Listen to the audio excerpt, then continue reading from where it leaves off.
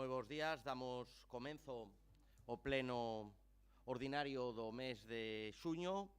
Comenzamos co primeiro punto, agradecendo, saudando a todos os membros da corporación, os xornalistas e o público que nos acompaña neste salón de plenos.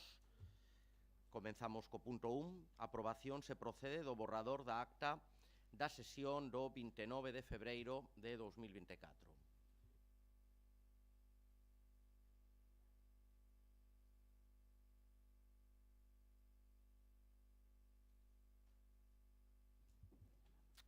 Dar conta da resolución dictadas pola Alcaldía e os seus delegados entre o 23 de maio e o 18 de xuño de 2024. Punto terceiro, proposta de cesión á Asociación de Pais de Persoas Autistas e Psicóticas da provincia da Coruña, as PANAES, o uso temporal e gratuito ata o ano 2040 do inmoble municipal edificio do antigo centro psiquiátrico situado en lugar de Fonteiroa, San Pedro de Leixa. Ten a palabra para a presentación da proposta a concelleira de Facenda e Patrimonio. Pois moitas grazas, señor alcalde, e bos días a todas e a todos.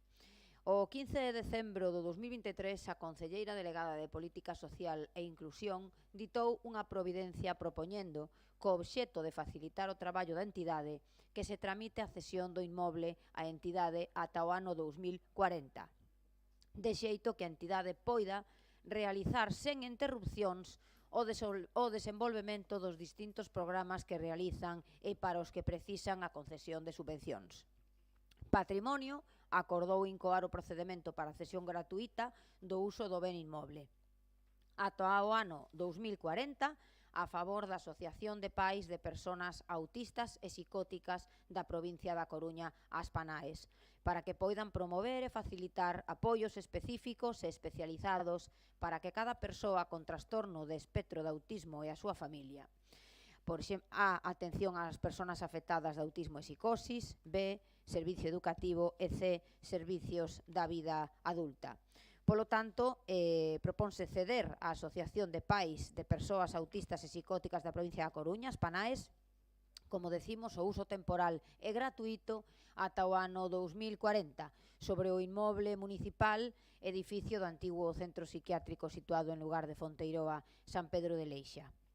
En caso de non se presentar alegacións durante o período de exposición pública, entenderase definitivamente adoptado o acordo ata entón provisional sen necesidade de novo acordo plenario. Moitas grazas.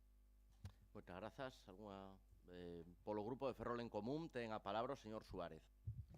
Bueno, en primeiro lugar, anunciar o noso voto favorable a esta proposta. En segundo lugar, poñer de relevo o traballo que fan este tipo de asociacións que pais e nais viron obrigados nun momento determinado a fundar a falta dun catálogo de servizos públicos eficiente e que agardemos que no futuro perdan o sentido tanto as PANAES como as PANEBs, Teima e outras asociacións que dependen do traballo altruísta e voluntario de moitas persoas porque non están a ser cobertos polo Servizo Público de Saúde. Nada máis, grazas.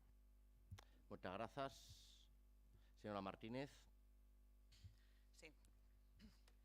Grazas, señor alcalde. Bo día a todos e todas.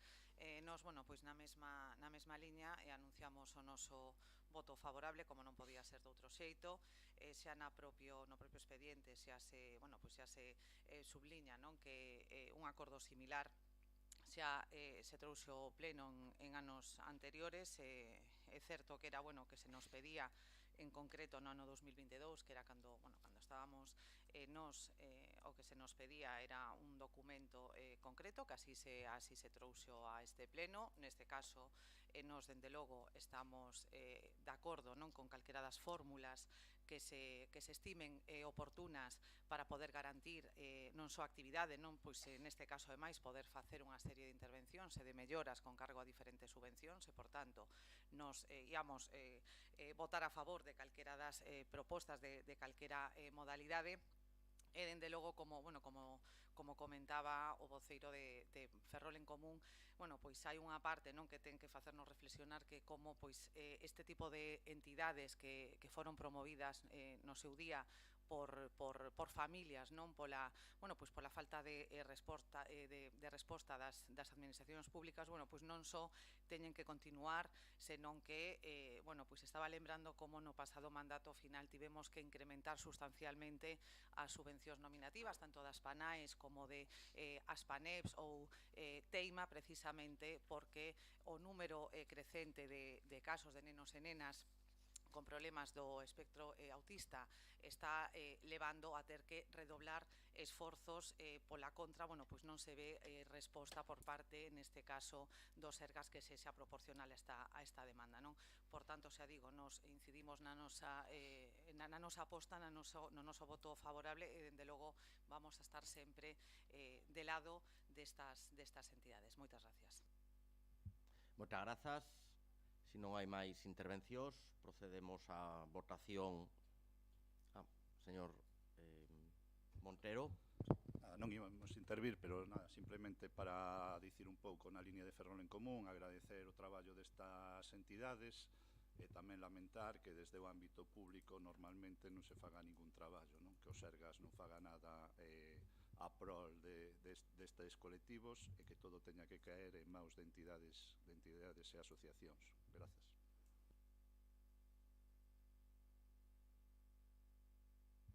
Votamos entón a proposta. Votos a favor.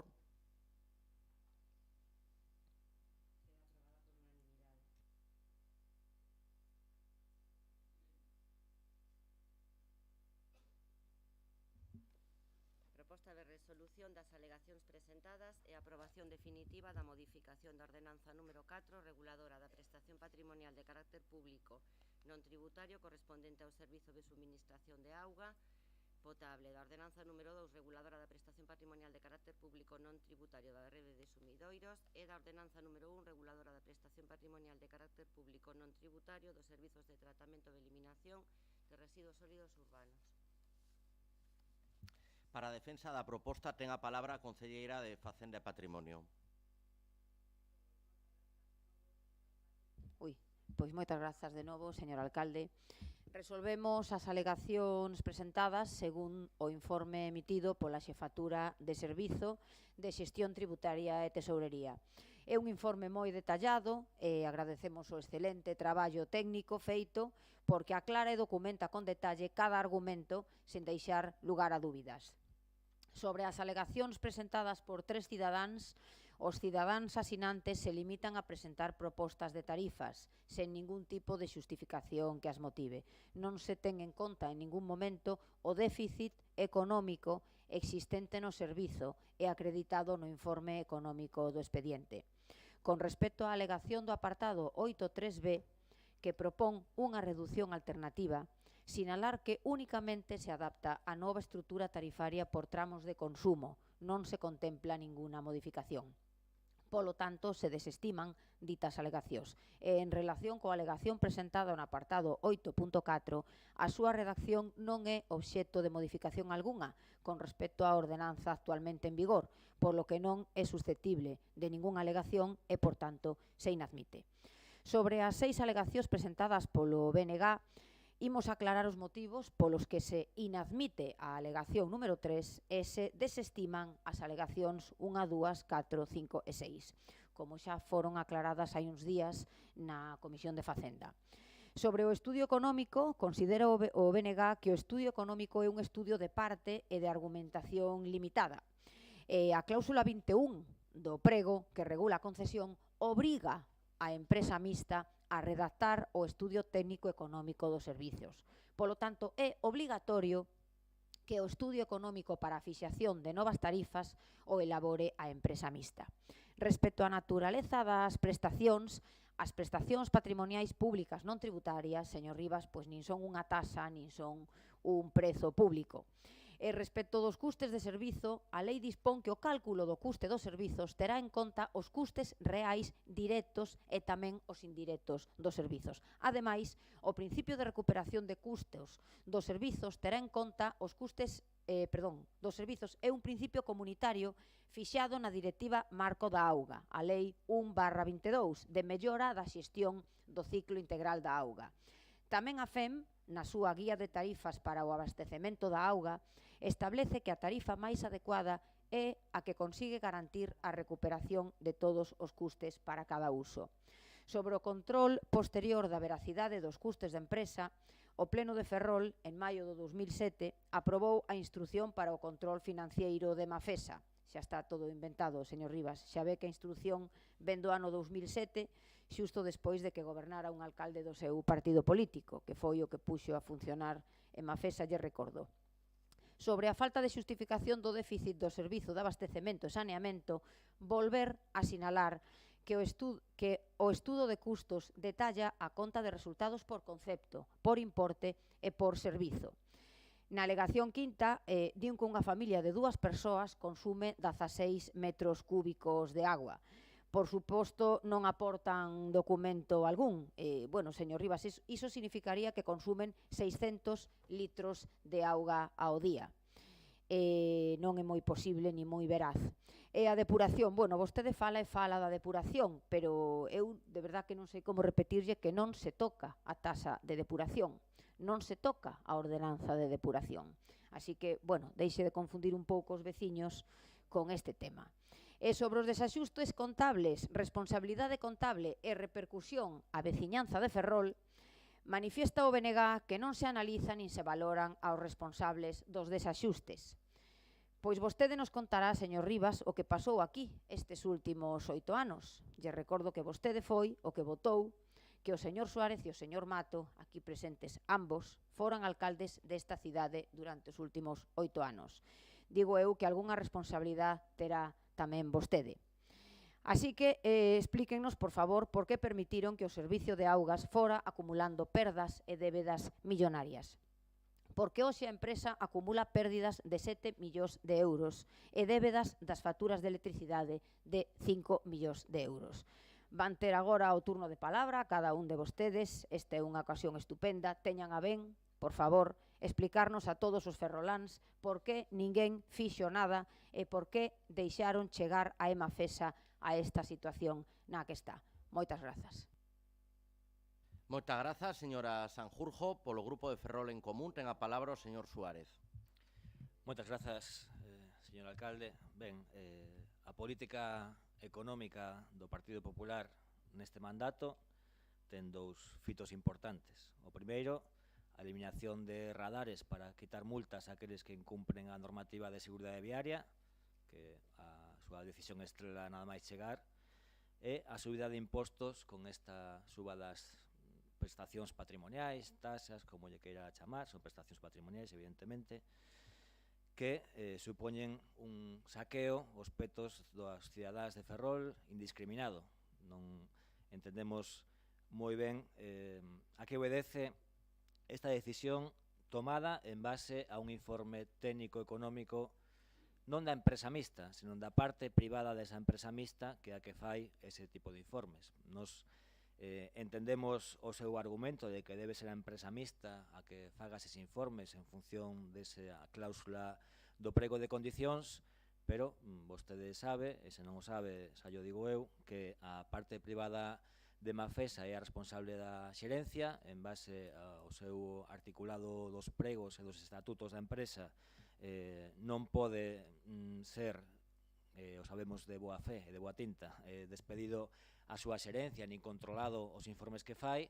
En base a eses informes, como digo, de parte sen ningún tipo de auditoría externa nin interna por parte dos funcionarios públicos, se toma unha decisión de subir os impostos a toda a cidadanía. Vostedes teñen ese rodillo de 13 concelleiros e concelleiras, poden disparar indiscriminadamente aos gobernos anteriores, pero o certo que o que activou a depuración no ano 2014 foi o Partido Popular. Ese foi o pistoletazo de saída para a crise da auga, cunha depuración que non se producía e que estaba oculto por parte de Socamex, que estaban a levar adiante un servizo sen telo prestado. Nos, dende logo, non imos molestarnos nin en facer alegacións, porque entendemos que caerán no cubo do lixo en base á súa política do rodillo.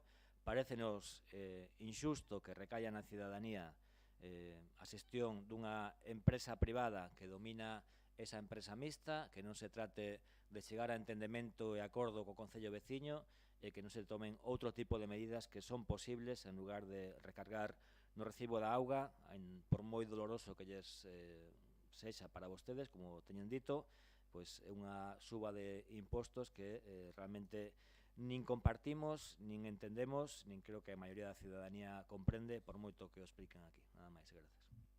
Moitas grazas, señor Suárez. Señor Rivas. Grazas, señor Rei, bo día a todos e a todas. A verdade é que hai veces que un lamenta ter razón e se cadra esta é unha delas. Durante bastantes anos, desde o Bloque Nacionalista Galego, temos advertido de cales serán as consecuencias da política que estaba a desenvolver o Partido Popular respecto de dous temas cruciais para o futuro da cidade. Incluso creo que foi unha suxerencia que lle fixemos ao anterior goberno que mudase cando menos os obxectivos de futuro respecto de dous aspectos cruciais para o futuro da cidade. Un era o Sánchez Aguilera, poder convertir ese espazo da cidade nunha zona verde para o disfrute de todos e de todas, e outra era a política respecto do ciclo da auga nesta cidade. E, por tanto, creo que é esperable o que vostedes nos traen hoxe aquí, que basicamente é repercutir sobre os veciños e veciñas desta cidade os custes e a viabilidade económica dunha empresa e a responsabilidade que teñen outras administracións dependentes do Partido Popular da xestión da auga en esta cidade, porque todo isto empeza con vostedes, señor Rei, todo isto empeza no ano 2014, falaremos desto neste pleno, nas contas, na situación que temos con Narón, e falamos disto no feito de que vostedes o que van a subirlle os tributos aos veciños e veciñas desta cidade nunha porcentaxe que supera o 40% únicamente para garantirlle os beneficios a parte privada da empresa que xestiona o ciclo da auga en esta cidade.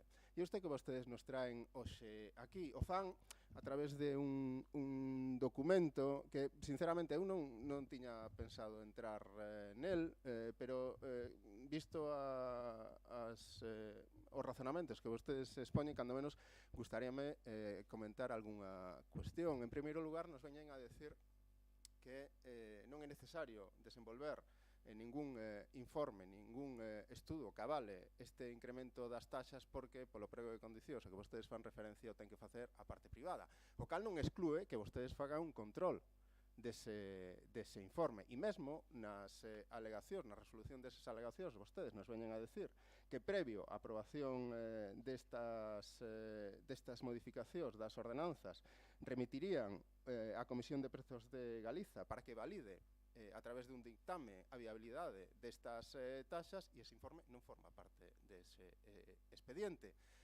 Nos veñen a decir tamén que o beneficio industrial é algo inherente á xestión privada deste servizo, e nos fan referencia a un Real Decreto, o 1098/2001, polo cal se regula a lei de contratos, e nos veñen a decir que aí se recolle o beneficio industrial e os gastos xerais como un aspecto a incluir nos custes pola prestación dun servizo. Bueno, eu non sei se vostedes saben do que están falando, porque ese artigo fai referencia aos contratos de obra, non a un contrato de servizo. E, en primeiro lugar, isto non é un contrato, é unha ordenanza. E, por tanto, que fagan vostedes a referencia a un Real Decreto que está falando de contratos de obra, pois a credibilidade deste informe creo que é bastante evidente. Nos fan mención a lei 1/2022 de xestión do ciclo integral da auga para argumentar ese manido lema de quen contamina paga. Claro, a mí o que me sorprende é que nesa mesma lei, no seu artigo 12, ven a decir que os sistemas de saneamento e de depuración que dean servizo a unha aglomeración urbana de máis de 2.000 habitantes deberán dispoñer dun plan de reducción de entradas de augas brancas na rede de saneamento. Onde está este plan, señor Rei? Onde está este plan?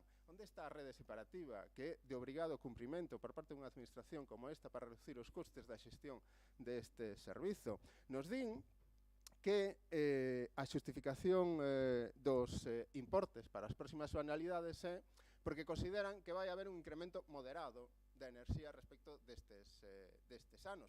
Non sei que quere decir moderado, sobre todo cando no momento actual se están reducindo os custes eléctricos. Nos veñen a decir tamén que no tema de que na xestión da depuración exista superávit non forma parte desta modificación e que, por tanto, se hai superávit, vostedes non queren saber nada disto. A curioso é que incorporan esa documentación o expediente e forma parte do debate que tivemos previamente ao que estamos a ter hoxe. Respecto de que vostedes lle van a cobrar aos veciños por conceptos que ata agora non se lles cobraba e que incorporan a esta ordenanza, o argumento é moi clarificador, porque vostedes nos din hai que conseguir o equilibrio económico da empresa e, por tanto, de algún sitio imos ter que sacar o diñeiro. E se lle vamos a subir as tarifas, pero eso non chega, teremos que cobrar por máis conceptos que ata agora non se lle cobraba. Respecto de que o incremento destes servizos non se lle vai a repercutir aos veciños e veciñas, porque o consumo de máis de 20 metros cúbicos non vai afectar máis que a un 20 e pico % da poboación, según os datos de Mafesa, pois, sinceramente, eu non sei como se poden dar argumentos deste tipo cando, até agora, os 20 metros cúbicos se estaban a cobrar por mes e vostedes agora o que pretenden é facelo por 2 meses. E, por tanto, lle vai a incrementar as tarifas a todos aqueles que consuman máis de 10 metros cúbicos. Por certo, quen fai referencia a ese consumo de 16 metros cúbicos bimensuais é o IGE. Digo, por si lles interesa buscar algún tipo de referencia para tomar as decisións que toman. E o que sí queda claro nas modificacións que vostedes están a facer é que no abastecemento vostedes lle van a cobrar aos veciños e veciñas desta cidade 1,13 millóns de euros máis neste ano 2024, que no saneamento lle van a cobrar 750.000 euros máis aos veciños e veciñas desta cidade neste ano 2024 e que na depuración xa lle están a cobrar 460.000 euros máis aos veciños e veciñas desta cidade neste ano 2023 e que van a seguir facendo no ano 2024. O feito de que sexamos os veciños e veciñas... Terá outra remato, señor Rei. O feito de que, ademais, incorporen a esta modificación que sexamos os veciños e veciñas de Ferrol os que paguemos tanto o déficit do que lle cobra a Mafesa aos concellos limítrofes como o concello de Narón demostra que vostedes non velan polos intereses desta cidade, nin dos seus veciños e veciñas. Velan polos intereses da empresa que está a xestionar este servizo. Moitas grazas. Moitas grazas, señor Rivas. Señor Fernández Beceiro. Bo día, moitas gracias, señor alcalde. Saludamos a todos os presentes e os que nos están vindo. Bueno, para empezar teño que decir que é a primeira vez que vexo que dando conta dunhas alegacións se fai política. Se nombra a un portavoz municipal, eu penso que dar conta dunhas alegacións é decir por que non se aceptan e cales son os motivos, nada máis, pero bueno, é unha apreciación miña. Nunca o vin, sempre se fixo de outra maneira. Bueno, isto non é máis que a confirmación de que serán os veciños de Ferrol os únicos que van a pagar polos malos resultados de Mafesa, con a subida do recibo de auga do 40% de media, non? Nós xa na aprobación inicial xa mostramos a nosa disconformidade con esta subida. Non presentamos alegacións porque nos opoñemos radicalmente a isto, pero é que ademais eu quero felicitar ao Partido Popular porque leva un 100% de alegacións desestimadas. O cal demostra, pois eso que decimos sempre de que se confunde a maioría absoluta co absolutismo, non? Porque parece que os desta bancada pois non temos ningunha cousa interesante que aportar, non? Bueno, xa dixemos que para nós existían outras formas de acadar a estabilidade económica de Mafesa, se encargar aos veciños cunha subida da auga, por exemplo, aprobar as contas en tempo e forma. Señora Sanjurjo, que a vostede non lle gusta nada que vaya a hemeroteca ni as actas anteriores, pois volvín a ir ás actas anteriores de xaneiro, de marzo, seguro que de máis atrás tamén, pero esta vez do que dixen eu. E sabe o que dixen? Traigan as contas ao pleno, que van a traer as mismas que xa existían. Pois eso, acertei. Pois eso, o que decía, unha das cousas é aprobar as contas en tempo en forma, outra, poderíanse ter explotado fórmulas pois como auditorías de sobrecostes que se fan noutros contratos para, bueno, para esos gastos derivados do incremento da enerxía. Home, tamén ten sentido non demorar moito o proceso xudicial de Narón, porque é curioso, non? Temos moita prisa por subir as tasas aos veciños de Ferrol un 40%, e sin embargo, o Narón, vamos a paralizarlle un pouco o proceso para que, non sei para qué, únicamente para que decidan pagar, que é o único que poden facer, porque non hai outra solución. A solución é que Narón pague, non hai outra solución. Tamén, pois, revisar as tarifas da auga en alta dos outros concellos, que sí, xa sei que hai uns convenios en vigor que rematan no 2027, pero que cando se firmaron, os custes da enerxía, por exemplo, non eran os mesmos, co cal ten todo o sentido do mundo que eses convenios se denuncien. Bueno, nos xa pedimos ao señor alcalde que estudiase todas estas posibilidades, porque consideramos que a subida de tasa non é tan necesaria como vostedes din, non? Pero, bueno, unha vez máis, pois tampouco desta vez se escoitou o noso grupo, non? Por lo tanto, pois nós votaremos en contra desta ordenanza, porque estamos pois en contra de que sexan os veciños de Ferrol os únicos que paguen o pato das malas contas de Mafesa. É un apunte que xa dixo tamén o señor Rivas, non sei se o señor Rivas ou o señor Suárez. Claro que o estudio de costes o ten que facer en Mafesa. Xa o sabemos por estatutos, pero outra cousa é que non se revise. Outra cousa é que o goberno fágase o estudio de costes sin comprobalo, que é o que está pasando nesta ordenanza. Nada máis e moitas gracias. Moitas grazas. Ten novamente a palabra para no segundo turno a concelleira de Facenda e Patrimonio. Pois moitas grazas de novo, señor alcalde. A ver, señor Rivas, eu teño que recordarlle que son fondos públicos, aínda que se xestionen por unha empresa privada, tal e como deixou constancia o Tribunal de Contas. Aínda que teña capital privado, o prexuicio á empresa se entende un prexuicio aos fondos públicos. Eu fixen a miña intervención anterior para darlle resposta aos veciños que presentaron alegacións e explicarlles por que se inadmitían unha e se desestimaban as outras. E tamén para argumentarlle ao grupo do BNG por que se desestimaban as súas. Non me dirixín aos outros grupos, a Ferrol en Común e ao Grupo Socialista, porque é que eles non presentaron alegacións. Non presentaron alegacións. O lóxico é que se non presentas alegacións é porque estás de acordo ou, bueno, porque non te tomas siquera a molestia pois de preparalas. O BNG non estaba no certo nas súas alegacións, pero, bueno, se tomaron o traballo na mellor forma que souberon e se molestaron por tratar o asunto. A revisión é obligatoria por lei, non é unha opción, é obligatoria por lei. O Partido Socialista de Ferrol, polo que vemos, non debe de pensar que isto vaya con el, despois de estar 4 anos no goberno e despois de non facer nada neses 4 anos.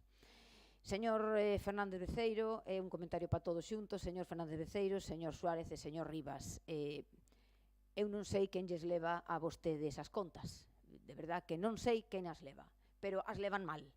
Para empezar, non leeron as ordenanzas, ou se as leeron, non as entenderon. Mire, eu non fago como vostedes, que parece que falan para catedráticos. Eu falo para que a xente o entenda. E miren o dato que lle vou a dar. O 70% das familias en Ferrol consumen menos de 20 metros cúbicos de auga. E a ese 70% das familias lles baixamos a cuota de consumo, a cuota variable. E o mesmo, o mesmiño, a comercios e pequenos negocios. Non mintan, non solten barbaridades, bueno, sexan un pouco serios. O único que se está facendo este ano é equilibrar as tarifas. Falaba o Partido Nacionalista de responsabilidade contable. Non quixen entrar moito en isto por delicadeza, pero miren, xa que o preguntan, Establece o Tribunal de Contas, leo textualmente, así pues, aunque la sociedad mixta, xa remato, aunque la sociedad mixta se someta en parte al ordenamiento jurídico privado, por lo que los daños causados en dichos fondos originan un daño susceptible de enjuiciamiento por la jurisdicción contable. Por lo tanto, o dano causado aos fondos públicos pola falta de revisión de tarifas é unha cuestión que deberá dirimirse no ámbito correspondente. Non temos máis que decir. Moitas grazas. Moitas grazas, señora concelleira. Señor Suárez. Moitas grazas. Mire, señora Sanjurjo, a soberbia é un dos males da política moderna. Eu creo que deberá respetar o traballo que se fixeron en anteriores corporacións. Aquí todos vivimos ou traballamos en Ferrol e queremos o mellor para a cidade e fixémolo con toda a boa intención os nosos mandatos dende as nosas perspectivas ideolóxicas para que vostede chegue dun plumazo e desprece todo o traballo feito con anterioridade. Creo que esa liña non lle vai a levar a ningún lado, como di algún refrán, pues, como me ves, te verás. Quizáis algún día se vesa na outra posición e quererá que todos os grupos políticos valoren o seu traballo político, o traballo que desenvolve con toda a boa intención, estou seguro. Por lo tanto, o primeiro de todo, creo que debería cambiar o ton do seu discurso partindo, en primeiro lugar, da base do respeto ao adversario político e non lanzar eses alegatos considerando pues, seres inferiores ou infantís ou como queira vostede denominar, que eu pídolle que revise as súas intervencións cando estean as actas para que analice o contido exacto das súas verbas e o seu significado. En segundo lugar, nós non presentamos alegacións porque todas as alegacións que presentamos a diferentes ordenanzas, orzamentos, foron rexeitadas agás neste último orzamento que foron admitidas 3 partidas de 18 de forma simbólica. Por lo tanto, para que imos darlle o gusto de darse ese alegato que fai, como digo, tan despreciativo cara a nós. Para que? En definitiva, o que trae aquí é unha suba da taxa, o explicará como queira, pero unha suba da taxa para toda a veciñanza, dándolle satisfacción á parte privada dunha empresa mixta que foi a que fixo o informe de necesidade desa suba da taxa e que nós creemos que hai outras moitas vías de solucionar un problema que ven de moi lonxe, non deste mandato, nin do anterior, e que, dende logo, ten que estar resolto antes do 2030, cando a empresa sea 100% pública, e que, dende logo, nós, nese sentido, creemos que é necesario ter unha empresa saneada para cando o servizo sexa municipal, poder abordalo con garantías para toda a veciñanza, e sen eses sobrecustos do beneficio industrial e beneficio empresarial, pois poder ofrecer un servizo mellor, máis eficiente e máis económico para a ciudadanía. Moitas grazas, señor Suárez. Señor Rivas. Grazas, señor Rei. Mire, eu únicamente vou facer referencia a dous aspectos da resolución das alegacións, basicamente como exemplo respecto da súa visión da política. A primeira é cando vostedes nos veñen a decir que non lle suben as tarifas aos veciños e veciñas porque o incremento só se produce a partir daqueles consumidores de máis de 20 metros cúbicos. Claro, a comparativa están a facendo respecto da ordenanza actual, que son 20 metros cúbicos ao mes. Vostedes agora van facer unha ordenanza con 20 metros cúbicos cada 2 meses. Por tanto, a comparativa non sería con 20, sería con 40. Pero ese é o seu argumento fundamental durante todo este proceso. E isto evidencia que a súa xustificación, as súas razóns, non teñen ningunha base racional, nin cando menos que se poida xustificar dun modo. É dicir, vostedes actúan únicamente por inercia. Son unha especie de terraplanistas políticos que nos veñen aquí a soltar lemas un tras outro sin que teñan justificación de ningún tipo. O segundo ten que ver co feito de que vostedes, como lle dixen antes, fan referencia a un real decreto que está falando de contratos de obra para desestimar unhas alegacións do Bloque Nacionalista Galego respecto a un contrato de servizos. Eu pediríalles, non por nada, sino porque cando menos podamos ter un debate que teñan o mínimo rigor. E que vostedes fagan estas cousas evidencia cando menos dúas cousas. A primeira, que estamos diante dun déjà vu, é dicir, vostedes xa tiveron un período no que gobernaron aquí con maioría absoluta, vostede como alcalde, decidiu tomar decisións que iban en contra dos veciños e veciñas. A xestión da depuración creo que é o exemplo máis evidente. As consecuencias aínda estamos a vivir hoxe, o feito de, falaremos despois, de como se xestionou esa depuradora, e agora o que veñen a facer é reproducir aquelas decisións que tomaron en 2011 e 2015 no novo período. É dicir, responsabilizar a veciñanza das súas decisións. Para que? Para quitarlle responsabilidade á súa organización política e para que a parte privada que xestiona todo isto siga mantendo os seus beneficios. Eso en primeiro lugar. E en segundo lugar, creo que deste suposto debate, porque isto de debate ten pouco, cando menos podemos extraer outra conclusión. Aquí hai dous modelos de cidade. Hai o modelo que vostedes están a propoñer e hai o modelo que está a propoñer o Bloque Nacionalista Galego desde hai tempo. Respecto á xestión do ciclo da auga, creo que é moi evidente. Hai tempo que temos dito cales eran as alternativas que había para evitar chegar á situación na que estamos. Pero vostedes nin escoitan, nin queren escoitar. E agora xa non é que nin queiran escoitar, senón que os argumentos que dan non teñen o mínimo sustento. Por tanto, que vostedes consideren que isto é unha alternativa de algo, cando veñen a facer o mesmo que nos trouxe até aquí, evidencia que non teñen ninguna intención de resolver os problemas a ninguén, que siguen mirando para o pasado e que seguimos na mesma situación que estábamos cando vostedes, antes de que vostedes chegaran ao goberno desta cidade. Moitísimas grazas. Moitas grazas, señor Rivas. Señor Mato. Moitas grazas, señor alcalde. Benvidos a todos e todas. Pois, efectivamente, eu tamén llevo a falar, non a vostede, señor alcalde, llevo a falar a cidadanía. En resumo, o que está a pasar hoxe neste pleno, que vostedes dan conta do que xa se ten dito. Vai haber un incremento dun 40% de media do prezo da auga e veremos a ver como acepta a cidadanía ese incremento de prezo. Xa sei que vostedes me dirán que non é un 40%, pero mire, eu son de ciencias, xa o teño escoitado en máis ocasións, e tamén vin as contas. Si dunha facturación que tiñamos dos anos anteriores, co mismo número de persoas que empregan auga, agora incrementamos un 40%, pois ese orzamento con motivo deste incremento de taxas é evidente que a media pois de suba da auga é dun 40%. Eu sí que puxen en riba da mesa, señora Sanjurjo, porque supoño que esa lei de que vostede fala non é unha lei de hoxe, non? Ou é unha lei de hoxe?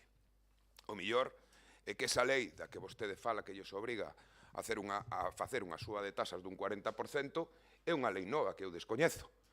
Non sei que lei obriga a facer un 40% de suba de taxas a todos os veciños e veciñas de Ferrol. Eu creo que vostedes tiñan que facer algo neste ano de goberno. Eu non fixen revisionismo do que se fixera ata que eu cheguei a ser alcalde. Pero non se crea que non tiven en riba da mesa, en máis dunha ocasión, unha proposta de suba de taxas. Exploraron vostedes o mismo que se fixo co resto de sectores nesta cidade cando foi a guerra de Ucraína, cando empezou a guerra de Ucraína ou cando foi a pandemia. Exploraron vostedes a posibilidade de facer unha axuda a eses veciños e veciñas que se viron afectados por esa suba dos prezos da electricidade. Lle pediron algunha responsabilidade aos concellos que estamos a suministrar auga? Non, non fixeron nada diso. Eu sí que lle podo decir o que fixen como alcalde, que foi reclamar xudicialmente o que nos debía Narón. E creo que eso que se debe de seguir facendo. E creo que se deben de denunciar eses convenios cos outros concellos para que paguen a parte que lles corresponda tamén por ese incremento desmedido das taxas. E, dende logo, vostedes van a facer hoxe a súa de taxas máis grandes que se fixo en democracia, señora Sanjurjo. Non sei se yo podo decir máis claro á cidadanía. E xa veremos que opinan dentro de 2 meses cando lles veña ese prezo da auga incrementado nesas cuantías. Polo tanto, reflexionen. Eu xa o teño dito, e o verán dentro dun anaco, cando se aproben as contas, cando se aproben esas contas que vostedes sistemática e reiteradamente votaron en contra. Porque lle lembro outra cousa, vostede que falou de leyes hoxe. Que di a lei respecto a non aprobar as contas? Non o sabe, señora Sanjurjo, verdad que non? Pois reviso, porque a lei tamén é moi clara no referido a como se deben de aprobar ou non unhas contas públicas dunha sociedade que está debidamente auditada. Nada máis e moitas grazas.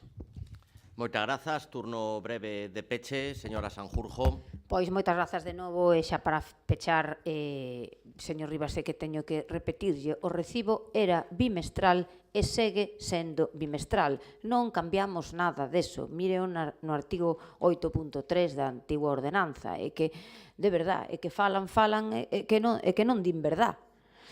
Eu lles cedín a palabra e lles facía unha pregunta. Lles daba a oportunidade de explicar a todos os veciños e veciñas por que non se fixo nada estes 8 anos e por que deixaron que Mafesa este agora en esta situación límite. Han puesto ustedes a la empresa de aguas de Ferrol en una situación extremadamente delicada que puede afectar gravemente a las arcas municipales. Unha mala acción é grave, pero non facer nada é igual de grave. Eu non son de dereito, pero sei que acción ou omisión, di a lei. Un goberno é responsable tanto por acción como por omisión. Ollo coa decisión que tomen hoxe no seu voto, porque votar en contra da actualización de tarifas é votar en contra de equilibrar as contas da empresa municipal de augas e é poñer en grave perigo a súa situación. Votar en contra da actualización de tarifas que é obrigatoria tanto polos informes técnicos como pola propia normativa do servizo. Votar en contra da actualización de tarifas é votar en contra de cubrir os costes do servizo. Por esa omisión de responsabilidade estamos agora nesta situación. Moitas grazas. Moitas grazas, señora Sanjurjo. Imos a proceder á votación da proposta. Votos a favor. En contra.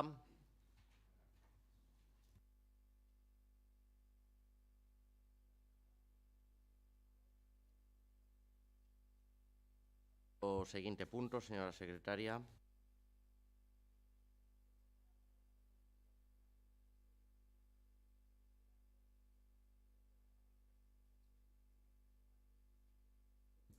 Para a presentación da proposta, ten novamente a palabra a concelleira de Facenda e Patrimonio.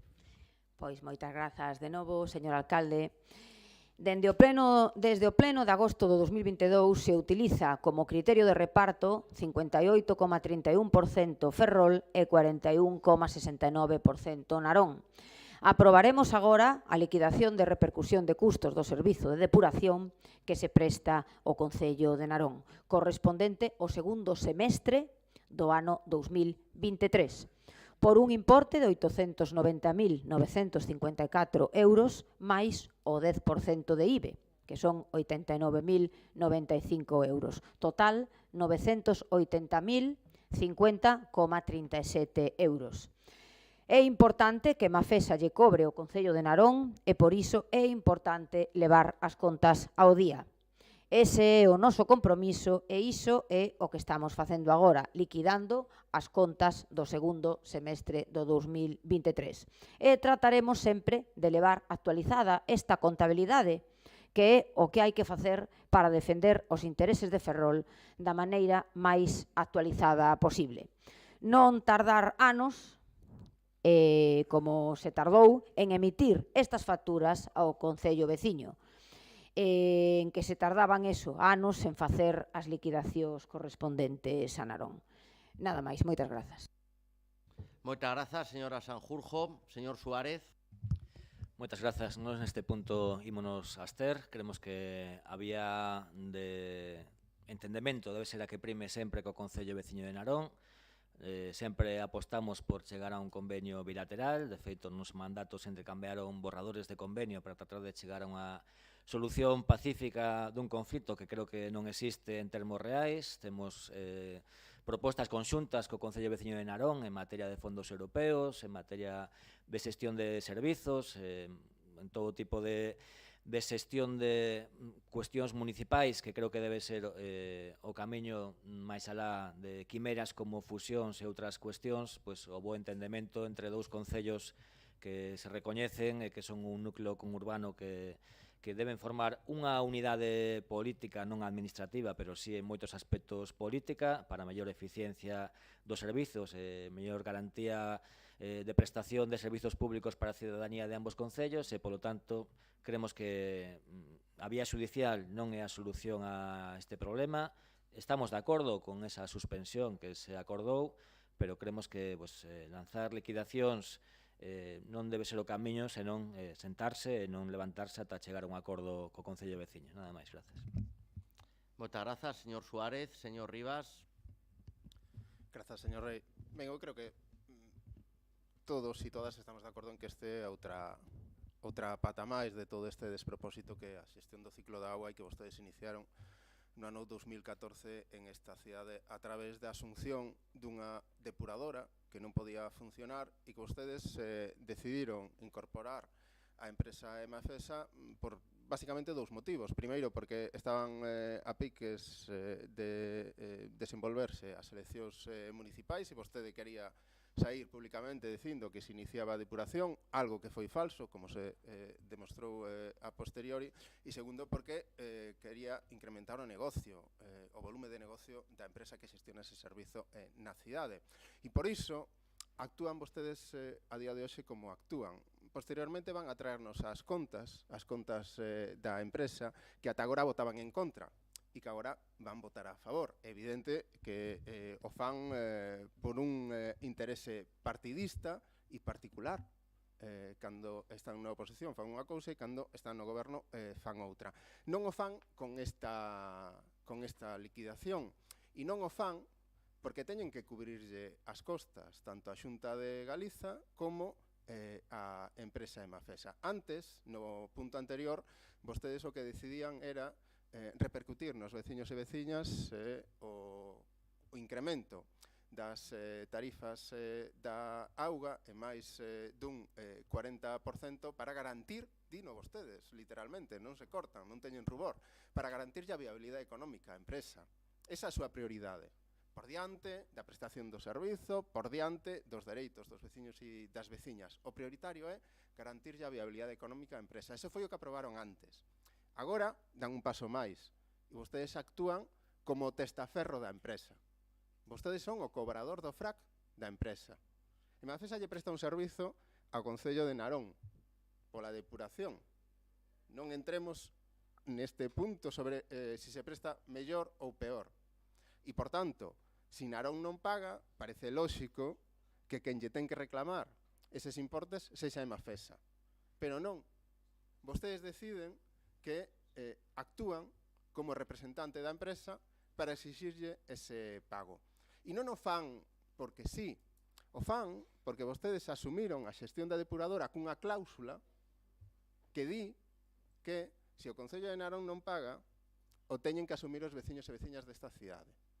E iso o fan para eximir de responsabilidade da Xunta de Galiza, o Partido Popular, que realmente é o titular desta infraestructura. E isto fixeron desde o principio, desde o ano 2014. Posteriormente, se fixeron adendas a este acordo.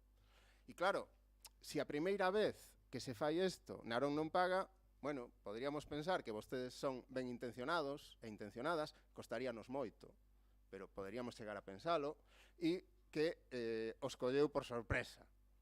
E que lles quedaron un pouco estupefactos cando Narón dixo que non ia pagar.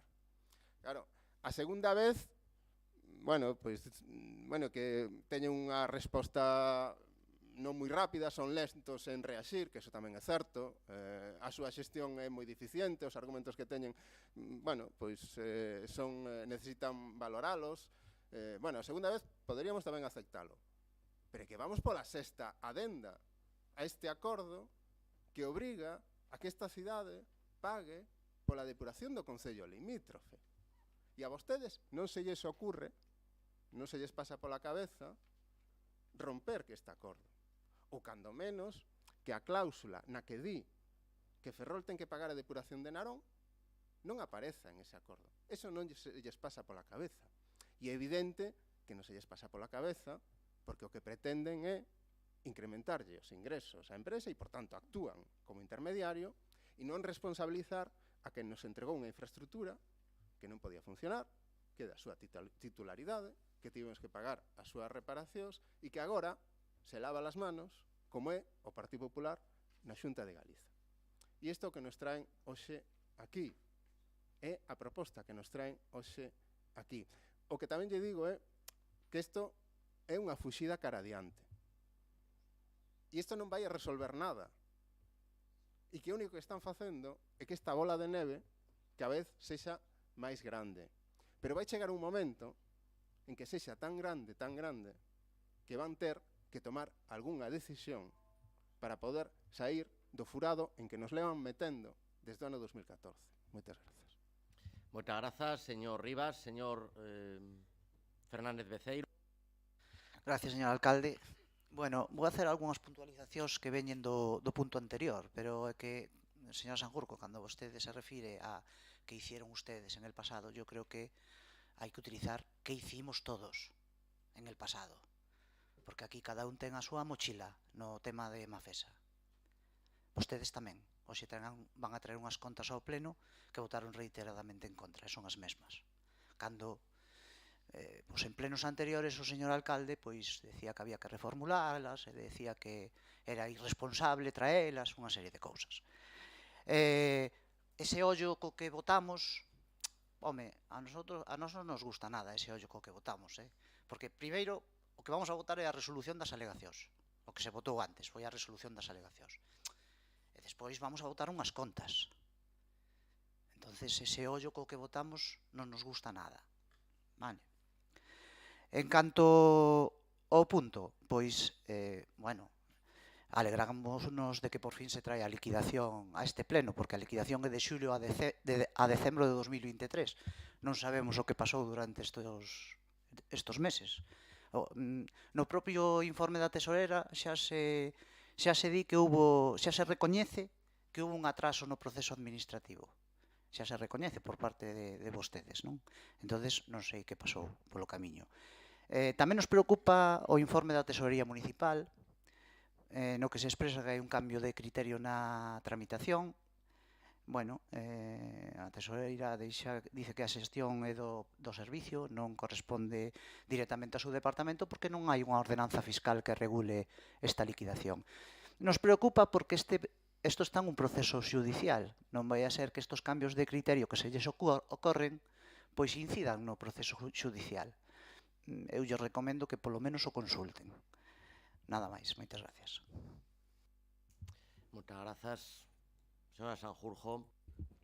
Nada, para rematar, moitas grazas, señor alcalde. Decirlle ao señor Rivas que falar é compatible coa obligación de aprobar as liquidacións. Non presentar contas que inclúen eses ingresos sen ter aprobadas as liquidacións. Señor Fernández Beceiro, ten vostede moita guasa. Non sei se yo dixeron algunha vez na vida, pero ten vostede moita guasa, porque decir que tardamos, aínda non acabamos, estamos rematando o primeiro semestre do 2024, estamos presentando o último semestre pechado, o segundo do 2023. E vostedes tardaron 3 anos en presentar liquidacións de Narón. Entón, bueno, xa lle digo, se non yo dixo nunca a nadie na vida, yo digo eu hoxe. Ten vostede moita guasa. Moitas grazas. Señor Rivas. Grazas, señor Rei. Mire, eu únicamente quixera rematar, sobre todo por a súa maneira que teñen de argumentar moitas veces as decisións que toman. No punto anterior facían referencia a Directiva Marco da Auga. Bueno, non facían referencia a Directiva Marco da Auga, decían que había algo en la Unión Europea sobre el agua e facían referencia á Lei 1/2022 de mellora e xestión do ciclo integral da auga para justificar o incremento desas tarifas. Eu únicamente llevou a dar lectura ao artigo 20 desa lei que di e que fai referencia á calidade dos servizos. Unha lei que aprobou o Partido Popular, por certo. considérase que os servizos vinculados á xestión do ciclo integral da auga non se están prestando cunha calidade suficiente cando concorra algunha das circunstancias seguintes. No caso de infraestructuras supramunicipais, cando para a súa xestión as administracións responsables dos servizos non teñan acordado un mecanismo de colaboración que garanta efectiva prestación coordinada dos servizos. Por tanto, vostedes están incumplindo a lei que vostedes mesmos aprobaron, non lle están garantindo aos veciños e veciñas desta cidade unha calidade suficiente na prestación do servizo e no canto de tomar as decisións que poidan, cando menos, resolver o problema, como lle decía antes, fuxen para adiante. Porque claro, poderían vostedes empezar a pensar que si despois de 6 adendas a ese convenio a situación é a que temos hoxe, quizáis a xestión mancomunada do servizo podría ser unha alternativa, pero isto non se lles pasa pola cabeza. Tampouco se lles pasa pola cabeza que dado que a infraestructura non é supramunicipal, devolverlla ao titular desa infraestructura que é a Xunta de Galiza ou Augas de Galiza, como vostede considere. E que en calquera caso, Augas de Galiza lle faga a factura que lle tenga a facer ao Concello de Narón e non teñamos nós, os veciños e veciñas desta cidade, que asumir o custe desa depuración. Custe de depuración que, por certo, incorpora o beneficio industrial que Mafesa lle repercute aos veciños e veciñas de Narón, pero que pagamos nós. E todos aqueles sobrecustes que Mafesa lle debería repercutir aos veciños e veciñas dese concello e que pagamos nós. Todo isto a vostedes non se lles pasa pola cabeza. O único que se lles pasa pola cabeza é evitar que o responsable político de todo isto, que é o Partido Popular na Xunta de Galiza e aquí mesmo, asuma algunha responsabilidade e que a empresa teña viabilidade económica. Esa é a súa prioridade. Moitas grazas. Moitas grazas, señor Rivas. Señor Mato. Sí, gracias, señor alcalde. Solo para hacer una puntualización, señora Sanjurjo, mire, guasa ninguna, Le aseguro que, nos guasa neste asunto ninguna. E volvo a repetir hoxe, vou a decir, xa sei que a coherencia en política cotiza a baixa, pero creo que temos que ser coherentes. Sabe que pasou estes anos, señora Sanjurjo? Non se bota as manos á cabeza. Vostedes, cando tiñan que reclamar esas liquidacións, reclamaban un 70-30. E como ven nesta liquidación, que vostede moi ben dixo, agora se está a reclamar outra cuantía bastante menos onerosa para este Concello, que é polo que nos temos que preocupar todos e cada un. Eso levou moito esforzo e moito traballo, e se fixo con todas as garantías tamén legais. Si que lle quero dicir unha cousa. Non fale de guasa, porque, mire, a vostedes lles levou 8 anos votar unhas contas que vamos a votar dentro dun segundo, sin mudar ningún só número. E por último, si que lle digo, prestenlle atención a ese, dende un punto de vista positivo, porque xa lles dixen que nestes asuntos sempre terán a nosa man tendida.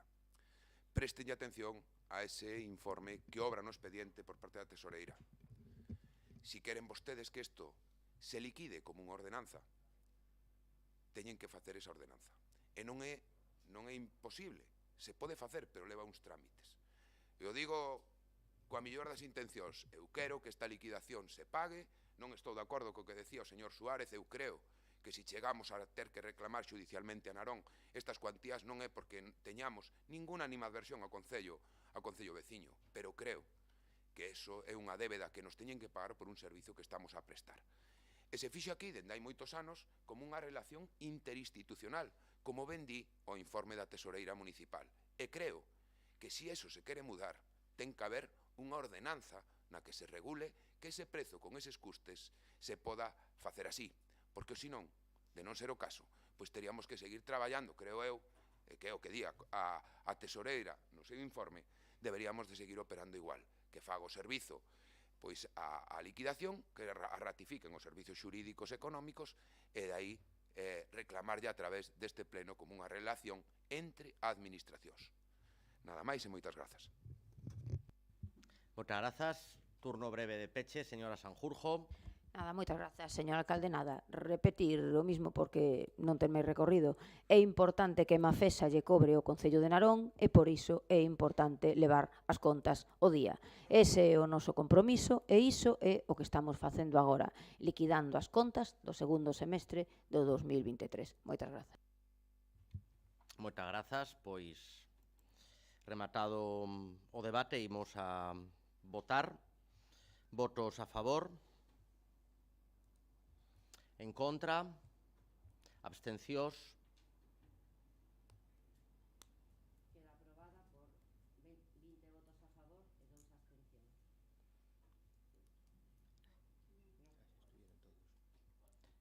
E 4 abstencións, perdón, entón por 20 a favor e 4 abstencións. Moi ben, pois, se lles parece, os puntos 6 e 7 os tratamos conxuntamente. Os recoñecementos extrajudiciais de crédito que figuran nesos expedientes. Ten a palabra a concelleira de Facenda e Patrimonio. Pois moitas grazas de novo, señor alcalde. Bueno, pois o punto 6, por exemplo, hai informe favorable de intervención. Son dúas facturas de importes moi reducidos, en total 362,93. Unha de 62,93 que é suministro de material de cementerio realizado en febreiro do 2023. E outro que é a participación de Rondalla Club de Campo no programa Ferrol Escena. Son 300 euros e unha actuación realizada en outubro do 2022 na Asociación de Veciños de Balón. Trátanse efectivamente dun recoñecemento extrajudicial de crédito por pertenecer a exercicios anteriores.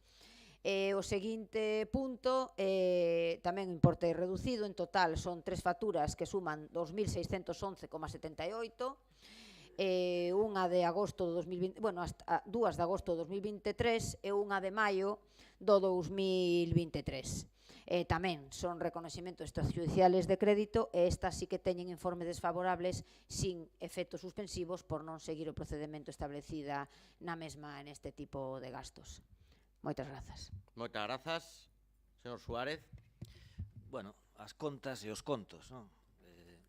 Vostedes traen estas facturas de recoñecemento extrajudicial, únicamente aproveitar este punto para decir que os servizos en contrato un ano despois seguen a ser os mesmos. Estamos na mesma situación, iban a arreglar o mundo en 2 días, pero, por desgraza, a regularidade na prestación de servizos segue a ser a mesma. Nada máis, grazas. Grazas, señor Suárez. Señor Fernández Beceiro. Simplemente preguntar polas facturas dos contratos grandes, por decirlo así. Moitas grazas. Señora Sanjurjo. Nada. Moi ben. Pois votamos, entón. Votos. Punto 6. Votos a favor. En contra, abstencións. Queda aprobado por 20 votos a favor e 4 abstencións. 3. 3 abstencións. E volvemos a votar o punto 7, votos a favor, en contra, abstención. Queda aprobado por 20 votos a favor e 3 abstencións. Pasamos xa ao seguinte punto, señora secretaria. Proposta de aprobación inicial do expediente de modificación de crédito 53-2024 sobre expedientes de suplemento de crédito 2-2024 e 3-2024. Ten a palabra a concelleira de Facenda e Patrimonio. Pois moitas grazas de novo, señor alcalde.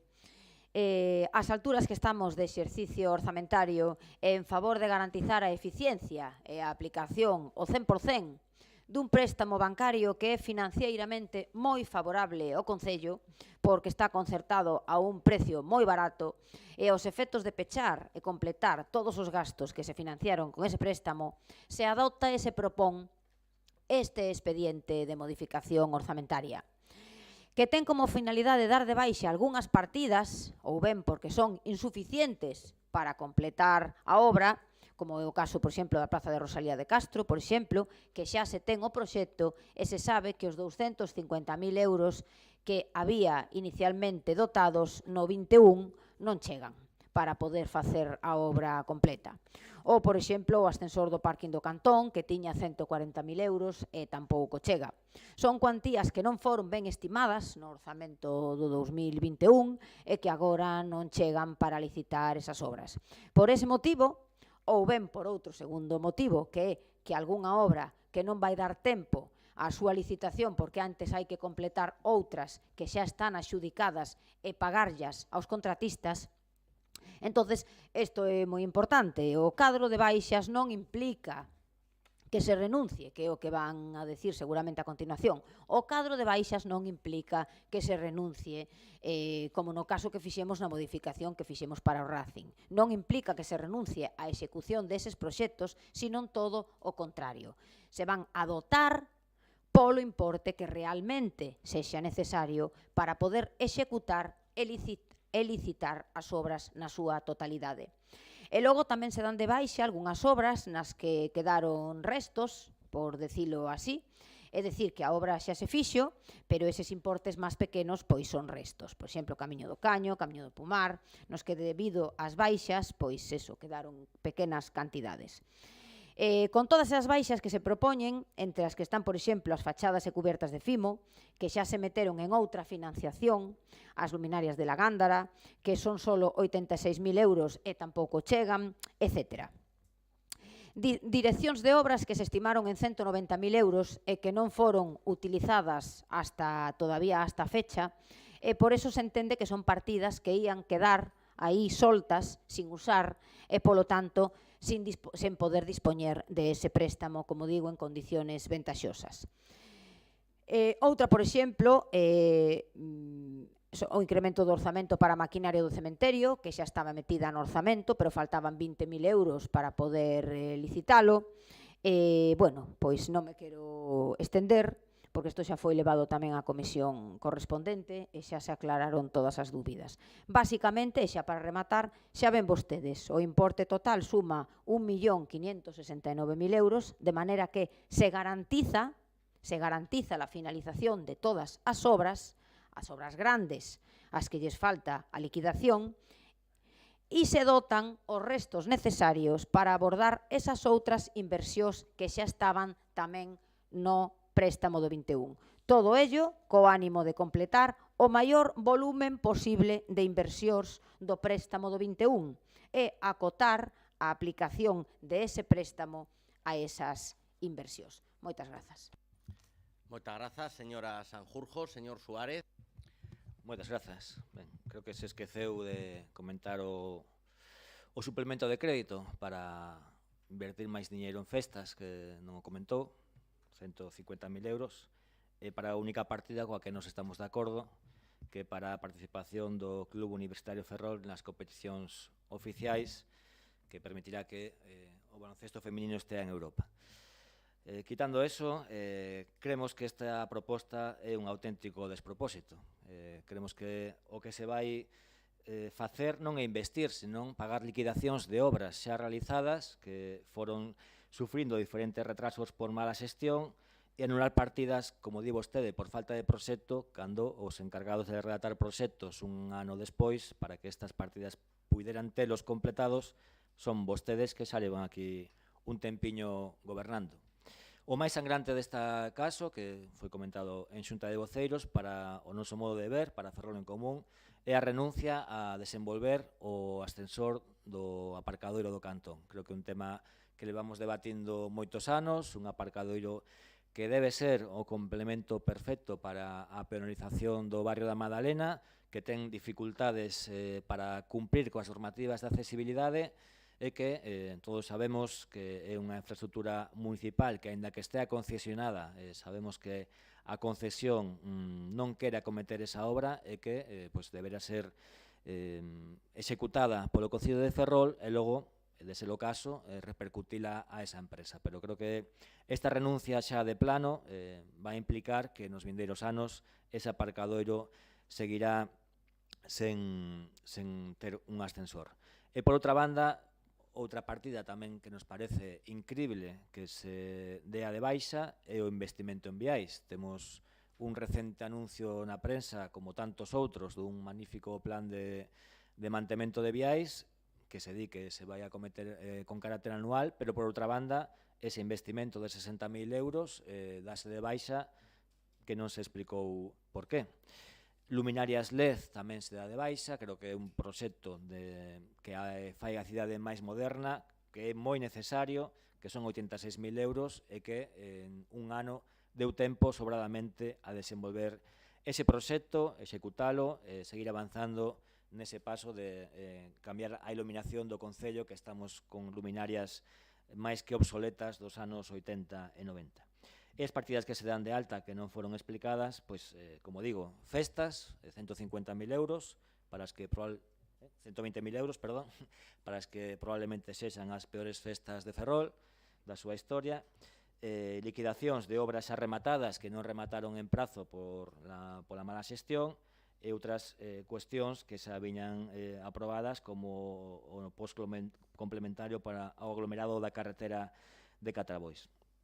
En definitiva, aproban un documento no que apenas se aproba investimentos, senón pago de facturas pendentes de obras executadas, eliminan partidas que teñen moito que ver co social, como ese ascensor do aparcadoiro do Cantón, e, por suposto, o que suplementan é para eventos en lugar de atender a partidas como vivenda, emprego ou infraestructuras. Nada máis. Vamos votar en contra. Moitas grazas, señor Suárez. Señor Rivas. Grazas, señor Rei. Ben, eu ás veces penso que casi é mellor moitas veces que non den explicacións de por que fan as cousas, porque cada vez que o argumentan o fan peor. Vostedes nos veñen a decir en este pleno municipal que presentan esta modificación de crédito porque teñen un préstamo que lles caduca e que, por tanto, queren executalo. O cal evidencia unha mala ou pésima xestión económica por parte do seu goberno que foi incapaz de desenvolver os investimentos asociados a ese préstamo. Segundo, ainda non hai un mes que aprobaron un orzamento municipal e nos traen unha modificación de 1,5 millóns de euros cando acaban de aprobar ese orzamento municipal. Se isto non é unha deficiente, mala ou pésima xestión económica, non sei exactamente que é. E, ademais, os obxectivos desta modificación fundamentalmente son dous. Pagar as festas deste Concello, algo que non era nada previsible.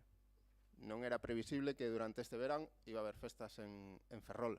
E a segunda obxectivo desta modificación de crédito é pagar as modificacións dos proxectos que se estaban executando en esta cidade e que superan o 1.000.000 de euros.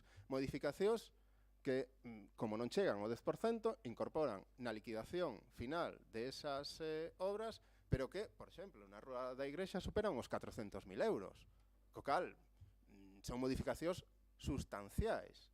E o argumento que esgrimen para facer isto e detraer diñeiro de outras partidas tamén é moi simpático. Nos veñen a decir que a reforma da Praza de Rosalía ten un custe maior do que estaba orzamentado e que, por tanto, como ten ese custe maior, o detraen e o incorporan a estas modificacións para pagar obras que se están executando. Claro, sinceramente, se vostedes non teñen diñeiro suficiente ou a consignación que teñen para facer unhas obras non é suficiente, home, parece que o lóxico non é quitar o que teñen, sino poñer máis para poder facela. E o seu argumento é que como non chega, quitamos todo. Mire, se cadra o que teñen que facer é o contrario. Despois, nos veñen a dar unha explicación neste pleno municipal tamén un pouco simpática e quizás nos deberían dar, cando menos, algunha explicación a maiores. Nos din, non pensen que estas obras non se van a facer. Non vai a pasar como na modificación que fixemos para pagar a iluminación do estadio da Malata para o Racing. Que quere decir?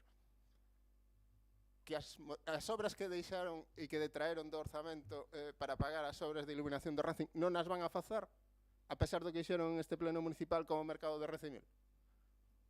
Nos están dicindo iso. Porque en un pleno din unha cousa, no pleno seguinte din a contraria, e agora nos veñen a decir que o ascensor do aparcadoiro do cantón non se fai porque non chega o diñeiro. Oiga, mire, vostede mesmo nos dixo nunha reunión que o retiraban eses importes porque consideraban que o tiña que facer a concesionaria. Aclárense para xustificar as cousas que fan, porque sinceramente a credibilidade que teñen é nula. E o que sí que é evidente é que o único que están a facer é, non hai escasamente un mes que aprueban un orzamento, facer unha modificación de crédito por 1,5 millón de euros para pagar as festas e as modificacións de crédito. E por último, que creo, cando menos para nós, é o máis importante, con esta modificación o que están é enganando os veciños e as veciñas desta cidade. Escasamente, como digo, hai un mes lle dixeron os veciños e veciñas desta cidade que iban a facer obras como a urbanización ou o proxecto de urbanización da Praza de Rosalía, investimentos na zona rural, e agora lle están dicindo que non. Lle están dicindo que van a retirar ese diñeiro para pagar sobrecustes en obras que estaban en vigor.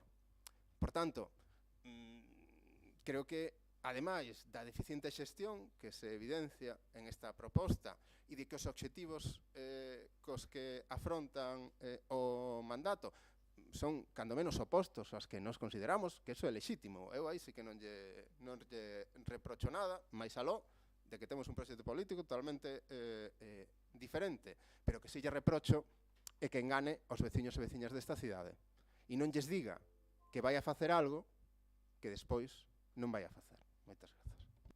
Moitas grazas, señor Rivas. Señor Fernández Beceiro. Gracias, señor alcalde. Bueno, o goberno xa empeza a botar de menos que o orzamento se aprobara un de xaneiro, porque claro, vostedes que eran os campeóns do mundo en facer orzamentos, resulta que o primeiro que fan, pois o fan fora do que prometeron, non? Claro, entra en vigor o 23 de maio. Desde esa data, vostedes fixeron 9 modificacións de crédito e 2 transferencias. O sea, cada 48 horas están cambiando o orzamento. Pois de manifesto unha falta de previsión e de planificación pois bastante importante, non? Esta modificación de crédito xa nace mal, porque claro, isto ten un orden sempre. Vou poñer o exemplo do BASI. Se o BASI se lle vai dar unha axuda para participar en competicións europeas, o lógico é que primeiro vai á xunta de portavoces, despois vai a unha comisión de cultura e deporte e despois vai a unha comisión de facenda. Vostedes cambian o orden, entonces nos levan unha modificación de crédito á comisión de facenda sin explicarnos para que. Despois, eso foi un martes ou un miércoles, non me acordo, o viernes, despois de que nosotros lle decimos que non vamos votar unha modificación de crédito sin ter a explicación previa, o levan á Comisión de Cultura e Deporte o viernes. E despois o lunes nos convocou o alcalde a unha xunta de voceiros para decirnos que lle vamos a dar unha axuda ao BASI. O sea, o mundo ao revés. Bueno, xa detallou o portavoz de Ferrol en Común pois as obras que vostedes din que van a facer no 2025, pero bueno, de momento hai algunhas que quedan sin crédito. Bueno, o das festas todavía máis sorprendente, porque se ven o Baxi pois é unha causa maior, que o 23 de maio fagan un orzamento e un mes despois teñan que poñer 120.000 euros máis para festas, pois é cando menos sorprendente. Además que non nos explicaron, o sea, que se fai sempre, dicen, bueno, se fai sempre que non hai orzamento, pero cando hai orzamento non ten ningún sentido facelo. Pero bueno, esperemos que esos 120.000 euros sirvan, entre outras cosas, para non ter as pregoeiras do ano pasado, as actrices de Rapa, un ano sin cobrar, por exemplo, non? Se me permite un chascarrillo final, para restos de obras, os que están enterrados en San Francisco. Moitas gracias. Moitas gracias, señor Fernández Beceiro. Polo Grupo de Goberno ten a palabra a señora Sanjurjo. Pois moitas grazas, señor Díaz. Señor Suárez, o ascensor do parking do Cantón entendemos que o ten que facer o concesionario.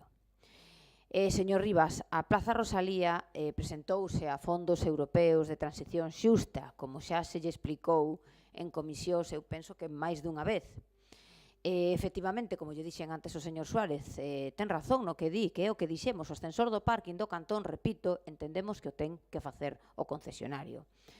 Señor Fernández Beceiro, que nos dé vostede leccións de orzamentos a tempo, que ten narices, sorpréndeme que o diga vostede así como se nada e se quede tan tranquilo. De todas maneiras, vemos que hoxe está vostede sembrado, di moitos chascarrillos, bueno, pois, oye, felicito que teñamos un ambiente distendido.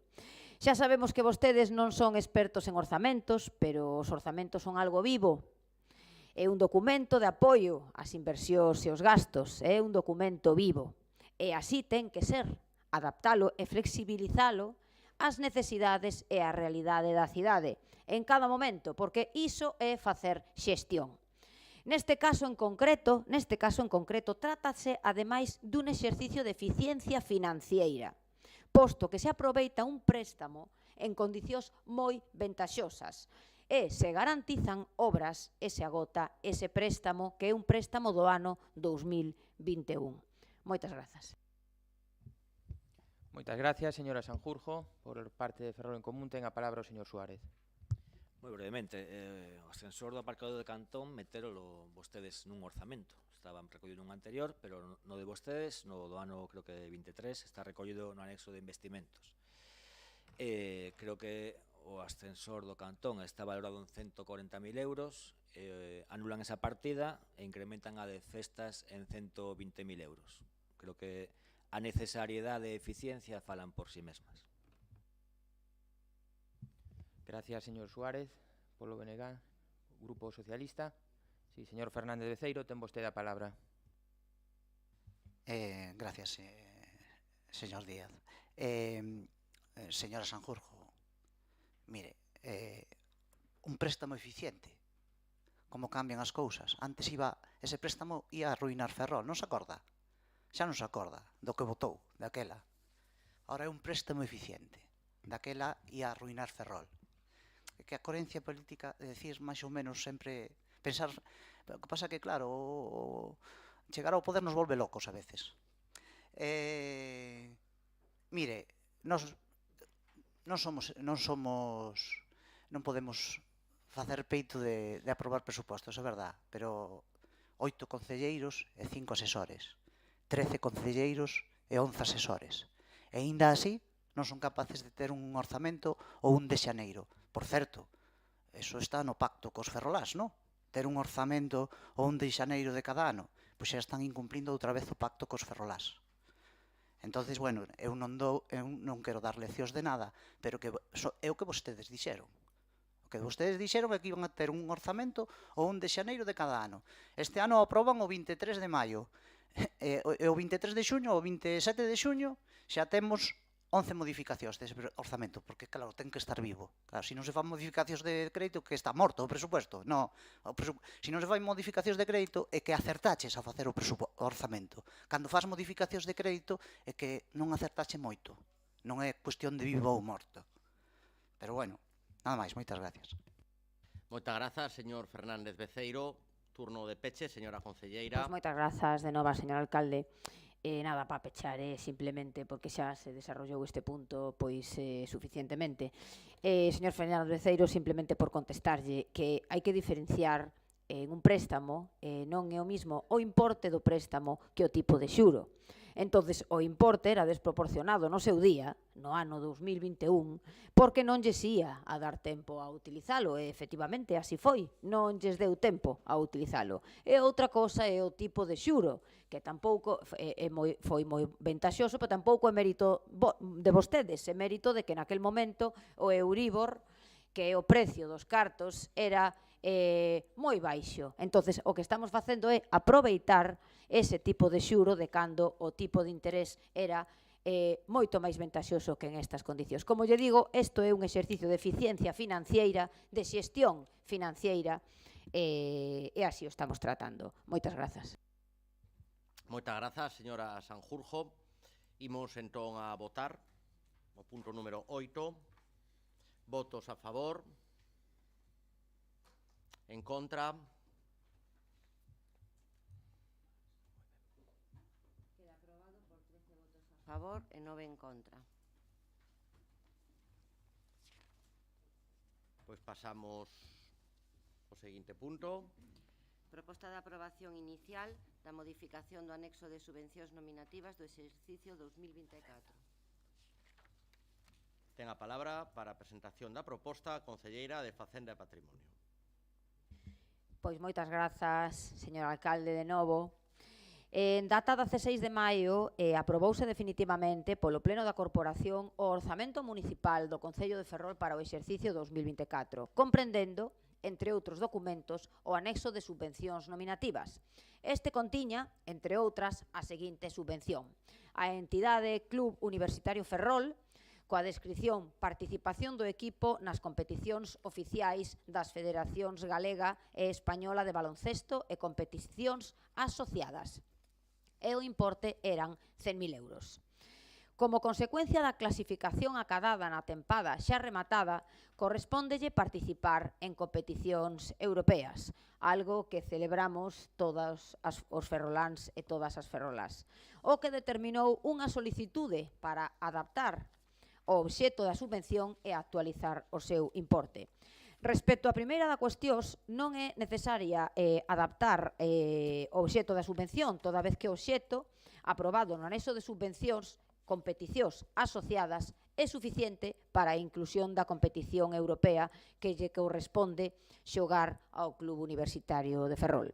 Si que resulta embargantes modificar o anexo de subvencións en canto ao incremento do importe solicitado. Polo tanto, pasamos de 100.000 a 130.000 euros, o obxecto, xa digo, é o mesmo aprobado.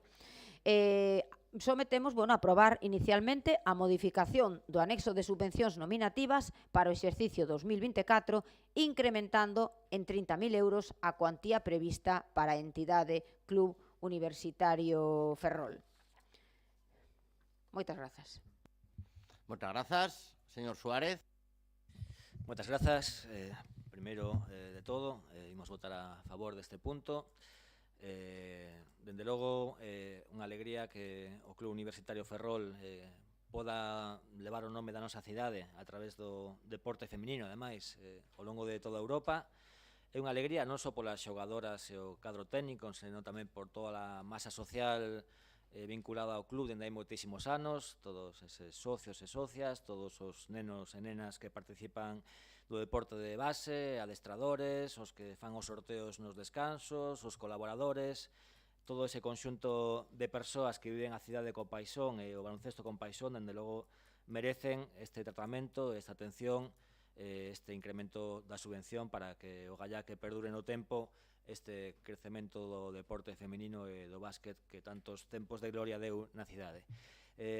Creemos que tamén é necesario aproveitar para facer un chamamento ás empresas da comarca para que se involucren dun xeito máis activo no patrocinio do deporte ferrolá, que non teñan que ser as administracións as que fagan este traballo, e como noutras cidades de Galicia e do Estado vexan a relevancia e o impacto que ten apoiar o deporte femenino, non digo xa só do club e da súa plantilla, senón do toda esa grupo de nenos e nenas que, grazas ao Club Universitario Ferrol e ao traballo altruísta de moita xente, incluída os seus adestradores, adestradoras, cadro técnico, etc., están ano a ano loitando para que a entidade perdure e medre dentro do ámbito deportivo a nivel estatal. Nada máis, e grazas.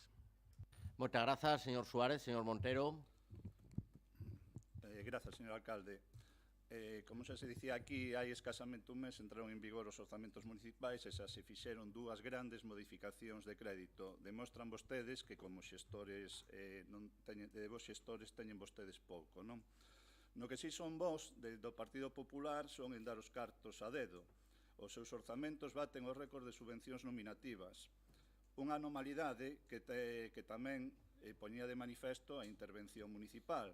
Vostedes daban a dedo xa neses orzamentos máis de 1.900.000 euros. nesa modificación aproveitan para dar á Sociedade Anónima Deportiva Racing de Ferrol outros 750.000 euros e agora traen outros 30.000 euros. Menos mal que dicía o señor Díaz nas comisións que se irían baixando as subvencións nominativas. Xa van vostedes por 2.700.000 euros e subindo. Se o señor Díaz fose Pinocho, seguramente xa o nariz lle estaría tocando na mesa, non? E que, además, non poñemos en cuestión que o Baxi merezca máis ou menos cartos. Non somos dubidosos de recoñecer o traballo do Baxi. De feito, o galardón do 8M que se deu ás súas xogadoras por unanimidade foi unha proposta que saiu do BNG. Parecenos de moi boa nova que o Baxi xogue en competición europea, representando a nosa cidade como non pode ser de outra forma.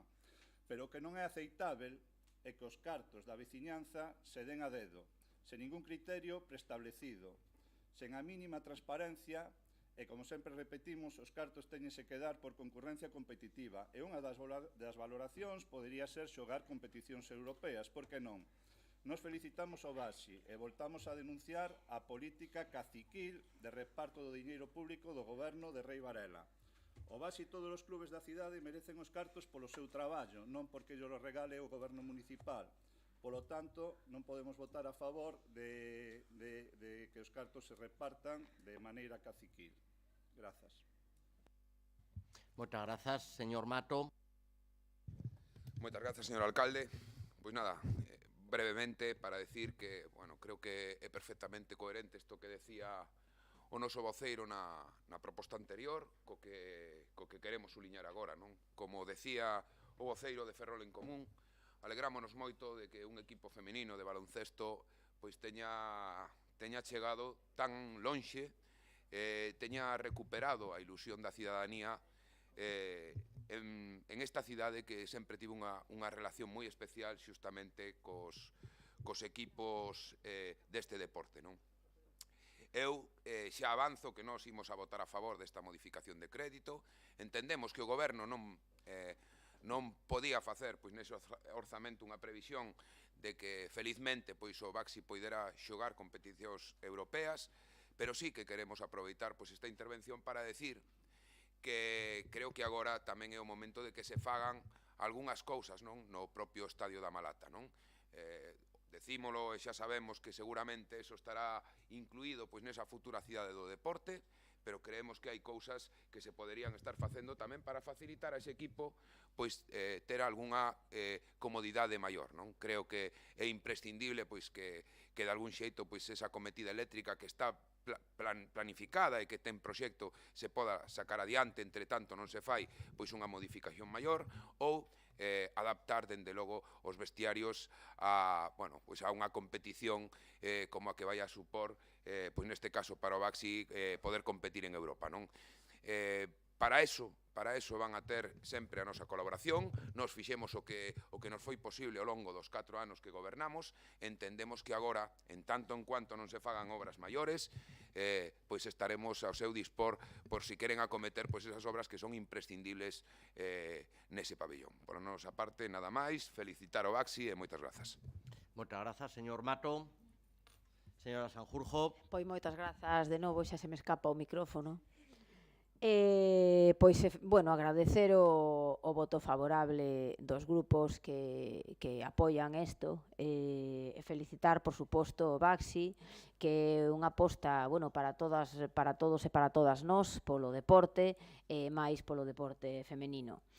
Fai un mes, como ben decía o voceiro do Grupo Socialista, pois non sabíamos que o club de baloncesto femenino podía xogar en Europa e é o primeiro equipo en moitos anos de Ferrol que xoga en Europa. Así que parabéns, moito ánimo e a seguir levando Ferrol por aí adiante. Moitas grazas. Moitas grazas. Señor Montero. Recordar tamén que o Estadio da Malata é unha propiedade deste Concello e, polo tanto, o que podremos discutir é se hai que facer unha obra ou non hai que facer esa obra, pero que non parece moi normal que unha obra que hai que facer nunhas instalacións públicas non se faga por unha licitación pública.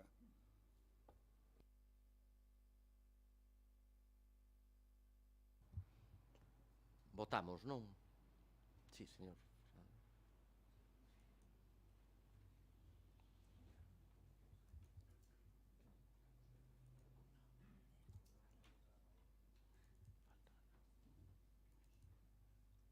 Votos a favor. En contra. Abstencións. Queda aprobado por 21 votos a favor e 3 abstencións. Pasamos ao seguinte punto. Proposta de aprobación das contas anuais de Mafesa correspondentes aos exercicios 2016, 2017, 2018, 2019, 2020, 2021, 2022 e 2023.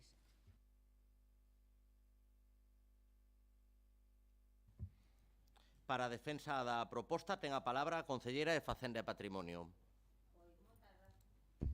Pois moitas grazas de novo, señor alcalde. Atópanse a día de hoxe pendentes as contas correspondentes a cada un dos exercicios económicos do 16, do 17, do 18, do 19, o 20, o 21, o 22 e o 23. Acompáñase o informe favorable de auditoría suscrito por un auditor externo e incorporado ás contas de cada un dos exercicios económicos, conforme á normativa mercantil e contable. Por suposto, vai incluído tamén o informe de control financiero favorable da intervención. Son as contas da sociedade dos últimos 8 anos. Isto é algo de todo atípico, eu nunca o vira antes na miña carreira profesional, nunca atopei un caso como este sin aprobar as contas dunha sociedade en máis de 8 anos. Moi brevemente fago un rápido repaso, vou ler nada máis que o ano e o beneficio ou perda dese ano, pois son 8, como dixen, e quedaríamos aquí toda a noite debatindo cifras e datos contables. No ano 2016, pérdida de 2.300.000, no ano 2017, perda de 700.000 euros, redondeos os importes, no ano 2018, beneficio de 2.900.000, no ano 2019, pérdida de 900.000, no ano 2020 quedamos a pre, ganamos 2.000 euros, no ano 2021, perdas de 1.400.000 euros, no ano 2022, perdas de casi 3 millóns de euros e no ano 2023 pérdidas tamén de 1.400.000 euros. Este goberno trae hoxe estas contas dos últimos 8 anos. Nestes 8 anos, Ferrol tivo 2 alcaldes que están hoxe aquí presentes, sentados como concelleiros no mesmo pleno que todos estes anos. Tiven a ben releer, eu tamén fago de vez en cando, sabía, señor Fernández Beceiro, sabía que iban a traer todas as declaracións do agosto do 2022, penso que estamos todos co mismo documento. Tiven a ben releer as palabras do señor Suárez no pleno de agosto do 2022, hai menos de 2 anos, e decía, nós sí que creemos que por coherencia temos que darlle a aprobación a unhas contas, malia a todos os erros de xestión que durante moito tempo tiveron lugar respecto a Mafesa. Mafesa, que cabe salientar, é unha empresa pública, celebramos que o señor Suárez reconozca, lle chame as cousas polo seu nome e reconozca que Mafesa é unha empresa pública. Sen dúbida, o señor Suárez apoiará tamén estas contas, que son as 4 do seu mandato, como el ben dicía no pleno de agosto, por coherencia. Lin tamén a intervención do señor Rivas, na que, bueno, non vou a entrar moito porque o señor Rivas vive, permítame, con todo cariño yo digo, señor Rivas, pero vive vostede nun mundo paralelo, un mundo que non obedece ás cifras reais e que mezcla o que quixera que fora coa realidade que é. Nós, señor Rivas, como vostede ben comprenderá, tamén quixéramos que a realidade fora outra, pero estas contas son as que hai, non podemos mirar para outro lado e temos a responsabilidade de traelas para que os seus responsables, que son vostedes, poidan aprobala. Todos vostedes, porque nós, lles recordo, non gobernamos os últimos 8 anos en Ferrol, e podamos pasar páxina a esta nefasta xestión da empresa pública Mafesa nos últimos 8 anos, que puxo en serio perigo a situación do saneamento e auga potable nesta cidade. Porque Ferrol está cambiando e por fin está empezando a ser o Ferrol que todos queremos. De ter seguido vostedes no goberno local, pronto Ferrol aparecería nos periódicos nacionais e nas televisións como a cidade na que quiebra a empresa pública municipal de augas. Esa é a imaxen a que abocaban a nosa cidade vostedes. Señor Fernández Beceiro, bueno, sei que vai ser vostede o que defenda este punto, porque a veces me despistan, porque empeza un, acaba outro, en fin.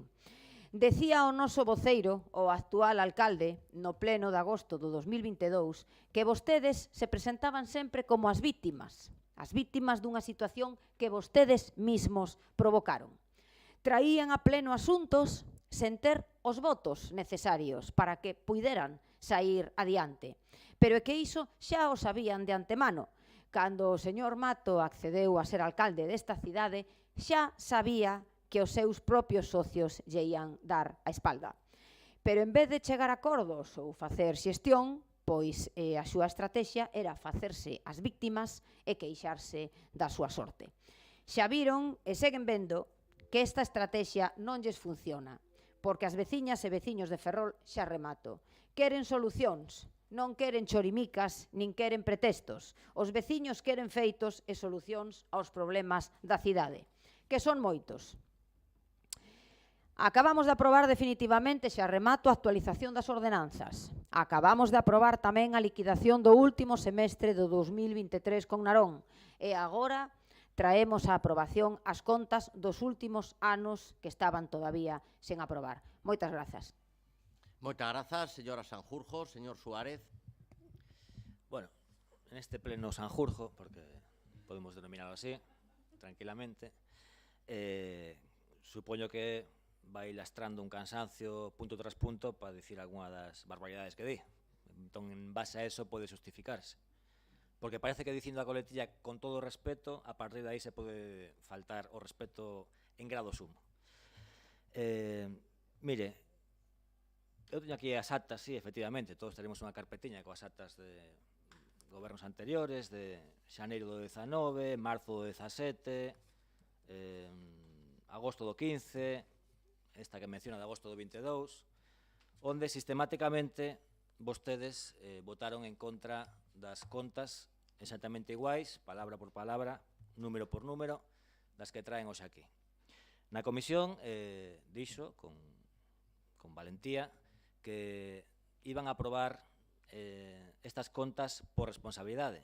Eu xa yo dixen ali, o reitero aquí. Se agora se aproban por responsabilidade, quere dicir que esas 4 veces anteriores que votaron en contra actuaron de maneira consciente de forma irresponsable. Eu creo que eso se deduce das súas palabras, non o digo eu, senón que o dixo vostede na comisión. E mire, nós non teño aquí as gafas para ler en detalle o que dixen, pero digo yo mesmo que dixen en agosto do 22. Nós, por coherencia, sí que imos votar a favor destas contas, porque son as contas que trouxemos a pleno unha, outra vez, nuns casos o señor tamén extinto Lantri, noutros casos a señora Neiros, noutros casos a señor Revarela, todos argumentaban unha e outra vez que non podían aprobar esas contas, que tiñan que ser reformuladas, que non eran un reflexo da xestión, etcétera, etcétera, pero agora vale todo. En segundo lugar, por último, vostede utiliza moito eso de que vai vir o lobo, que a empresa estaba en risco, que iba a quebrar, etcétera, etcétera. Bueno, esos son valoracións, non entro no detalle, pero o feito obxectivo é que o servizo de abastecemento se seguiu prestando, a depuración se seguiu efectuando e a empresa segue funcionando. Evidentemente, hai formas de acometer xestión diferentes, como ben dixo o señor Fernández Beceiro, todo o mundo, todos os que estamos aquí, ten algo que ver co que está a acontecer en Emafesa, pero, bueno, tampouco hai que alarmar a cidadanía que de repente van a abrir a Villa da Auga un día e non vai sair nada. Creo que eso é algo que non procede, e que, bueno, como digo, como dixen noutra intervención, hai que respetar o traballo de boa fe que fixeron todos os mandatos e creo que eso é algo do que vostede adolece. Nada máis, grazas. Moitas grazas, señor Suárez. Señor Rivas. Grazas, señor Rei.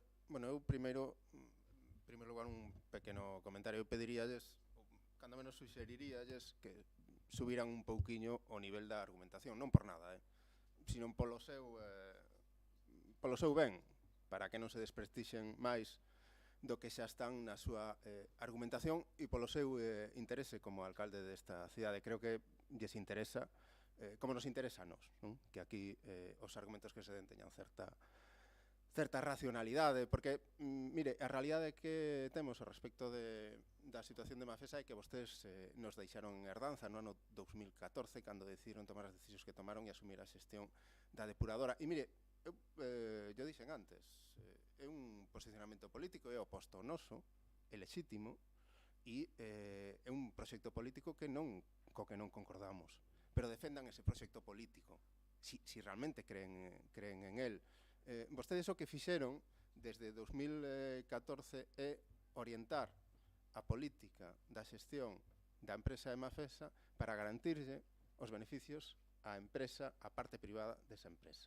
E, por outra parte, eximir de responsabilidade tanto a Coaes como a Augas de Galiza como a que vostedes puderan ter en herdanza. E, como lle decía, posiblemente é o problema ou a hipoteca máis perxudicial que deixaron vostedes no goberno 2011-2015 a esta cidade, porque, e dixeron neste pleno municipal, xa o teñen dito en anteriores puntos, para vostedes a prioridade é garantir a viabilidade económica da empresa. Esa é a súa prioridade. Obviamente, a prioridade do BNG non. A prioridade do BNG é protexer os dereitos dos veciños e veciñas desta cidade. A prioridade do BNG é que haxa un saneamento na zona rural. A prioridade do BNG é que non paguemos demais, que non lle paguemos a depuración a Narón, que non paguemos custes que nada teñen que ver coa realidade da xestión, que a Xunta asuma as responsabilidades que ten por entregarnos unha infraestructura que non podía funcionar, que o Estado asuma a responsabilidade que ten por declarar esa infraestructura de interese xeral en 1997, cobrarnos un 10% nun primeiro acordo que vostedes chegan con a Coaes e que agora sexa un 25%. Que non depuremos as augas de chuvia e que está a incrementar de maneira exponencial os custes de depuración no Concello de Ferrol. Esas son as prioridades do BNG. As súas son outras. Eu dixen antes, isto é unha bola de neve e vostedes cada vez están facendo máis grande. E non falamos só da depuración. Falamos de a xestión dos contadores de auga na cidade. Creo que calquer veciño e veciña desta cidade pode darlle argumentos para, cando menos, revisar a xestión que fai a Mafesa deses contadores. Falamos da facturación a cano libre que se fai por parte da empresa. Falamos das lecturas estimadas. Falamos de que non se ten feito a retirada de tubaxes con amianto que existen na infraestructura da cidade.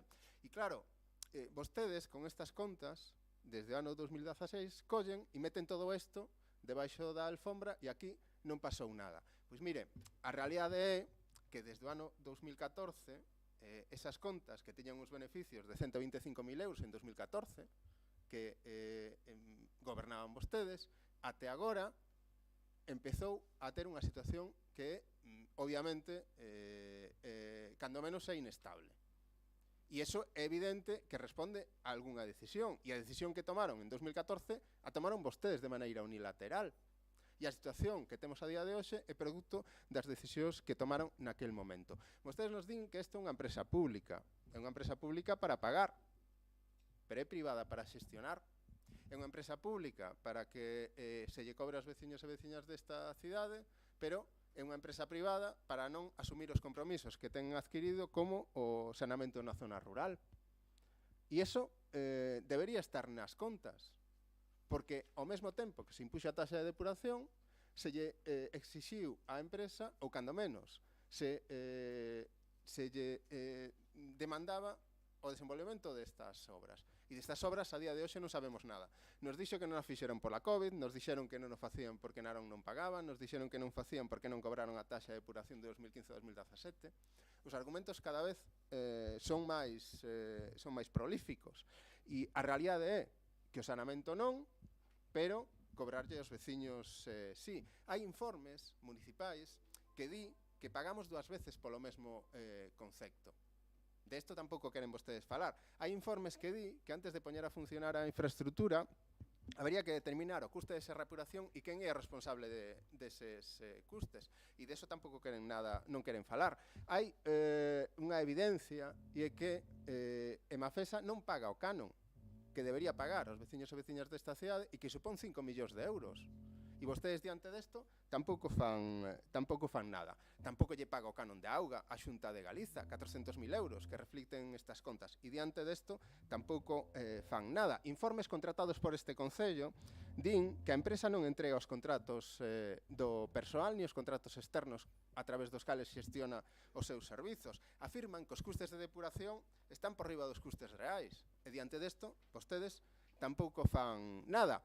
E despois, outra cousa moi significativa de que vostedes traen estas contas a este pleno municipal é que no ano 2022 vostede mesmo, señor Rei, afirmaba que vostedes non votaban a favor da aprobación desas contas porque, por exemplo, e poñía vostede mesmo ese exemplo, afirmaba que as contas de 2020 non cadraban o que vostedes incluían na conta, o que se incluía naquel momento por parte do goberno do señor Mato, na conta xeral as contas de Emafesa, que en Emafesa había un resultado de 2.455 euros positivo e que na conta do Concello de 972.000 euros negativo. E, por tanto, é evidente que os argumentos que vostedes utilizaban para votar en contra no seu momento son os mesmos que van ustedes empregar para votar a favor no momento actual. E é evidente que se vostedes o fan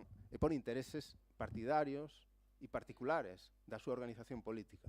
Me estou a referir aos persoais, pero si partidarios da súa organización política e velando polos intereses da parte privada que xestiona esta empresa, cando o lóxico sería que defenderan os intereses dos veciños e das veciñas. Moitas gracias. Moitas gracias, señor Rivas. Señor Mato. Moitas grazas, señor alcalde. Señora Sanjurjo, el momento publireportaje al que nos tiene acostumbrados a mí me sobra en este pleno. Se lo digo de corazón. Nunca oíu, pero si estaba vostede aquí, como que nunca oíu. Vostede estaba no ano 22 votando en contra destas contas que trae hoxe este pleno sen poñerse nin colorada. Señor alcalde, eu xa sabía que estas contas habían de pasar por aquí exactamente igual hai moito tempo. E claro que fun consciente cando fun alcalde. Mo lembraban vostedes cada mes que tiña que traballar só en relación con Emafesa, en relación con moitas outras cousas. E lles agradezo de verdad as escasísimas ocasións nas que contei co seu apoio. E dende logo, con único orzamento que aprobamos, que nos serviu para facer o que se fixo durante 4 anos. Pero en relación coa auga, pois efectivamente, señora Sanjurjo, eu podía sorprenderme de moitas cousas. Pero do que me sorprendín máis é de que un asunto tan grave como este non contara co seu apoio e o apoio do seu grupo político. Algo que eu non vou a facer. Sabe o que decía o señor alcalde nese mismo pleno do 22 de agosto? Decía que traer exactamente o mesmo, as mesmas contas en reformulala, sendo a única condición que temos posto, é unha temeridade e unha irresponsabilidade. Señor alcalde, é unha irresponsabilidade e unha temeridade votar estas contas? Dígamo, porque creo que eso era o que decía vostede en agosto de 2022. Porque son as mesmas. Sabe que, señora Sanjurjo, sinceramente, e non me gusta utilizar este ton, a vostedes lles debería caer a cara de vergonza. Porque en política non todo vale. Non vale canto peor millor. Eu non lles vou a botar a culpa, non simplifico tanto, non lles vou a botar a culpa da situación que ten Emafesa, Non. Os erros ou acertos nos corresponden a cada un no momento no que gobernamos. Pero nin se atreva vostede aquí, en este pleno, a decir que nós temos a culpa, que eu, no meu mandato, xa lle digo, señora Sanjurjo, vostede, antes fixo unha liquidación que se facía polo 70-30 e a fixo polo 50 e tantos, 49%. Sabe, señora Sanjurjo? Miren, este é o caso máis evidente dunha forma, un xeito de facer política que nunca compartirei. Vostedes falan de Ferrol, Canto peor, millor cando están na oposición. E despois din que nos non lle tendemos a man. Señora Sanjurjo, vostedes votaron sistemáticamente durante 8 anos en contra destas contas. Non para facerlle ben a Ferrol, nin porque tiveran dúbidas, nin porque creeran que a xestión era mellor ou peor. Votaron porque creían que nunca ían a ter que chegar a este pleno, aquí, a votar hoxe exactamente as mesmas contas. E lle fixeron algún dano a Emafesa. Eso tamén figura nas actas do Consello de Administración. Tería vostede que facer ese esforzo de polo menos leelas. Oportunismo político, señora Sanjurjo, dura o que dura. E non pode facer vostede sempre unha publi reportaxe, porque sabe que acaba de aprobar vostede unha ordenanza, efectivamente, unha ordenanza que sube un 40% o precio da auga. Para chegar aí, señora Sanjurjo, non facía falta nin ter 13 votos neste pleno, nin tampouco darlle moitas voltas á cabeza.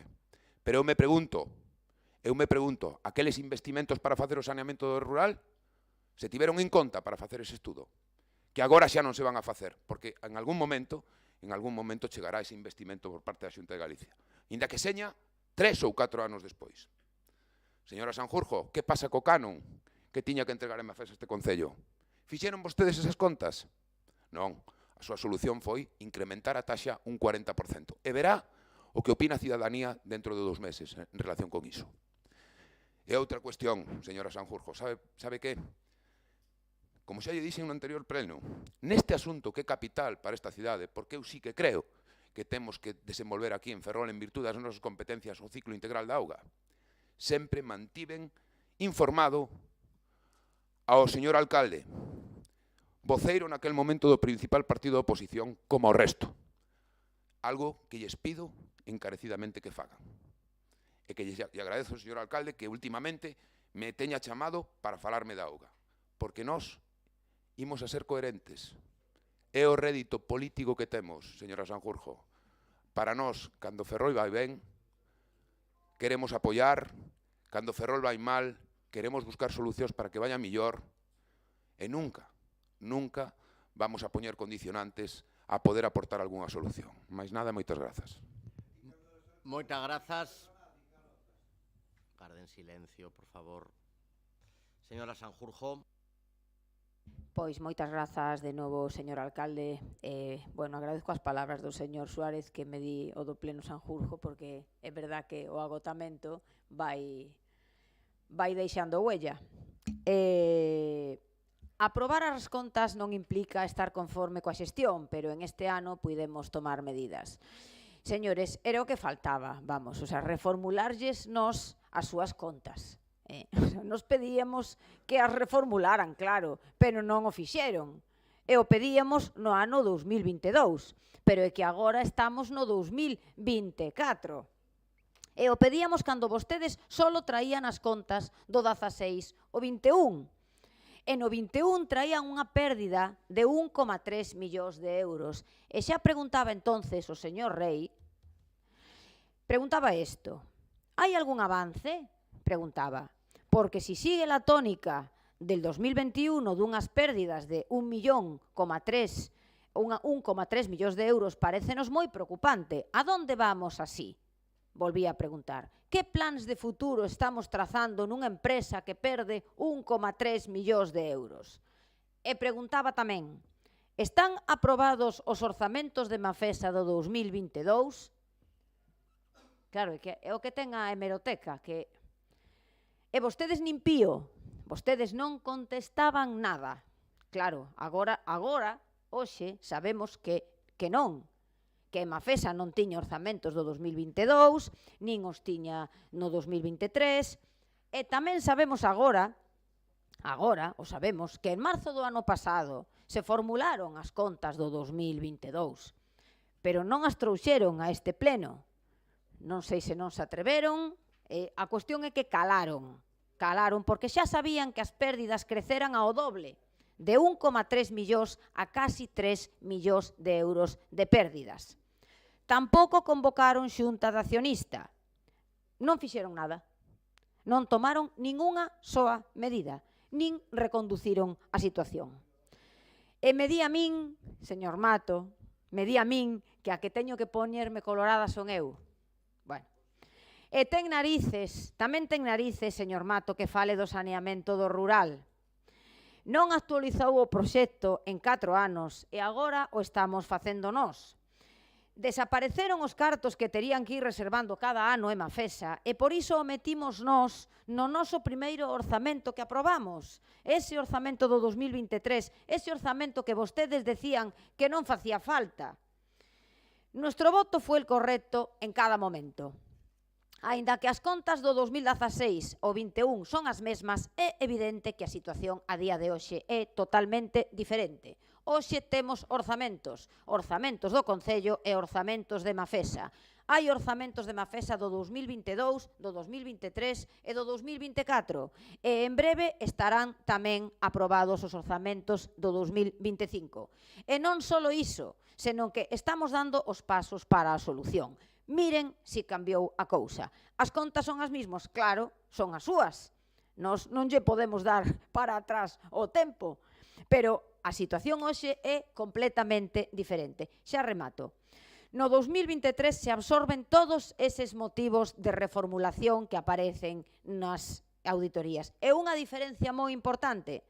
Nós hoxe traemos tamén aquí as contas do 2022 e a 2023. Esa é a diferencia principal, que as contas do 2023 son unhas contas de continuidade, mentras que as anteriores eran contas de liquidación, porque a empresa iba directa á liquidación. E remato, e agora por responsabilidade, efectivamente por responsabilidade, se vota a aprobación destas contas de 2016 a 23 non significa que se este refrendando ou aprobando as actuacións dos seus administradores en eses exercicios. Que quede claro que a xestión dos administradores en todos eses exercicios non se aproba en absoluto. Aprobar as contas non quere decir que estean ben. E as correccións que fixemos en este ano hai que sumarlle tamén o do saneamento do rural. Moitas grazas. Moitas grazas, señora Sanjurjo. Señor Suárez. Bueno, moi breve. Creo que a súa incongruencia pues, acaba de certificala con esta última frase. Vostedes non aproban a xestión, a súa tese sempre foi que isto era un documento contable únicamente, e se así é, porque non as aprobaron ata as 4 veces que viñeron a un pleno, se non estábamos falando de xestión e únicamente de números. O argumento único é que o ano 23 xa contén todas as reformulacións, pero o ano 23 fará das contas do 23, non farán nin do 16, 17, 18, etc. Creo que o certo é real, é obxectivo, é medible, e que na política da auga a única medida que a ciudadanía nota, máis alá destes debates interminables que se suceden no tempo no pleno do Concello de Ferrol, é que hoxe, no vindeiro recibo, aprobouse unha suba da prestación patrimonial pola auga, é dicir, van pagar máis pola auga, pero que en ningún momento nin a villa deixou de botar auga, nin a ría deixou de estar depurada. Entón, todos eses debates que vostede abre das responsabilidades dos conselleiros, o Tribunal de Contas, que ven o lobo, etc., bueno, ben, vale, moito medo, pero o recibo subiu e o servizo se segue a prestar. Eso é a única medida mensurable, nada máis. Moitas grazas, señor Rivas. Grazas, señor Rei. Mire, eu únicamente dúas cousas. Primeiro, a empresa sigue indo directa á liquidación e se salvan vostedes pola guerra de Ucraína, porque hai un decreto a nivel estatal que o salva de non ter que tomar unha decisión que consiste en liquidar a empresa. Por tanto, a súa xestión é tan negligente como as anteriores. Pero o máis grave non é que a súa xestión sexa negligente, o máis grave é que son vostedes os pais da criatura. Estamos en esta situación porque vostedes quixeron que estivésemos en esta criatura. Nos din que aprobar as contas non significa que as contas estean ben. Bueno, isto é falso. Aprobar as contas quere dicir que vostedes din que as contas están ben. Outra cousa é que non estén de acordo coa xestión, que tamén é relativo.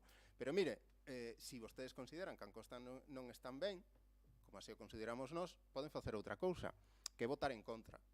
Votan en contra da aprobación desas contas e o único que teñen que facer é argumentalo. Pero non fan iso. Non fan iso porque o resumo deste pleno son 3 cousas. A primeira, súbenlle os tributos aos veciños e veciñas desta cidade. A segunda, actúan como testaferro da empresa para cobrarlle a quen lle teñan que cobrar. E terceira, fan borrón e conta nova, meten todos os problemas que hai acumulados durante estes 10 anos respecto á xestión do ciclo de auga nesta cidade debaixo da alfombra e Dios proveerá. E esta é a solución que hoxe nos traen. De cuestionar que teñamos que bombear 45 metros de altura unha depuración que, e non será porque non se lles dixo, non será porque non se lles dixo, unha depuración que é insostible, tanto medioambientalmente como económicamente, de iso non falamos. Da responsabilidade desa infraestructura do Estado e da Xunta, de iso tampouco falamos. De que a rede que hai e que vostedes están construindo a día de hoxe na Malata sea unitaria, incremente os custes de maneira exponencial, de iso non falamos. De tomar medidas correctivas para que isto no futuro, cando menos, reduza os custes asociados a este servizo, de iso tampouco falamos.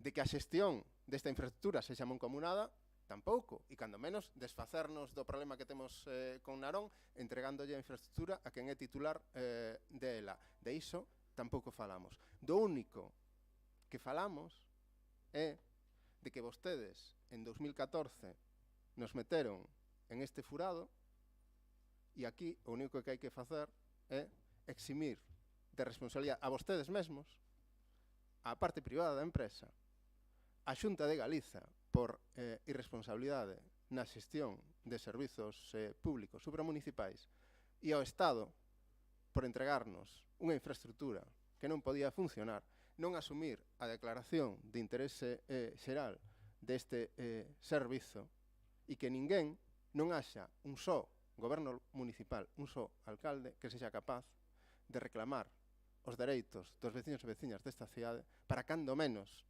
aclarar en que punto estamos. Siguen vostedes nunha fuxida cara adiante que non vai a resolver nada, sino incrementar o problema que temos a día de hoxe. Moitas grazas, señor Rivas. Señor Mato. Moitas grazas, señor alcalde. Señora Sanjurjo, 22 de agosto de 2022. Traer exactamente o mesmo, as mesmas contas sen reformulalas, sendo a única condición que nós temos posto, parécenos unha temeridade e unha irresponsabilidade. Eso é o que decía o señor alcalde naquel momento. Decía máis, es lo que estamos pidiendo. Reformulémoslas e aprobémoslas sin salvedad alguna, para evitar responsabilidades de los integrantes desta corporación. E hoxe, señora Sanjurjo, vostedes traen as mismas contas sin reformular, sin facer ningún só cambio, e non se lles cae a cara de vergonza. Eso de caerlles a cara de vergonza non é máis que simplemente a certificación dun xeito de facer política. Canto peor lle vai a Ferrol cando vostedes están na oposición, mellor. Vostedes hoxe están certificando que van a subir as taxas un 40%, a maior subida de taxas de toda a democracia. Entón, señora Sanjurjo, creo que hai que vir con humildade a este pleno. E repito, o mismo que lle dixen na intervención anterior, apostamos por seguir mantendo o ciclo integral da auga en Ferrol, depuración e suministro de auga. Hai que pensar como vai a ser a empresa pública despois destes anos que lle quedan de xestión. Eu creo que deberíamos de apostar por unha empresa municipal íntegramente. E dende logo, señora Sanjurjo, vostede que acostuma a pasar lista neste pleno, si nunca viu nada semellante, tería que prestar atención, porque aparte de estar, hai que atender, e vostede foi unha das que votou en contra destas contas que veñen hoxe 2 anos despois. Mais nada, moitas grazas. Moitas grazas, señor Mato. Turno de peche, señora Sanjurjo. Pois moitas grazas de novo, señor alcalde. Bueno, nada, para pechar. Nuestra responsabilidad final es con todos los vecinos de nuestra ciudad. Por supuesto, muy por encima de los de Mafesa y muy por encima de los del socio privado. Esto decía nuestro actual alcalde en el pleno de agosto del 22. No hemos cambiado ni una coma, ni un punto. Seguimos dicindo exactamente o mesmo. Nos, insisto, seguimos sendo os mismos. E traemos hoxe aquí estas contas, as contas dos últimos 8 anos, as súas contas, por responsabilidade. Cambiou moito desde agosto do 2022 ata hoxe. Cambia que agora nos traemos aquí outras dúas contas, as contas do 22 e as contas do 23. E cambia que nas contas do 24 xa terán cambiado as tornas, porque xa estamos tomando cartas no asunto. Miren si cambiaron as cousas. E cambiou o goberno desta cidade. Así que miren si a cousa cambiou. Moitas gracias. Moitas grazas. Procedemos entón á votación. Votos a favor. En contra.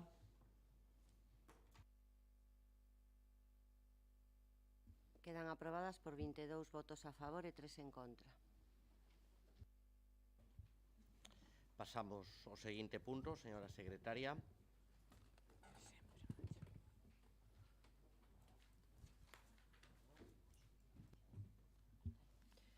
Dar conta das víctimas mortais por violencia de xénero dende 1 de xaneiro ata o 21 de xuño de 2024. Ten a palabra a concelleira de Igualdade e Muller. Moitas grazas, señor alcalde, e moi bons días, compañeiros e compañeiras de corporación. Saudar tamén, como non, ao público que hoxe nos acompaña. Hoxe condenamos 5 novos asasinatos por violencia de xénero.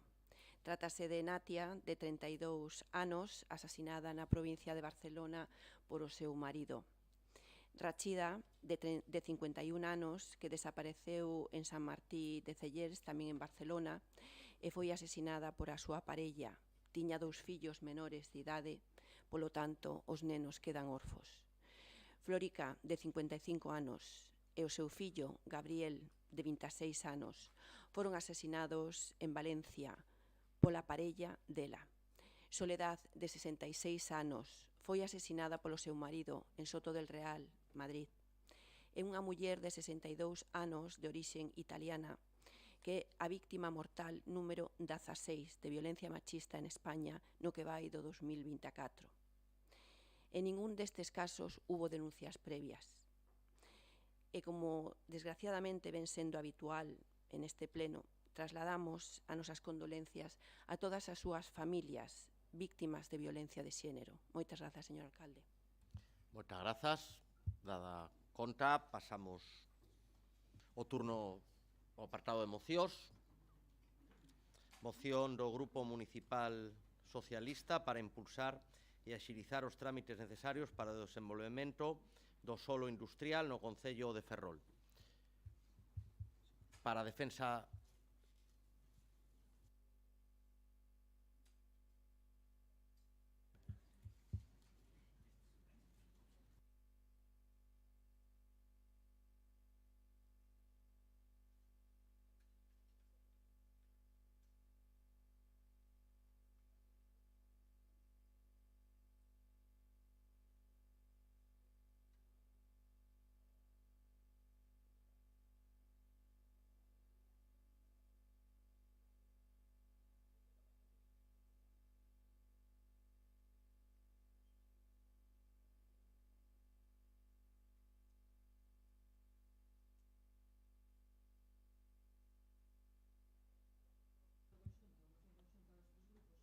pero hai outro punto tamén do Grupo Socialista, ese quen o vai a defender? Os dous, moi ben. Pois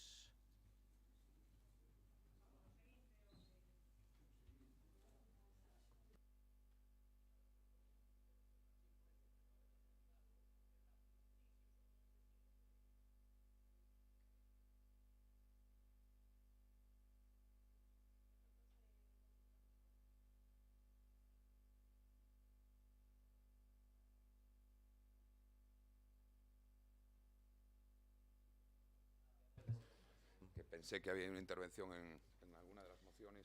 Vamos alá entón, coa defensa da moción número 12, ten a palabra polo Grupo Socialista o señor Mato. Bueno, pois, bos días de novo. No espírito de ser propositivo, pois neste pleno, unha das cuestións que creo que neste momento de, digamos, unha certa bonanza económica co sector naval, de algún xeito, pois, con carga de traballo para os vindeiros anos, unha cuestión que nos debería de preocupar a todos é dotar esta cidade, pois, dese chan industrial do que actualmente carece. A idea é que hoxe, pois, seguramente, máis que noutras épocas, hai moita actividade económica que, lamentablemente, por carecer pois, desta infraestructura básica, ten que marchar a concellos que están fora do noso termo municipal, non? Xerando así emprego, pois, na nosa contorna, o cal non está de máis, pero sí que é certo que nós, pois, lamentablemente, neste intre carecemos de instalacións axeitadas para poder ubicar calquera tipo de empresa, pois, na nosa cidade, e que sempre foi unha eiva que estivemos a padecer.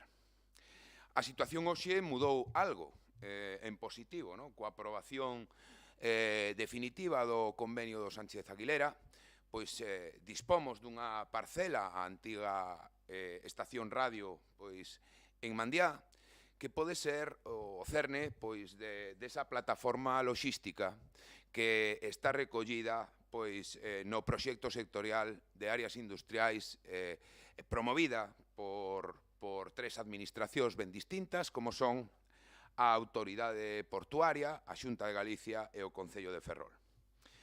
A verdade é que non é necesario ser tan ambicioso como para facer dunha soa vez, non, pois esa superficie de case 2 millóns de metros cuadrados, pero sí que é importante empezar a desenvolver algún chan industrial na nosa cidade, porque, bueno, pois esa plataforma xustamente tiña que dar servizo para evitar comprometer, pois, a actividade portuaria no porto exterior e para dotar a Ferrol, pois, sin dúbida ninguna tamén, de algúns ingresos, pois, de empresas, poderían ser auxiliares do naval ou mesmo incluso algunha empresa tecnolóxica que agora mesmo está traballando, pois, neses programas que está a desenvolver Navantia, e incorporar esos 125.000 metros cuadrados que aporta a estación radio.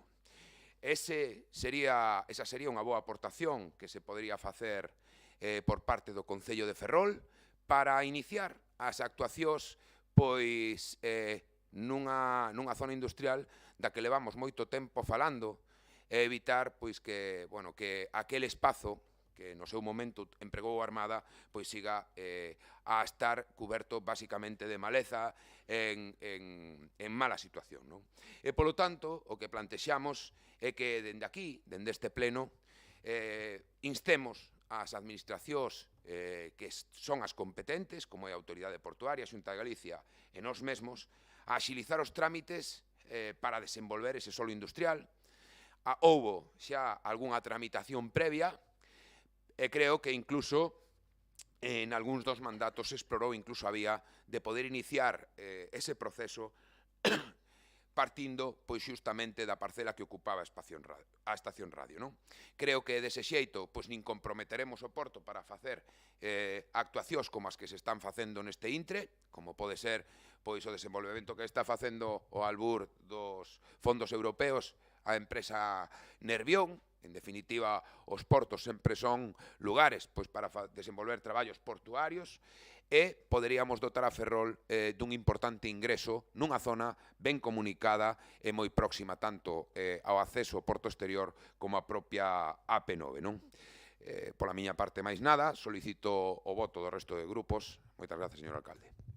Moitas grazas, señor Suárez. Moitas grazas. Bueno, primeiro imos anunciar o noso voto favorable á proposta, pero queremos facer unha serie de consideracións. A primeira delas é que creo que en visión industrial non debemos caer na tentación de entrar no cantonalismo municipalista. Creo que debemos ter unha visión comarcal, porque a industria non é local, senón que é comarcal.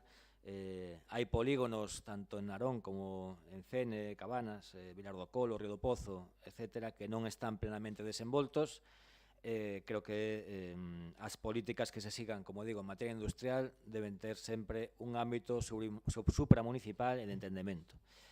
En segundo lugar, os polígonos ou o solo industrial non solucionan por sí mesmos ningún problema se non van acompañados de outras políticas que xeneren asentamento de empresas, que xeneren riqueza industrial acompañada de outros investimentos, como podría ser ese dique cuberto tan manido aquí tamén neste pleno, que, dende logo, incrementaría as potencialidades da industria da comarca e, sobre todo, da industria auxiliar, que sería que probablemente podría desenvolverse neste tipo de solo industrial.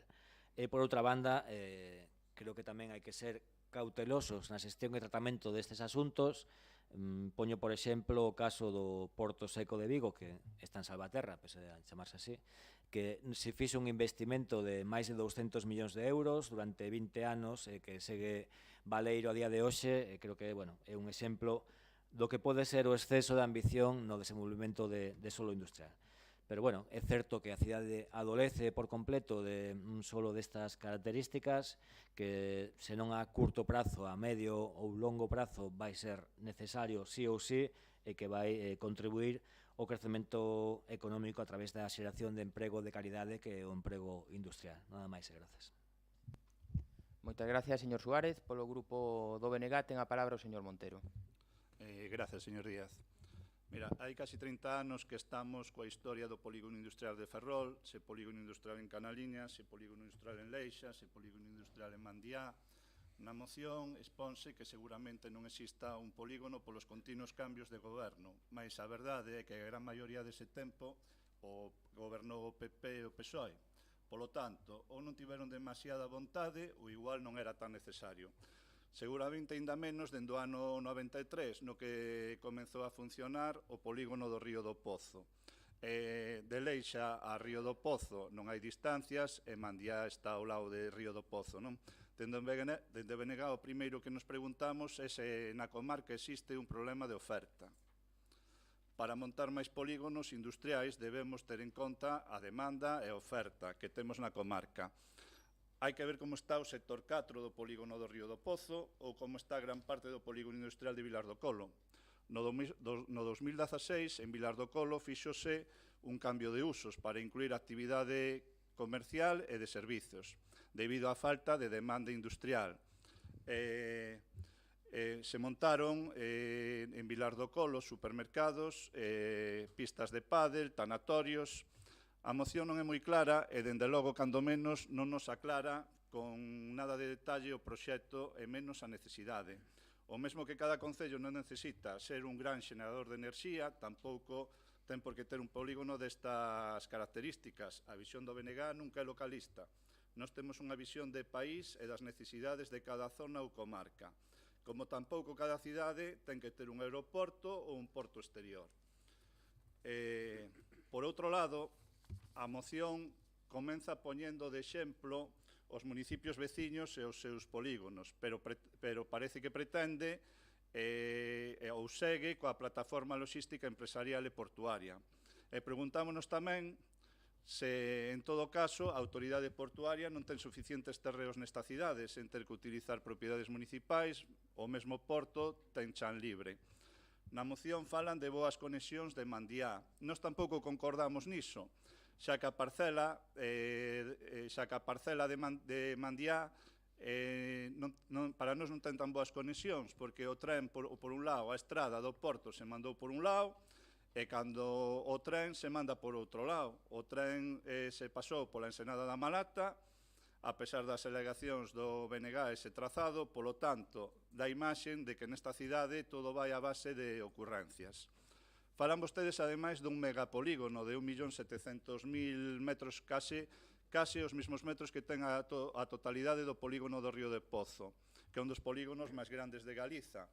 Só 125.000 metros son a estación radio, polo tanto, 14 veces a estación radio. Nós seguimos sin ver as necesidades de afectar a nosa cidade con proxectos desta magnitude. Nós non podemos votar a favor deste proxecto e menos e máis información e máis estudos. É un proxecto claro que avale esta decisión. Non se acredita a necesidade, non sabemos das afeccións que pode provocar, nin os perxuicios que pode traer a outras actividades. Non sabemos porque, en todo caso, a autoridade portuaria non usa os seus terreos. Non sabemos os custes para o Concello e nin tan sequera está demostrado que sexa a mellor situación. Se queremos ter máis industria, temos ferramentas que lles garantizamos que dan moitos máis resultados industriais. Navantia, construción naval civil, tarifa eléctrica galega para empresas e familias. Grazas. Moitas gracias, señor Montero. Pois moi bo día a todos e a todas, compañeiros e compañeiras de corporación. Bo día a todas as persoas pois, que están a seguir este debate plenario neste salón de plenos e dende as súas casas. A verdade é que a presente moción pois, a recibimos de bo agrado, señor Mato. Unha moción propositiva, como vostede ben di. Saben perfectamente que cando falamos de temas de cidade, cando falamos de temas estratégicos, pois o Grupo Popular, neste caso o Grupo de Goberno, sempre vai apoiar estes temas. Neste caso, pois o Grupo Socialista presenta unha moción que creemos que é clara, que é sinxela, para impulsar e axilizar os trámites necesarios pois para o desenvolvemento do solo industrial no Concello de Ferrol. Eu adiántolles pois que xa estamos traballando nelo dende o primeiro día. Para o Grupo de Goberno, pois efectivamente este é un tema estratégico para a cidade, o solo industrial é estratégico para Ferrol e por iso insisto que estamos a traballar para que sexa dende xa unha realidade. Non esquezan que unha das nosas principais preocupacións pois é o que vostede decía, señor Mato, tamén é o emprego e que a través pois, que deste tema estratégico estamos ben seguros de que se traerá emprego á nosa cidade. Saben vostedes tamén pois que o goberno galego creou unha dirección xeral específica para os temas de solo industrial.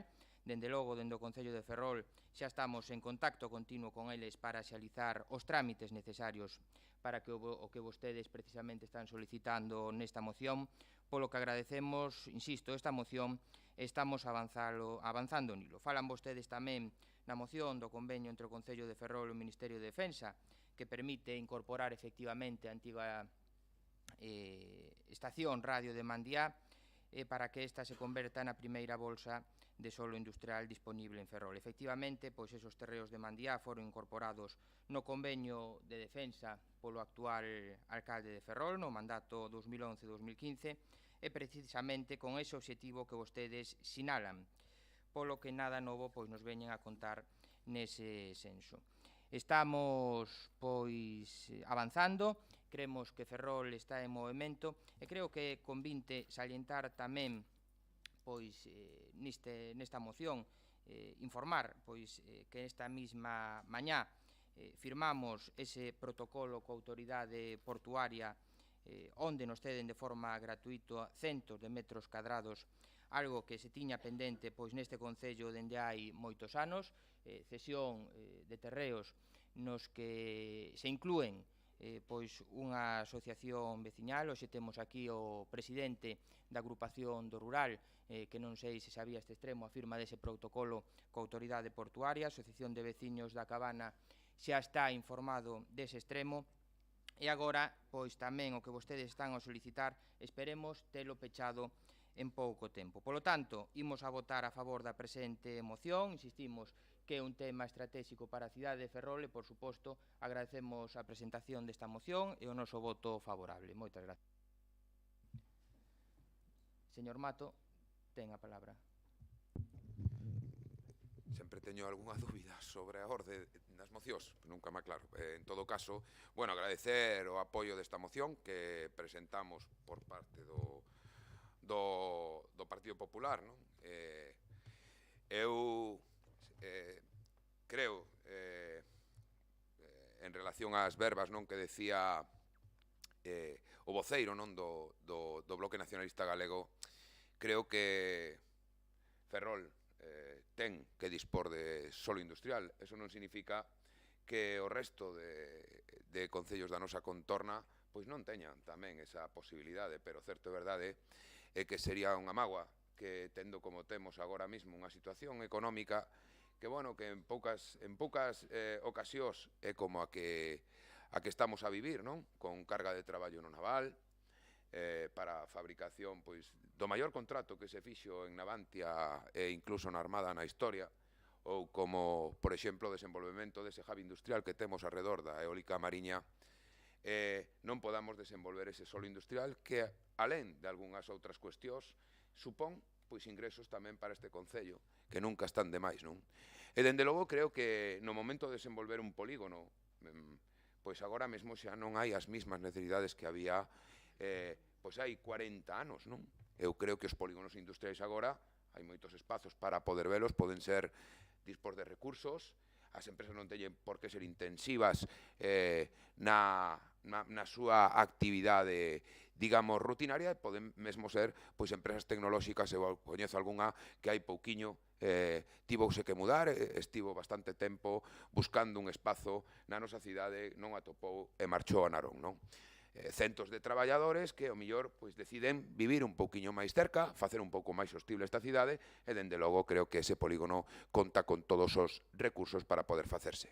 E insisto nunha cuestión, creo que a aportación desa estación radio nos ofrece unha oportunidade non para hacer eses 2 millóns de metros cuadrados. Podemos ir paulatinamente xerando ese chan industrial. Por lo tanto, eu xa dixen que, como grupo, íbamos a traer este pleno mocións propositivas, porque nos temas de cidade queremos manter a nosa coherencia, non?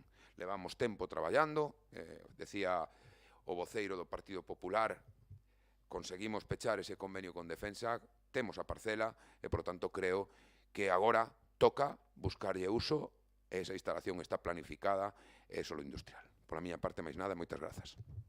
Moitas gracias, señor Mato, por Ferrol en Común polo BNG. Señor Montero, ten vostede a palabra. Mira, nós tamén contradicimos un pouco o que dice o señor Mato no tema do centro logístico. Hai moitos exemplos ao longo deste país e máis do Estado donde si o centro logístico está nos portos, non? A nos parece que, aparte un centro logístico, o normal é que estea conectado por ferrocarril e o normal é que estea conectado por estrada, que non é o caso que se dá, por exemplo, en Mandiá, non?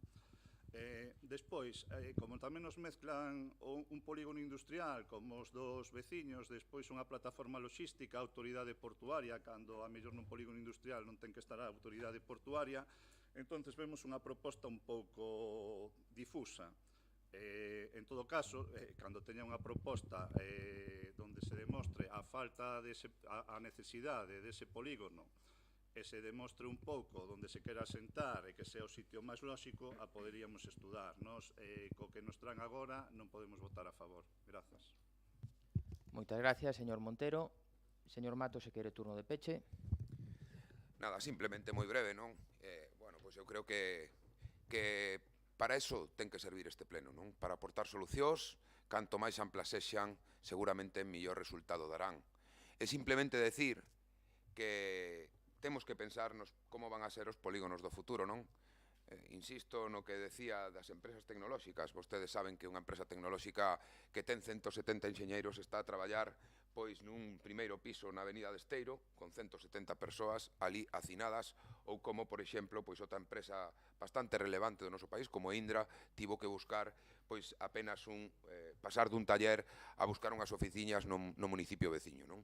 Creo que é unha oportunidade que non deberíamos de perder e, dende logo, pois conten co noso apoio para que o Goberno poder desenvolver esa actuación. Mais nada, moitas grazas.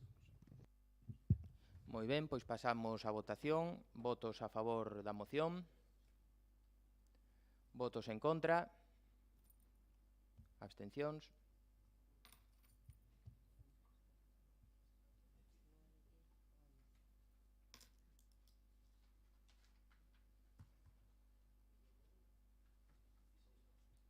Queda aprobada por 19 votos a favor e 2 en contra. Pois pasamos ao seguinte punto, secretaria.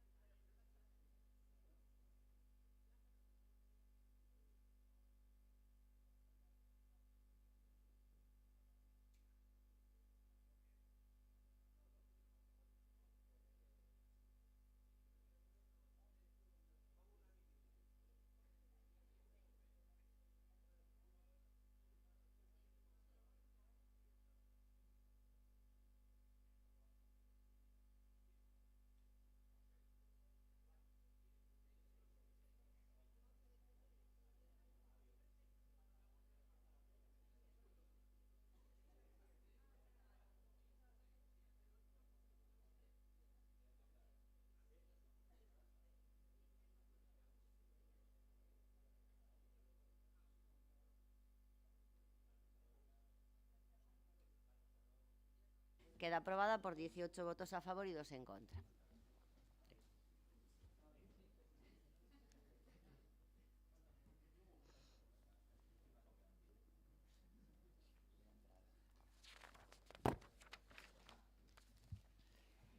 Moción do Grupo Municipal Socialista para instar a Xunta de Galicia a financiación do proxecto do Centro de Investigación en Industria Intelixente de Ferrol. Para a defensa da proposta ten a palabra o señor Mato. Alcalde, se antes falábamos da industria, agora toca falar da investigación e do desenvolvemento, non? Eu creo que se Hidalgo adolece, pois, neste intre digamos, a fortaleza laboral do país inteiro e, pois, da retención, de poder reter o talento que se está a formar nas nosas universidades e nos nosos centros de formación, obrigando a moitos mozos e mozas a ter que sair da comunidade autónoma para poder atopar un emprego digno.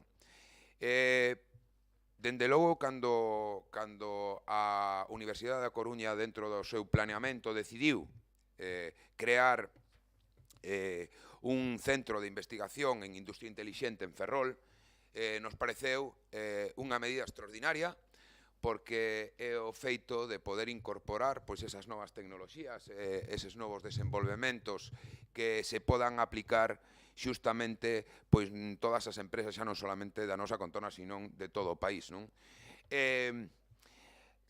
O futuro centro, que está promovido pola Universidade da Coruña, xa conta hoxe na Avenida de Esteiro con unha parcela de 1.400 metros cuadrados e, tal e como decían, pois, as autoridades universitarias na súa presentación, conta con ser un referente no ámbito da industria intelixente que lle poda dar saída a todo ese coñecemento que se está a xerar no campus industrial de Ferrol, non?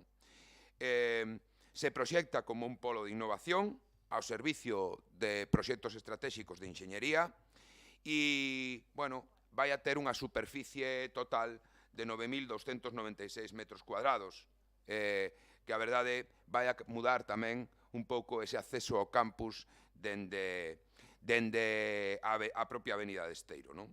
Eses espazos que está previsto desenvolver ali, o que van a facilitar vai a ser a colaboración entre investigadores, profesionais, empresas tecnolóxicas, e van a xerar pois un nicho, digamos, de traballo que ata este momento non temos na nosa cidade. Representa un investimento significativo, se está a facer un gran esforzo por parte das administracións involucradas, e o motivo de presentar hoxe aquí esta moción é xustamente porque, bueno, tal e como dixo o recentemente elixido reitor, pois parece que non se conta co financiamento necesario para poder leválo a cabo na súa totalidade, non? E por iso, aquí creemos que toda a corporación municipal deberíamos, non, de reclamar de quen ten as competencias polo especial significado que ten tamén para a cidade de Ferrol, non? Como decía, estamos moi afeitos a falar do sector industrial, pero hai unha parte de valor engadido que ten que ver co desenvolvemento e a innovación que se faga con eses novos proxectos, non? Demos pasos no pasado, xerando, pois, un centro estable para a UMI Navantia UDC, con ese CITEMI que temos na cidade de Ferrol, ou co Centro de Excelencia do Xemelgo Digital no CIS. E agora nos toca, pois, apostar dende o punto de vista público e dispor dun espazo propio na cidade de Ferrol que lle poda dar cabida a todo ese talento que agora mesmo se está a marchar da nosa cidade. E por iso propomos instar a Xunta de Galicia, digo instar a Xunta de Galicia porque a institución competente a buscar os fondos que permitan completar totalmente ese centro de investigación, tal e como está planificado, e aportar os recursos necesarios para a execución do proxecto nas distintas fases que se contemplen. Ademais, Solicitarlle tamén unha planificación detallada e plurianual, non se ten por que facer todo investimento ao mesmo tempo, sino que vaya nos seus propios orzamentos incorporando pois as cuantías que sexan necesarias e, dende logo, tamén solicitar a todas as administracións, Xunta de Galicia, Diputación da Coruña, Goberno de España, que aposten por apoiar activamente este proxecto do EI3 para poder conseguir os obxectivos plantexados. Esa será outra aposta para ir mudando pouquiño a pouco o tecido económico tamén da nosa cidade e, sobre todo, garantizarlle a mozos e mozas o poder vivir donde eles traballan. Máis nada e moitas grazas. Moitas grazas. Polo Grupo de Ferrol en Común ten a palabra o señor Suárez. Moitas grazas, pois moito máis brevemente, dicir que nos imos apoiar esta moción, calquera moción que xenere transferencia de coñecemento de Navante a Universidade e que nos permita non ter unha industria lastrada polas patentes estranxeiras e podamos desenvolver cos nosos mozos e mozas unha actividade industrial que parta da investigación e termine no desenvolvemento dos proxectos, vai ter o apoio de Ferrol en Común, ainda que, bueno, creo que habría que concretar un pouco máis o custo económico, algún aspecto máis, pero, en definitiva, o que se trata é de potenciar a nosa universidade, evitar, como dixo o señor Mato, a fuga de talentos cara ao exterior e permitir que o deseño da industria do sector naval público pois conte de principio a fin con produto local, con persoas que vivan e residan aquí e con centros de infraestructuras que sexan asentados no noso concello. Nada máis. Moitas grazas, señor Montero. Dende o Bloque Nacionalista Galego, parécenos que todo apoio que se poida dar ás universidades públicas é sempre pouco. Repito, públicas, non da a Discotec e Feijóo. Cando falo de universidades galegas, voltar a recordar a nosa repulsa ao agasallo dunha universidade á banca por parte da Xunta de Galiza. Podemos esperar decisións contrarias aos intereses do noso país, da Unión Europea ou do Estado español, pero o que non defenda os intereses dos galegos e galegas o goberno do noso país, inda que xa nos teña acostumados, parécenos miserable, non? O señor Feijóo prácticamente agasallou as caixas dos galegos a este empresario venezolano. Despois agasalla unha universidade. Que vai ser o seguinte? Voltando á moción, a creación deste centro de investigación e industria intelixente parécenos un proxecto que ven a poñer en valor a Universidade da Coruña, o campus de Ferrol e, por suposto, a nosa comarca. Non imos repetir as instalacións que leva este centro, nin as áreas de investigación, que xa se expón de forma clara na moción. Imos votar a favor, porque estamos en xeral de acordo co contido desta moción. Diferimos un pouco igual na visión da financiación privada. Nos, aínda que si podemos ver enriquecedor a colaboración nas investigacións público-privadas, nas que as empresas, por suposto, paguen por algo que tamén lles beneficia, creemos que as administracións son as que teñen que garantir os suficientes recursos para o seu bon funcionamento. Despois hai outra cousa no punto 4, que tampouco é que teña maior importancia, pero que nós non poñeríamos, onde pon facilitando os trámites administrativos necesarios. Nós, dende logo, non poñeríamos non porque esteñamos en desacordo, porque senón nos parece que iso que ten que facer a administración, pero con calquer persoa, non? Entón, cando pos unhas veces e outras non, pode dar unha imaxe de que uns se lles adiantan cousas e outros se lles atrasan, nada máis. Moitas grazas. Ten a palabra o tenente alcalde. Pois moitas gracias, señor alcalde. Pois nesta moción, a verdade é que falamos co Grupo Socialista. En este senso, pois propuxemos deixar os acordos nun único que viña a decir, pois comprometer ao Concello de Ferrol a apoiar activamente o proxecto da CEI3 buscando a colaboración necesaria de outras administracións como a Deputación, a Xunta e o Estado. Efectivamente, pois non se aceptou esta transacción que propoñíamos e, por tanto, pois non podemos apoiar esta moción porque o que din nela, efectivamente, xa se está a facer. E como, pois insisto, non é de voso agrado, vou dar algún dato. Eu, pois sinceramente, creo que a Xunta de Galicia foi a administración máis comprometida co campus industrial de Ferrol. Tamén foi a Xunta quen lle deu a volta aos campus non centrais, como é o caso de Ferrol, e hoxe podemos falar de espazos que crean riqueza nas súas contornas.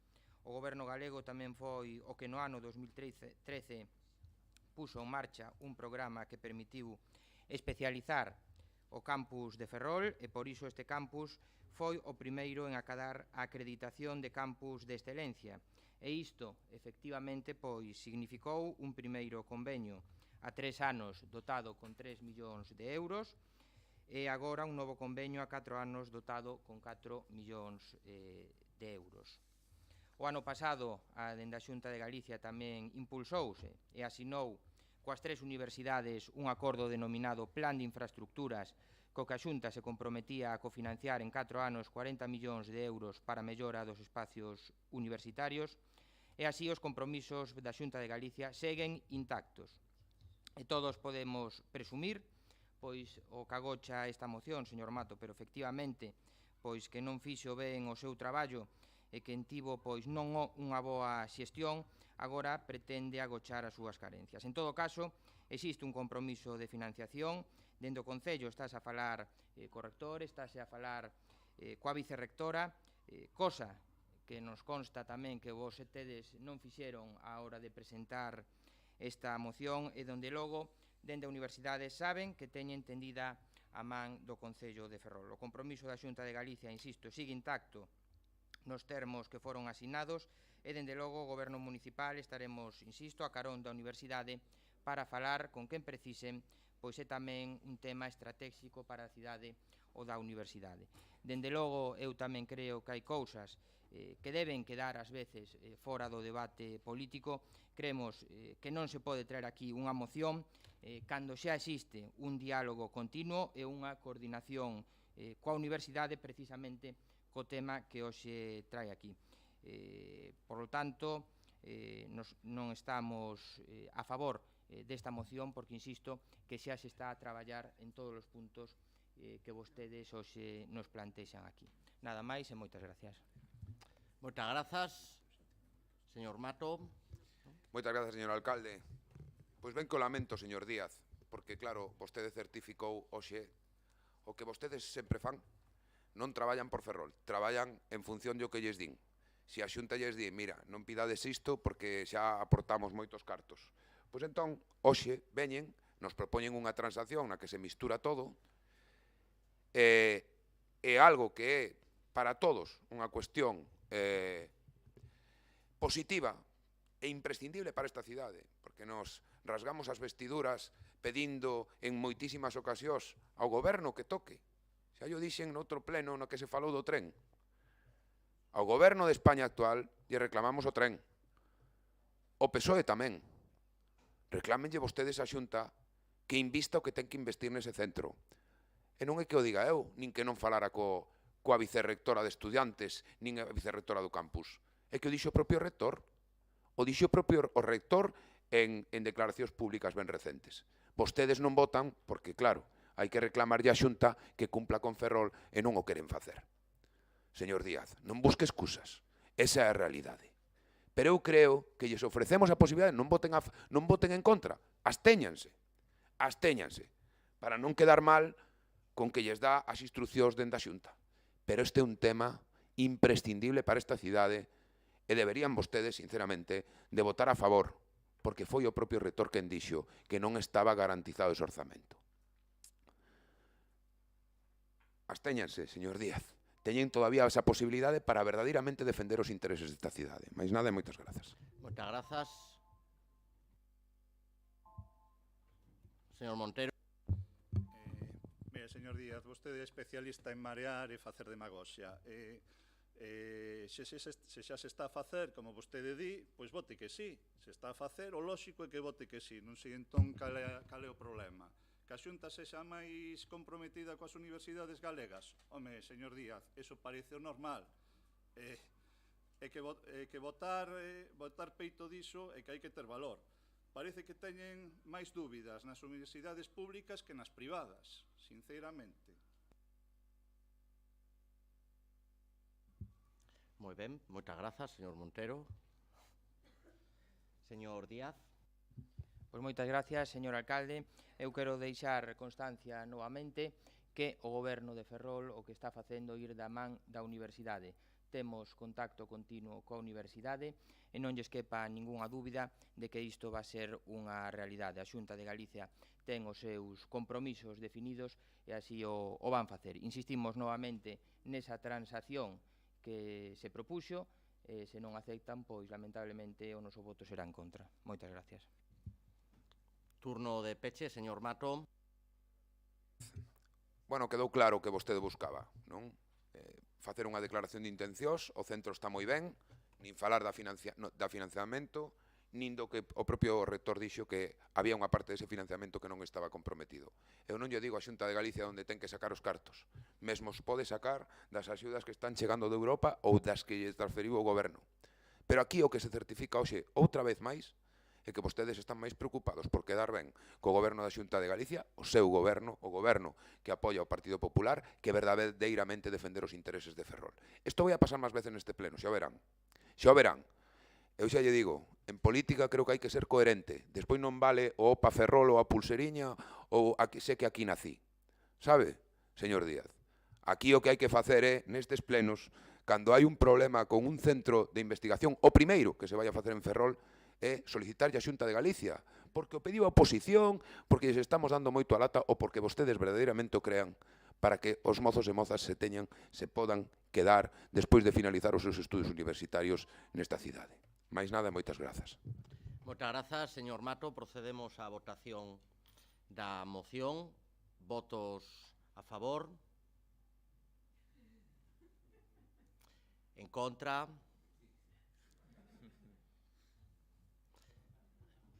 Queda rexeitada por 12 votos en contra e 11 a favor.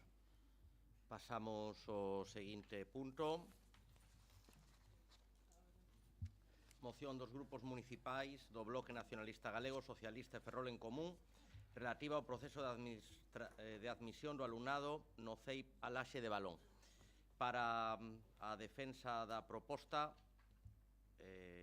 iríamos por orden de maior a menor. Non? É o habitual, non? De maior a menor, non? Pois, polo Grupo Socialista... Sí, sí.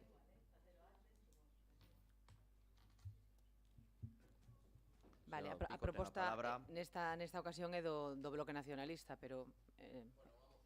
Sí, vale, pois nada, empezo eu. Saúdo, bo día, señor alcalde, compañeros de corporación, o público que nos acompaña, as familias de Alaxe, que aínda que non poden estar aquí, seguramente están atentos ao que sucede neste pleno, e tamén saudar as AMPAs que están facendo unha labor importante para que os coles públicos de Galicia teñan o que se merecen. A moción que conxuntamente presentamos co BNG e Ferrol en Común pon de relevo outra vez a falta de sensibilidade da Xunta de Galicia coa educación pública. En todos os concellos galegos hai algunha escola, sobre todo no rural, afectada polos continuos recortes. Esta actitude contrasta coas declaracións do pasado mes de febreiro en plena campaña electoral nas que o señor Rueda aseguraba nun acto sectorial sobre educación celebrado na Cidade da Cultura en Santiago que para que Galicia funcione a educación ten que funcionar. Algo para o que é fundamental, continuaba, contar cun profesorado e unha comunidade educativa con vocación e dedicación. E, sobre todo, a búsqueda constante da calidade, a excelencia e a accesibilidade no sistema educativo, incidindo na capacidade de vertebración do territorio que ten a educación, apostando por construir un sistema educativo presente en todas partes que vaya onde están os alumnos e non ao revés, e que lles posibilite ao máximo posible o acceso aos centros educativos. Pouco podían imaxinar os representantes sindicais que o pasado mes de outubro acordaron coa Consellería de Educación unha serie de medidas que tiñan como obxectivo, entre outros, a mellora do funcionamento do sistema educativo en Galicia, concretamente a reducción das ratios nas distintas etapas educativas, que ou ben o acordo tiña truco ou ben os representantes da Consellería non sabían o que estaban a firmar. Explícome. Os principais puntos tratados nese acordo foron: primeiro, a reducción das ratios, é dicir, un acordo no que hai menos nenos por aula, que parece implicar unha atención máis pormenorizada, no caso de primaria de 25 a 20. Segundo, o compromiso de non suprimir unidades durante o proceso de implantación nunha aposta pola estabilidade do profesorado. E terceiro, se excepcionalmente non se puderan cumprir as novas ratios por inexistencia de aulas no centro educativo, no caso de infantil e primaria, dotarase ao centro dun especialista de educación primaria máis dos que lle corresponden por catálogo. No caso do CEIP Alaxe, se algo non teñen é problemas de espazo. Hai aulas que permitirían facer os desdobres necesarios. E chama a atención que, tendo espazo de sobra, e só 70 matrículas en todos os cursos, queden fora 4 crianzas, 2 en primeiro de primaria, unha en segundo e unha en cuarto. Cal era o truco? Pois que a menor ratio parecelles máis complicado permitir os desdobres. É dicir, que se hai máis de 20 nenos nunha aula, que é a nova ratio pactada, 14 no caso de Alaxe ao seren aulas mixtas, ao que temos que engadir que os nenos con discapacidade ou dependencia, que lamentablemente hainos, computan o doble ou o triplo.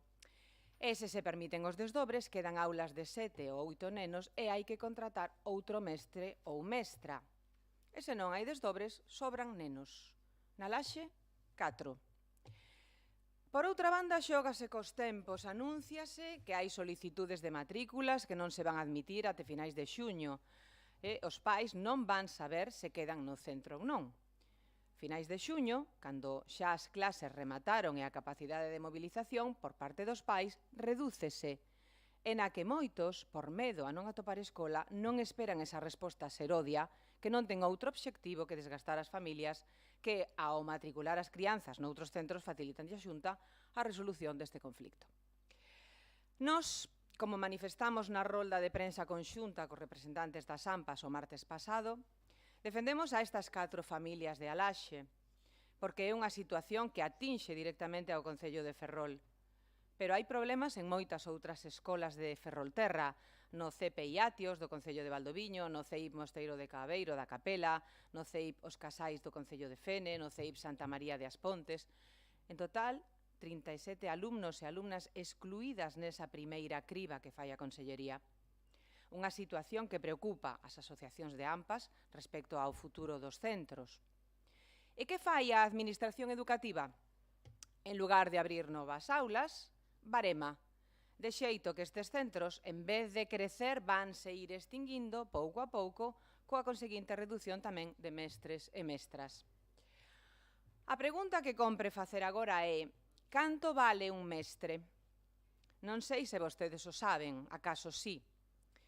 O salario anual bruto dun mestre en Galicia é de arredor de 28.000 euros. A terceira parte do caché dun músico nas festas que poñamos unha cidade como Ferrol, ou o mesmo que un evento hípico ou deportivo dunha fin de semana. Ditos en acritude, só para que teñan unha referencia do tremendo gasto que lle supón un mestre á Consellería de Educación. A mesma que manda a eses centros que planea pechar todo tipo de tecnoloxía punteira, ou non tanto, na que inviste sin pudor millóns de euros. Se cadra, con algunha desas impresoras 3D poderían imprimir mestres de reforzo. Teño que dicirlle, non está a concelleira de Educación, señora concelleira, pero se estará escoitando, espero, que non envexo nada a súa situación.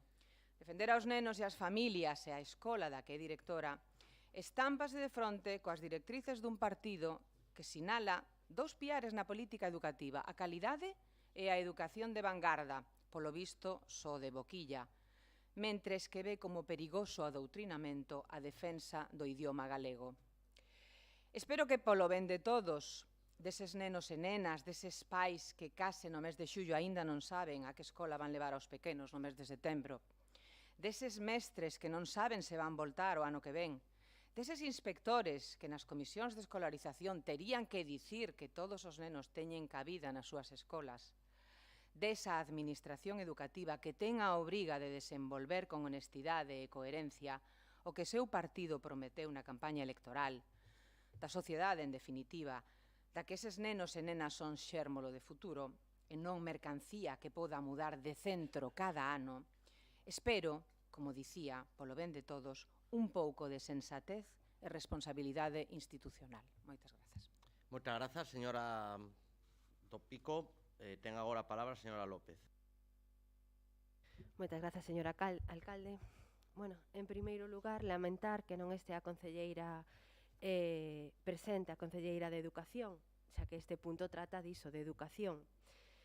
Comenzamos e rematamos o curso 2023-2024 neste pleno do Concello de Ferrol cunha reclamación para un colexio da cidade, máis concretamente dun colexio do rural. En setembro foi o San Xoán de Filgueira quen solicitaba apoio deste Concello para que houbera máis profesorado de apoio debido á reducción dunha praza, a pesar de que lles prometeran que non se ia suprimir. Agora a problemática é outra ben distinta, pero cun denominador común, os recortes no ensino público. O que pasa no CEI Palaxe ven debido ao acordo de supostas melloras que se aprobou o pasado mes de outubro entre a Xunta de Galicia e os sindicatos Comisións Obreiras, UGT e AMPE. Unhas melloras que revertirían nun baixada de ratios, das que xa avisaran dende o sindicato maioritario, a CIGA, que non eran tal melloras. En este proceso de matriculación para o curso 2024-2025, que temos o resultado do que a Xunta do Partido Popular vendía como melloras. Isto tradúcese como nun novo recorte para os centros de ensino público, onde os máis afectados, como a sempre, son os de menor alumnado, que son, polo xeral, os coles do rural. Agora, a señora Cons, ou quen faga de portavoz, non me pode dicir que isto xa estaba con anterioridade no decreto. Non sei que no decreto de non sei cando, como fixo nas súas exposicións na moción de San Xoán de Filgueira, que nos remontou a 1000 decretos para poñernos con antecedentes. E que tamén me respostou na comisión onde lle falei sobre este tema de que o que ian facer este Concello por defender o ensino público do rural da cidade. Porque con este acordo de melloras é que xa se fai efectivo esa baixada de ratios a 14-15 por aula, que con anterioridade non se tiñan efectuado. É así como chegamos á problemática que hoxe nos atinxe, e que vostedes coñecen ben, que quedaron en lista de agarda 4 crianzas de primeiro, segundo e cuarto de primaria. O mellor xa teñen algunha información novidosa para nós. Hoxe, e infórmanos que xa están admitidas ese alumno. O gallás esa nese senso a súa intervención. Pero ese non o é. Que pasará con esas crianzas, con esas familias? Por que non se lles dá a opción de ser escolarizadas no centro da súa escolla? Por que teñen que pasar polo trance de saber se van estar ou non admitidas no cole da súa escolla? Por que teñen que sabelo agora no mes de xuño? Por que escoller un cole é algo máis que escoller un, sen máis? É que cada escolla das familias son por motivos de conciliación, pola proximidade da casa familiar, por moitos motivos. De todos xeitos, a hora actual creo que non hai nada escrito, nada sentenciado. Pero pode que esas familias preocupadas por quedar fora do cole da súa primeira escolla poida que se matriculasen noutra opción, onde non había ningún tipo de impedimento, como xa ten ocurrido noutros centros da comarca. E agora nos preguntamos, por que teñen que traballar os coles ser un centro de escolla, traballar en ser un centro atractivo para as familias, un centro que reúna moitas das características dun suposto centro 10, se despois ese traballo pode quedar no lixo con estas novas ratios? E iso é un desmantelamento na educación pública, neste caso na educación pública rural. Porque se cada vez hai menos nenos, o futuro está que o centro poida pechar. Isto é o que pasa neste centro, non un caso aillado na cidade, está a pasar en toda a comarca. Pero este centro ten espazo e ten instalacións suficientes para acoller a ese alumnado. Se fai falla, desdóbranse líneas. Se fai falla, se contrate máis profesorado. Vaya rematando, señora López. Sí, un momentiño. Porque alumnos ou alumnado non son números, Son crianzas que teñen dereito a unha educación nun colexio que a súa familia escolleu. Por iso é que nesta moción pedímosles que voten a favor desta moción para garantir a matriculación desas 4 crianzas no cole da súa escolla e que non voten en contra. Que non voten en contra dun centro que coñecen moi ben, así como se houbera outros na mesma situación na nosa cidade. Non pedimos nesta moción a convocatoria do Consello Escolar. Polas datas que xa estamos, o curso xa está rematado. Pedímelo con anterioridade reiteradamente neste pleno e nestas comisións, por este tema e por outros anteriores, como os comedores, e sen éxito ningún por parte da Consellería de Educación. Está ben presentar cal é a súa política de deixar participar as familias e centros en temas importantes que afectan o ensino na nosa cidade. Moitas grazas. Moitas grazas, señora López. Polo grupo de Ferrol en Común ten a palabra a señora Purriños. Moitas grazas, señor alcalde, moi bo día a todas e todos. Bueno, creo que quedou bastante ben explicado e posto en contexto que está a acontecer no CEI Palaxe polas miñas compañeiras.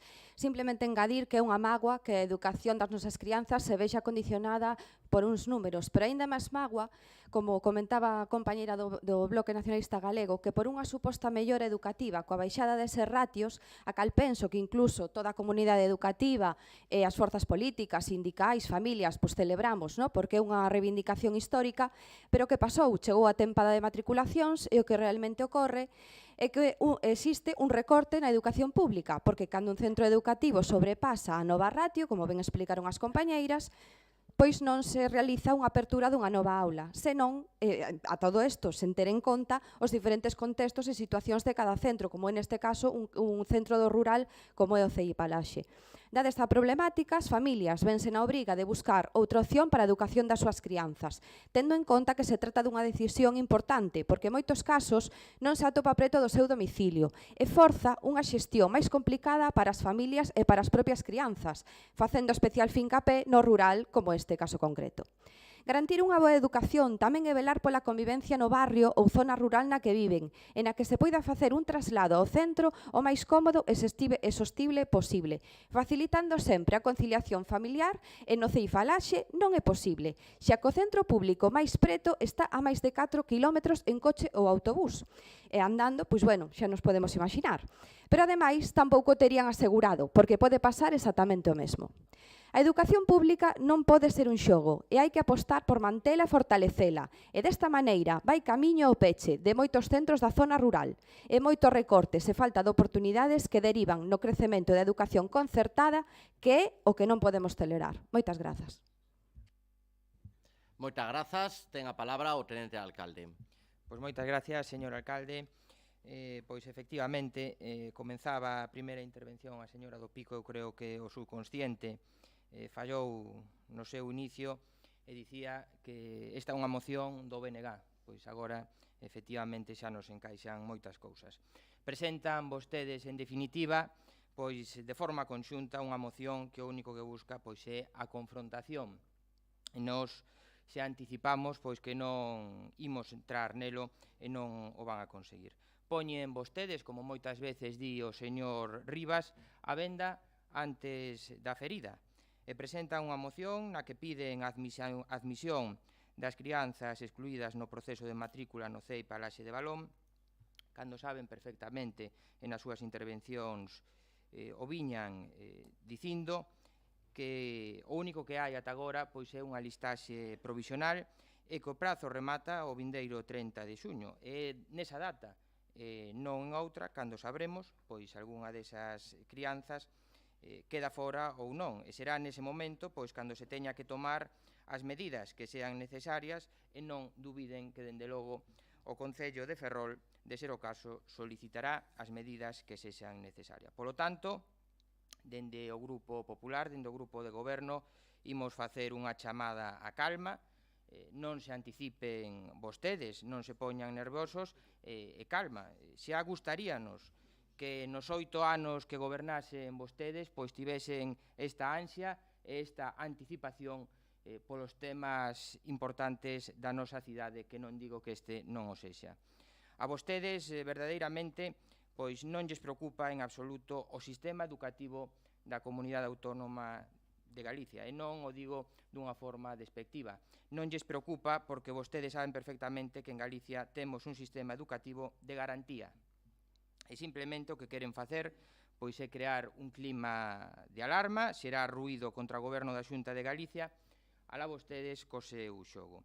Pero podelles garantizar unha cousa, e que poden estar vostedes ben tranquilo, que todos os rapaces galegos van a estar escolarizados e van a recibir un servicio educativo de calidade e nas mellores condicións. Porque, insisto, por sorte e pola boa xestión do Goberno de Galicia, temos un dos mellores sistemas educativos de toda España. Polo tanto, chamo de novo os propoñentes da moción a calma e que non se alarmen cando non é necesario e cando aínda non están esgotados os prazos. Nada máis pola miña banda e moitas gracias.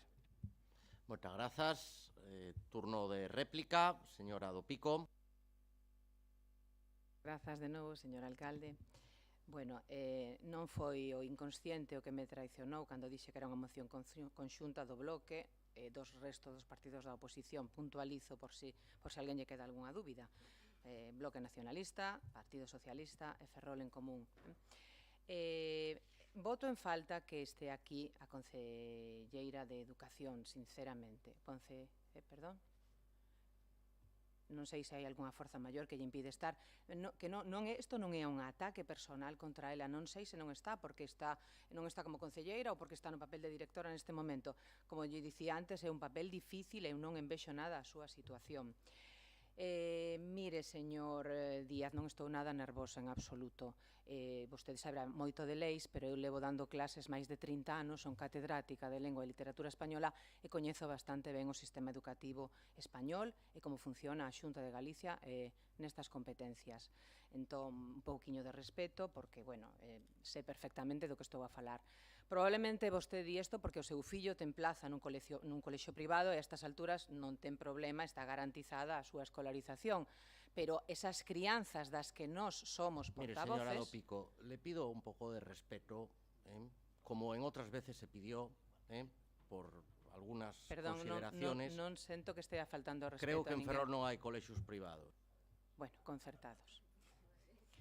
Bueno, sinto se o molestei, señor Díaz, non era a miña intención. Molestoume a min, eu tamén o pídolle disculpas porque... Non pasa nada, non está no meu ánimo... Creo que cruzar ámbitos persoais como o que aluden da concelleira non é bo para ninguén. Sí, entendemos, pero vostede ten que entender que ela é concelleira de Educación e, bueno, ao mellor tiña que estar aquí. E non é unha cuestión, como lle digo, persoal. Estamos nós como representantes desas familias que piden voz a través de nós para que este problema se solucione canto antes. Non parece de recibo que a 30 de xuño, como dicían esta mañá cos sindicatos ás 23:59, saiban ou non se teñen plaza neses colexios. Entón, bueno, non estamos nervosos, simplemente reivindicamos. E, por certo, a moción é conxunta, os que limitaron o número de mocións foron a aprobación deste novo regulamento. Moitas grazas. Moitas grazas, señora do Pico, e lamento a interrupción. Señora López. Sí, moitas grazas. Non é a nosa moción, como xa dixo a portavoz do PSOE. É unha moción que facemos os grupos da oposición cando as familias se chegaron a nós do mesmo xeito que se chegaron a vostedes e que podían xa ter contestado e facer un escrito á Xunta de Galicia para que isto non suceda. Por iso presentamos esta moción, porque queremos saber se este Concello vai enviarlle un escrito á Xunta de Galicia pedíndolle que se admitan a esas 4 crianzas no Colexio da Laxe. E se non hai ningún problema, non sei por que non aproban a moción, porque repito, só se pide que se admitan nese cole as 4 crianzas, que non queden en lista de garda, e non é esperar ata o día 30 de xuño, porque a maioría xa teñen a data establecida dende aí atrás. Non teñen por que esperar ata o día 30 de xuño, cando o resto, a maioría dos seus compañeiros xa teñen feito o proceso de matrícula. Escolarizados, pode ser que todo o mundo quede escolarizado, claro, pero no cole da súa primeira escolla, no centro da súa primeira escolla, déixame que lle diga que todos entren, que o dubido bastante. E si, a todas as familias gústanos saber se entramos ou non no colexio para facer canto antes a matriculación, o antes posible, saber que libros, que material escolar teñen que ter os nosos fillos cando entren o día 11 de setembro ao cole, e non esperar a un mes antes. Xa sei que non vai ser un mes antes, pero a todo o mundo nos gusta sabelo canto antes e non ter dúbidas ningunhas. E si, seguimos defendendo unha escola pública. E si, os colegios concertados, pois, non son públicos. Moitas grazas. Moitas grazas, señora López. Señora Purriño. Moitas grazas, señor alcalde. Bueno, queda moi ben dicir a palabra confrontación, porque parece así como moi forte, pero non é verdad. Todos os partidos que aquí estamos de acordo e estamos apoiando unhas familias. Non estamos nunha confrontación, é menos política. Estamos a 27 de xuño, atacando hai que esperar. Que se lle di a esas familias? Preocúpanos moitísimo o sistema educativo. Que garantía? A Xunta cerrou 145 colexios e institutos públicos dende que o PP chegou ao goberno en 2009. A Xunta non cubre as baixas de menos de 15 días. E podemos seguir. Eso é garantía? Non é un xogo, é que é unha responsabilidade. E non simplemente o que pedimos nesta moción é que eso se diga públicamente, que é unha responsabilidade. E a educación pública é nosa responsabilidade tamén. Non é o mellor sistema educativo de toda España. Menos mal que trouxen un dato, investimentos en educación Xunta de Galicia. Os malos rexistros de Galiza, en comparación co resto do Estado, tampouco son homoxéneos dentro das tres grandes partidas sociais, que aproveito para dicilo ademais: sanidade, educación e benestar. O incremento da dotación económica real, especialmente cativo en educación, que cun incremento real de apenas un 4,8% entre 2015 e 2022, é o terceiro menor do Estado. Creo que queda todo claro e moitas grazas. Moitas grazas. Para darlles contestación, ten a palabra o tenente alcalde. Sí, pois moitas gracias, alcalde. Moi brevemente, nos, insisto, non imos entrar en descalificativos nin en alusións persoais. Creemos que xa o temos comentado máis dunha vez. Dende a Consellería de Educación, creo que xa se ten apostado polo CEIP a Laxe de Balón, como todos saben, pasando de ampliando un aula máis de infantil, pasando así de 2 a 3 unidades. Eu creo que os pais destas crianzas están tranquilos. Hoxe non os vexo no salón de plenos, aínda que o teñades intentado que estiveran aquí facendo ruido, pero efectivamente non están, porque creo que están tranquilos. O prazo, insisto, non rematou. Señor alcalde, o próximo 30 de xuño é cando remata o prazo e, polo tanto, insisto en que teñan calma. Nada máis pola miña banda e moitas gracias. Sí, señora do Pico, que me decía, porque señor paro alcalde, as alusións, pero o debate... Perdón a interrupción, que son nova nesto e ás veces son un pouco impulsiva, vehemente, non nerviosa. Pero, home, que diga que as familias veñen aquí a facer ruido, eso sí que é unha falta de respeto. Veñen a reivindicar o que consideran sensato. Vamos a entendelo no contexto do debate. Bueno, sí. Si non están aquí parece por que motivos o tenente alcalde non profesionais. dixo eso exactamente, me está apuntando. Sí, Vamos dixo facer ruido. Se pretenden vostedes que as familias veñan aquí a facer ruido, non que veñan a facer ruido. Eso é, son matices. Bueno, vamos a deixalo. Hai un turno de peche dun minuto, aí sí que lles pido un solo grupo, non vamos a pechar os tres, non? Pecha, señora López. Bueno, nada, dicir que de todos os xeitos lamentamos que a concelleira non este aquí debido a que é un tema que trata educación. Bueno, non vou entrar de por que ou non están aquí as familias, iso creo que podemos obvialo, pero certo que non, a calidade educativa na Xunta de Galicia non é a mellor.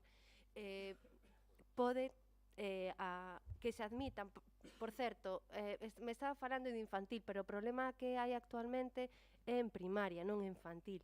O problema de primaria aínda non está solucionado.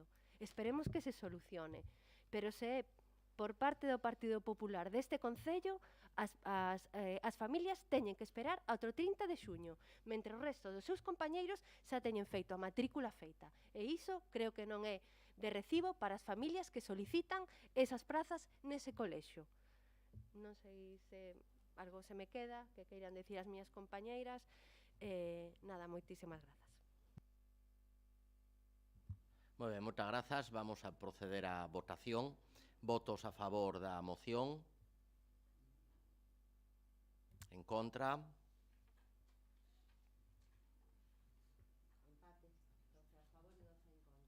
Repítese a votación. Votos a favor.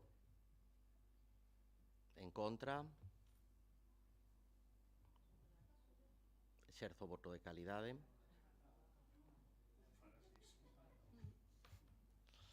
Pasamos ao seguinte punto, a seguinte moción. Moción do Grupo Municipal do Bloque Nacionalista Galego para solicitar o rescate da AP9 e a súa transferencia a Galiza. Para a defensa da moción ten a palabra o señor Rivas, supoño. Grazas, señor Rei. Bueno, eu agardo que os argumentos que expoñan aquí vayan algo máis alá de que este é unha moción que presenta o Bloque Nacionalista Galego e entón votamos en contra. Porque, señor Díaz, non sei, un poquito máis. Presentamos esta moción fundamentalmente para intentar, cando menos, avanzar nunha situación de discriminación con todos e con todas nós que creo que vai sendo hora de que se lle poña algún tipo de que se lle dé algún tipo de solución. Creo que todos e todas somos conscientes de que esta é unha infraestructura básica a día de hoxe para a mobilidade do noso país, para unha cidade como Ferrol, ademais de que sexa básica a día de hoxe, é a única infraestructura que permite a saída da cidade de Ferrol e a conexión co resto do país, tendo en conta que as infraestructuras ferroviarias que temos están plenamente desmanteladas e un uso que permita o seu uso por parte dos veciños e veciñas da nosa cidade, e creo que despois de todo un proceso no cal a insensibilidade dos partidos estatais, incluído o Partido Popular, diante desta situación se repetiu de maneira constante no goberno do Estado, creo que vai sendo hora de que se tome algunha decisión ao respecto. Foi o Partido Socialista quen decidiu nun primeiro momento prorrogar a concesión desta infraestructura durante 10 anos ata o ano 2023, pero foi o goberno do Partido Popular de José María Aznar que no fixo por nada máis e nada menos que 25 anos, privatizando un negocio ou, cando menos, facendo que unha xestión pública dun servizo básico para os intereses dos galegos e galegas se convertise nun negocio privado que a día de hoxe a Unión Europea está a cuestionar e abriu un expediente de infracción ao Estado español por considerar que esa prórroga aprobada polo goberno do Partido Popular era unha prórroga ilegal. Diante deste contexto, temos a un goberno do Estado que é certo que sigue mareando a perdiz, que sigue dicindo ou argumentando cousas para os galegos e para as galegas que non se corresponden co que fai en outros lugares do Estado, e así argumenta que o rescate da AP9 é carísimo para os galegos e as galegas, pero non ten ningún problema por facer o rescate das radiais madrileñas por miles de millóns de euros, por certo, co aval do Partido Popular, que quen toma a decisión de iniciar ese rescate das radiais madrileñas, e considera que o rescate da AP9 pois sería imposible de desenvolver polo custe que supón. Creo que por parte do Goberno do Estado debería facerse unha reflexión da discriminación evidente que supón para todos e para todas nós, pero creo que por parte do Partido Popular debería terse en conta tamén o feito de que ten unha responsabilidade directa na situación na que nos atopamos hoxe, e que isto non xustifica que se negue a que se poida desenvolver unha comisión de investigación ao respecto de como se produciu esa prórroga do Partido Popular encabezado por José María Aznar, ou ben que vote en contra das propostas que fixo de maneira recente o Bloque Nacionalista Galego no Parlamento Galego para que se desenvolvesen sendos estudios para garantir tanto a viabilidade da xestión por parte da Xunta de Galiza desa infraestructura como do rescate desta infraestructura nun prazo determinado, que é o que parece lóxico que se faga cando se asumen compromisos e non propaganda como parece que desde o Partido Popular se pretende desenvolver respecto da xestión desta infraestructura que, como digo, é vital para os galegos e as galegas. Por ese motivo presentamos esta moción. Agardo que conte, cando menos, co apoio de todos e de todas nós, porque é vital para todos e para todas nós e para esta cidade. Moitas grazas. Moitas grazas, señor Rivas. Señor Suárez. Grazas. Moi brevemente, nos imos a apoiar evidentemente esta moción, como estou seguro que van a apoiar os mesmos grupos que decidiron prorrogar as concesións. Está claro que vai ser así. Creemos que non facelo é atentar contra os dereitos ao traballo, a conciliación familiar, ao desplazamento do transporte público das persoas que viven na comarca, e máis cando o resto de infraestructuras non cumpren nin de lonxe co mínimo de calidade para sair da nosa cidade e da nosa comarca cara a outros puntos do país. Nada máis e grazas. Moitas grazas. Polo Grupo Socialista ten a palabra o señor Reina. Moi ben, moitas gracias, señor alcalde. Agradecer aos veciños e veciñas que nos e saudar que nos acompañan no pleno e os que nos están vendo tamén dende a casa. Bueno, en primeiro lugar, para que non lle sorprenda a ninguén, anunciar que, lóxicamente, o Grupo Socialista vai apoiar esta moción, pero creo que é necesario facer unha serie de precisións, porque se ven, é certo que un goberno socialista prorrogou durante 10 anos esta concesión. Tamén considero que é certo leer a documentación, estudiar os motivos de cada situación, posto que en nada se parece a prórroga aprobada polo goberno socialista que presidía o señor Felipe González coa prórroga do señor Aznar. Eu non sei se o voceiro do Bloque Nacionalista Galego se preocupou antes de traer esta moción en leer os decretos que xustifican unha e outra moción. Eu sí que o fixen. É un dato que omite o voceiro do Bloque Nacionalista Galego, é que o 22 de enero de 1980 o goberno da UCD procedeu á suspensión das obras da AP9, unha suspensión que, no mellor dos casos, a suspensión máis curta, levantouse 6 anos despois, e a suspensión máis larga, entre a que se atopaba o tramo Feneguísamo, se levantou 10 anos despois, coincidendo esta suspensión con precisamente a prórroga da concesión. Supoño e entendo que por mor desa suspensión. Polo tanto, creo que é unha suspensión bastante diferente a, o sea, é unha prórroga, perdón, bastante diferente á prórroga que nos obriga a estar hoxe neste pleno debatendo esta moción, porque creo que o que debemos centrar o tiro debemos preocuparnos realmente é porque precisamente hoxe estamos debatendo esta moción porque houve un goberno no ano 2000, o goberno do señor José María Aznar, que prorrogou ata o máximo legal posible unha concesión e, ademais, como xa comentaba antes, me preocupei de ler os decretos, xa preparaba a privatización da empresa xestora, xa modificaba os estatutos da empresa pública nese momento Audasa para que poidera ser privatizada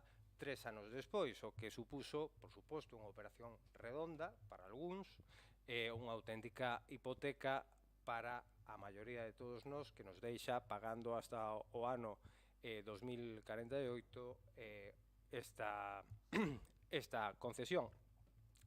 Todos e todas creo que vamos a coincidir en que isto é unha infraestructura clave para esta cidade, clave para estar comunicados, e que da mesma maneira que podemos apoiar a transferencia, creo que o que temos a obriga de priorizar é a súa gratuidade. Por eso A pesar de que o voceiro do BNG pois, intenta levarnos á reflexión, a mí gustaríame levarlle a reflexión sobre o que supón votar en contra uns orzamentos que permiten esta rebaixa, porque, por que non decilo, é un goberno presidido por un socialista, por o señor Pedro Sánchez, o que fai que todos os nosos veciños e veciñas co voto en contra do Partido Popular e co voto en contra do Bloque Nacionalista Galego poida aplicar unha serie de reduccións nestes peaxes para que nesas economías familiares que xa teñen que ter en riba da mesa nas súas contas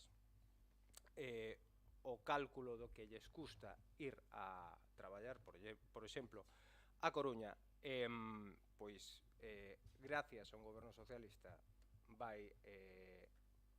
vamos avanzando cara á reducción. Por lo tanto, vamos a votar a favor desta moción. Vamos a votar a favor desta moción porque parecenos ben a transferencia, pero todavía nos parece mellor a gratuidade. Nada máis e moitas gracias. Moitas grazas, señor Reina. Polo Grupo Municipal Popular ten a palabra a súa voceira, señora Pieltain. Moitas grazas, señor alcalde. Bos días a todos e a todas, compañeiros e compañeiras de corporación, público asistente na sala e aos veciños que nos están a ver tamén dende as súas casas. Queremos agradecer ao Bloque Nacionalista Galego que trae a AP9 novamente ao pleno, porque creemos que este é xusto o momento no que debe debatirse aquí. Xa digo, a pesar de que o Parlamento aprobou de maneira unánime por todos os grupos políticos fai xa un mes, o punto 1, que o mesmo punto, o mesmo texto que trae o Bloque Nacionalista nesta moción, e xa digo, o aprobaron unanimemente, foi aprobado unanimemente por todos os partidos, apenas 3 semanas despois no Congreso dos Deputados aprobouse novamente, pero esta vez coa abstención do Grupo Socialista.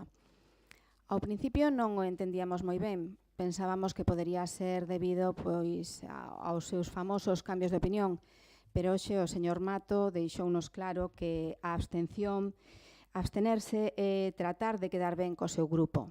O entendemos. Agora xa o entendemos. Imos votar a favor do punto 1 porque dende o Partido Popular levamos máis de 15 anos demandando ao Goberno do Estado a gratuidade e liberación da AP9. Porque o sucedido coa AP9 durante todos estes anos é unha vergoña. Nos parece escandaloso os cambios de opinión que ha habido no Goberno, as idas e venidas. Estamos totalmente de acordo co Bloque Nacionalista en que teñen que aclararse dunha vez por todas, porque creemos que os galegos non temos por que pagar dos nosos petos as peaxes cando outras autonomías non o están a facer, uns peaxes que tiveron neste 2024 a subida máis grande da súa historia e que nos leva a ter o peaxe máis caro de España e un dos peaxes máis caros de Europa. Porque non temos por que aguantar tampouco durante máis tempo a desidia e o desprecio do señor Sánchez. Esa desidia e desprecio que mostra todos os días con respecto a Galicia e os galegos. E queremos denunciar unha vez máis aquí a arbitrariedade coa que toma as súas decisións con respecto ás autoestradas. Non sabemos se o fai xogando ao pito gorgorito ou se o fai de outra maneira movido por outros intereses. Pero é certo que non é esta a primeira vez que denunciamos que o Goberno do socialista está a favorecer a outras comunidades en perxuízo dos galegos. Creo que non fai falla que poñamos exemplos destas decisións, son ben coñecidas por todos, os vemos todos os días na televisión e o lemos na prensa. E sabemos, denunciamos reiteradamente, que para o Goberno central Galicia non é importante, como tamén sabemos que ten máis interese en coidar a concesionaria que os intereses dos galegos.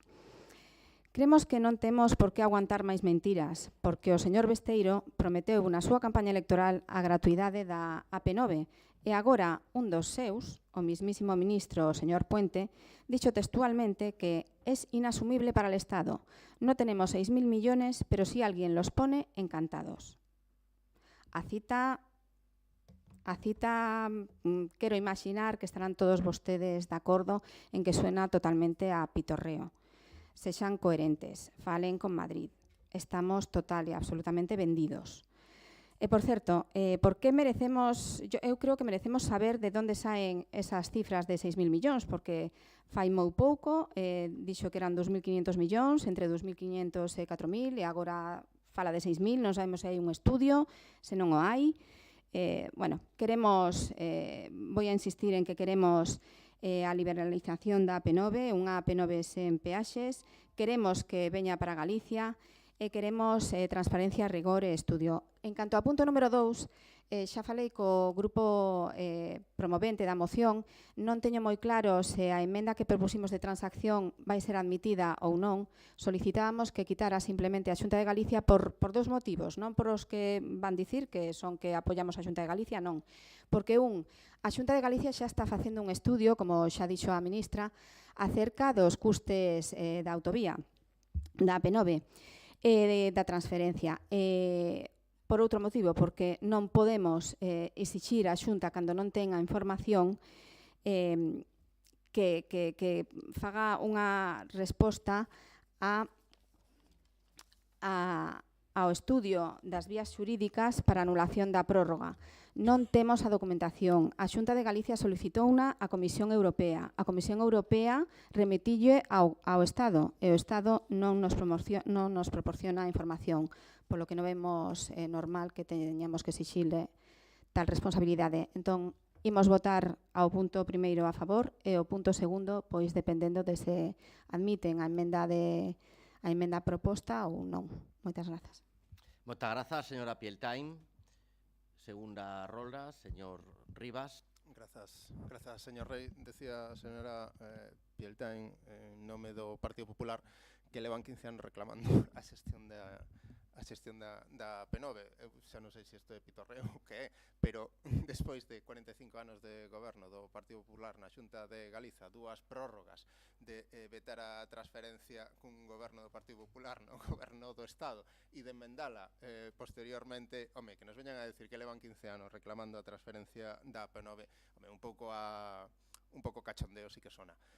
Sinceramente, que vostede argumente cousas respecto do que fan outras organizacións políticas como o Partido Socialista, tendo en conta o seu comportamento e a experiencia do Partido Popular, pois se suma ao feito de que, ademais de que nos toman de pitorreo, como di vostede, non teñen ningún tipo de robar. Nos ven a decir que son famosos os cambios de opinión do Partido Socialista. Bueno, non, os do Partido Popular deben ser descoñecidos por todos e por todas. O primeiro, recente, hai escasamente 2 semanas, o Partido Popular votou en contra dunha iniciativa do Bloque Nacionalista Galego para desenvolver estes estudos que se recollen en esta moción, 2 estudos que se deberían desenvolver en 3 meses. Parece lóxico que 3 meses é un tempo suficiente para poder darlles viabilidade, pero vostedes o que non queren saber, o que non teñen ningunha intención é de facelos e, por tanto, que se lles cronifique ou que se lles marquen unhas pautas mínimas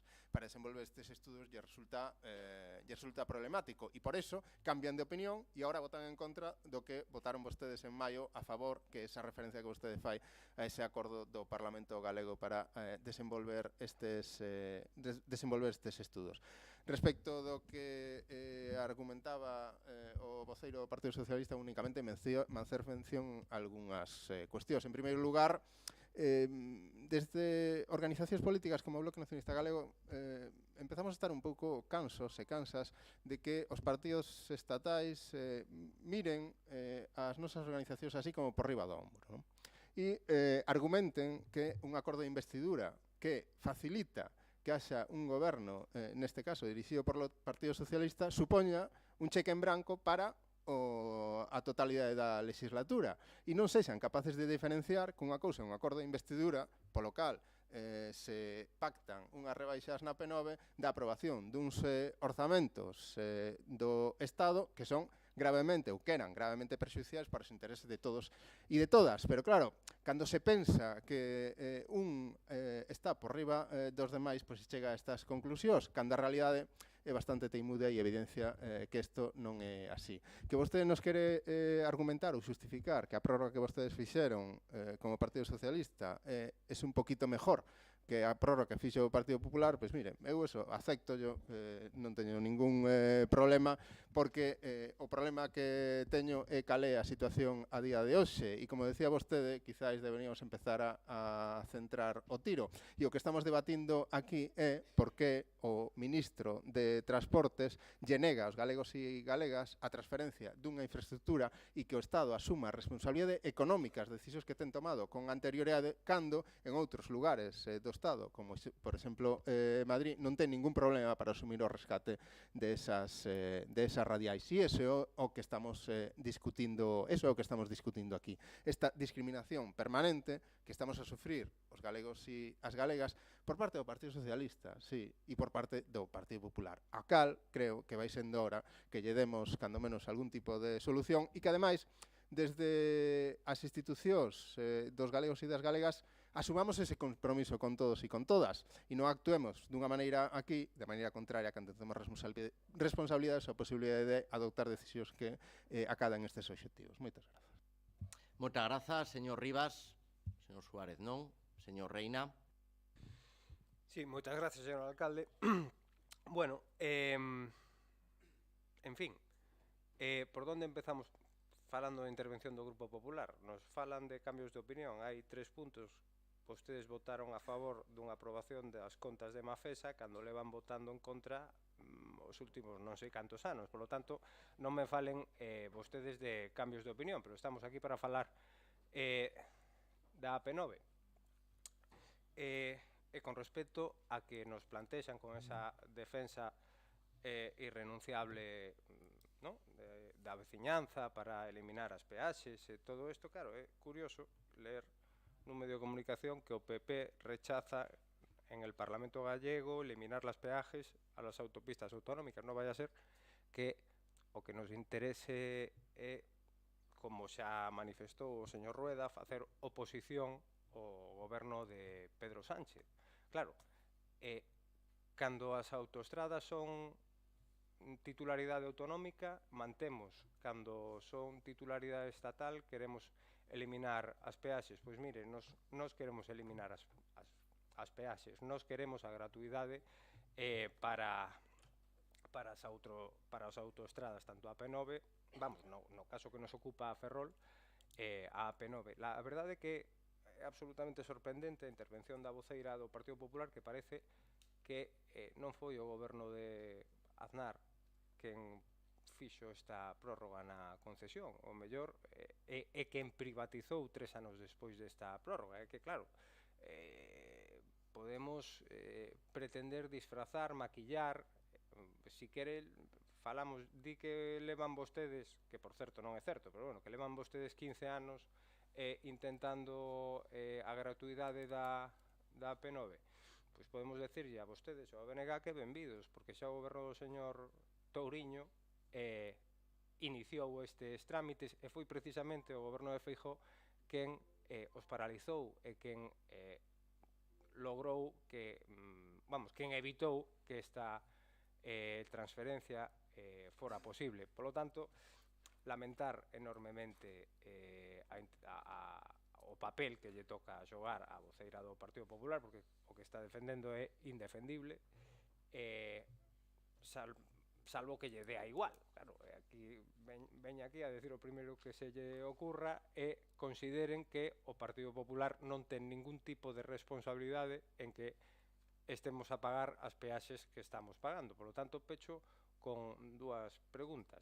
A primeira, considera vostede que o Partido Popular ten algunha responsabilidade, ou toda, con que sigamos pagando unha concesión ata o 2048? E a segunda pregunta, en lugar de andar dándolle voltas para ver se non perxudica a súa posición na Xunta de Galicia, por que non votan a favor de todo, como vamos a facer nós? Nada máis, e moitas gracias. Pois moitas gracias, señor Reina. Ten agora a palabra a portavoz do Grupo Popular, señora Pieltain. Moitas grazas, señor Díaz. Voulle contestar primeiro ao señor Reina.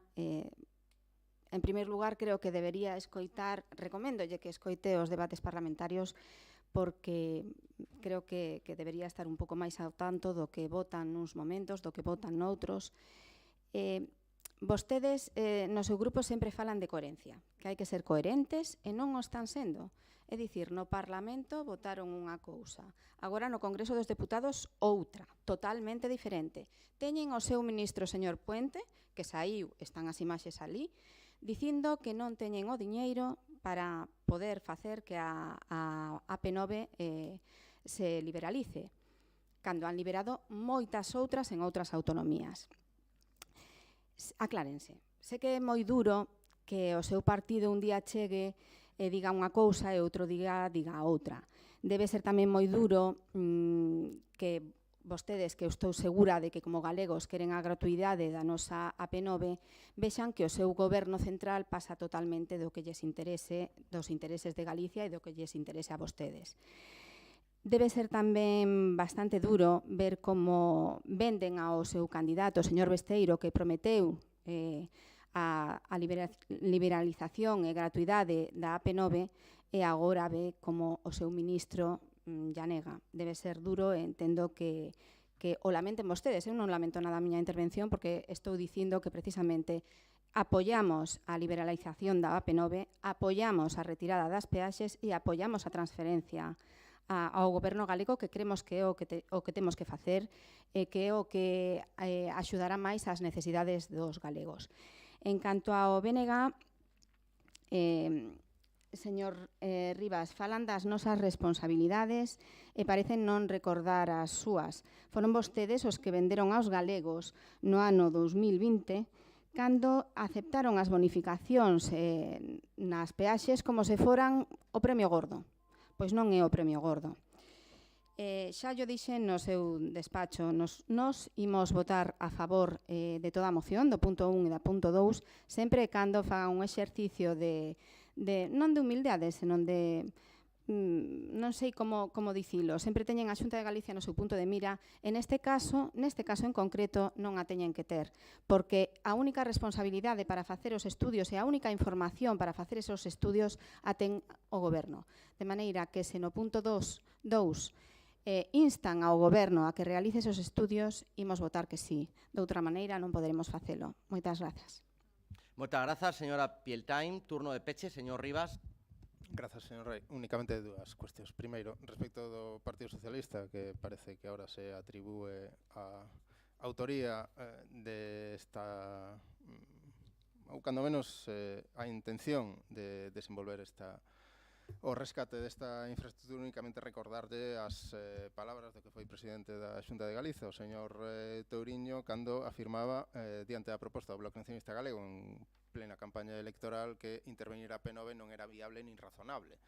Bueno, isto está na hemeroteca e creo que é unha evidencia de cal é a posición non só do Partido Socialista, sino das organizacións de carácter estatal, porque o problema xa non é que sexa unha posición do PSOE, o problema é que desde os partidos estatais, supoño que por sumisión e porque vostedes non teñen ningún peso nas decisións que ali se toman, cando están no goberno fan unhas cousas e cando están na oposición verbalizan outras, e iso lle acontece ao Partido Socialista e lle acontece ao Partido Popular. Xa repetín antes cal foi o percurso que o Partido Popular desenvolveu durante 35 anos de goberno na Xunta de Galiza e a situación que nos deixou herdada produto de gobernos dirixidos polo Partido Popular no goberno do Estado, pero que aínda agora actúa desta maneira e as contradicións son evidentes. Acaba de decir a señora Pieltain que non son os responsables de desenvolver os estudos que poidan viabilizar o rescate desta infraestructura cando o 14 de maio aproban un acordo a proposta do Bloque Nacionalista Galego para que isto se efectivice e hai escasamente unha semana cando lles decimos que hai que darlle para adiante ese acordo e desenvolver eses estudios e o único que lles decimos é que haberá que facelo nun tempo determinado que son 3 meses, votan en contra. E por qué? Porque lles estamos a demandar que cando menos se sumen a investigar ou cando menos a analizar por que José María Aznar desenvolveu unha prórroga ilegal, cales foron as causas e as consecuencias desa decisión que a Unión Europea está investigando. E, por tanto, a súa reacción non foi en función dos intereses dos galegos e das galegas, sino foi en función de cubrirlle a responsabilidade e as costas a dirixentes políticos do Partido Popular que nada teñen que ver cos galegos e cas galegas, que lles importa nada o que acontece aquí, e diante dos cales, pese que a día de hoxe non teñen ninguna responsabilidade orgánica dentro da súa organización política, seguen a actuar en función do que eles lle están a dictar como obxectivos políticos en detrimento do que nos beneficia a todos e a todas nós. Moitas grazas. Imos a proceder á votación. Señor Fernández Beceiro. Pois, imos a se admite a votación por puntos, señor Rivas? A votación por puntos? Sí. Sí. Porque como non hai... Moi ben, pois. Son 2 puntos, non? Punto 1, votos a favor. Punto 2, votos a favor. En contra. Punto 2 queda rexeitado por 13 votos en contra e 12 a favor.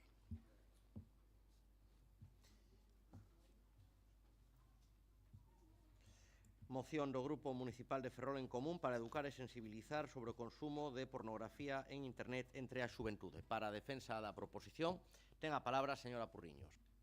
Moitas grazas, señor alcalde. Pois traemos esta moción hoxe para visibilizar unha problemática que está a acontecer na preadolescencia e adolescencia da nosa sociedade, que é o consumo de pornografía. Moitas asociacións, vencelladas estes colectivos, familias, comunidade educativa, están poñendo sobre a mesa a necesidade de abordar o que o porno está a causar e as consecuencias tan perigosas que conleva. É importante comezar dando un dato. A media de idade do primeiro contacto é os 12 anos, pero existen moitos estudos onde se sitúa entre os 8 e 9 anos. Nestas idades, o porno se atopa a eles, e non eles ao porno. Bueno, digo eles porque en maior medida son rapaces. Por exemplo, un dos principais canais polo que se capta é o chat da Play, do xogo da consola, nos xogos de fútbol.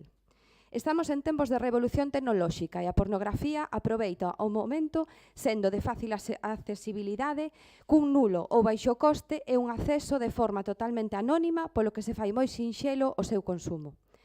As nosas e os nosos adolescentes e preadolescentes ven o porno como única fonte de información sexual e a validan como fonte de aprendizaxe, facéndose unha idea equivocada do que é a sexualidade, basada en mitos, condutas sexuais de risco, cosificación da muller, desigualdade entre sexos e presión nas súas propias decisións relacionadas coas relacións sexuais.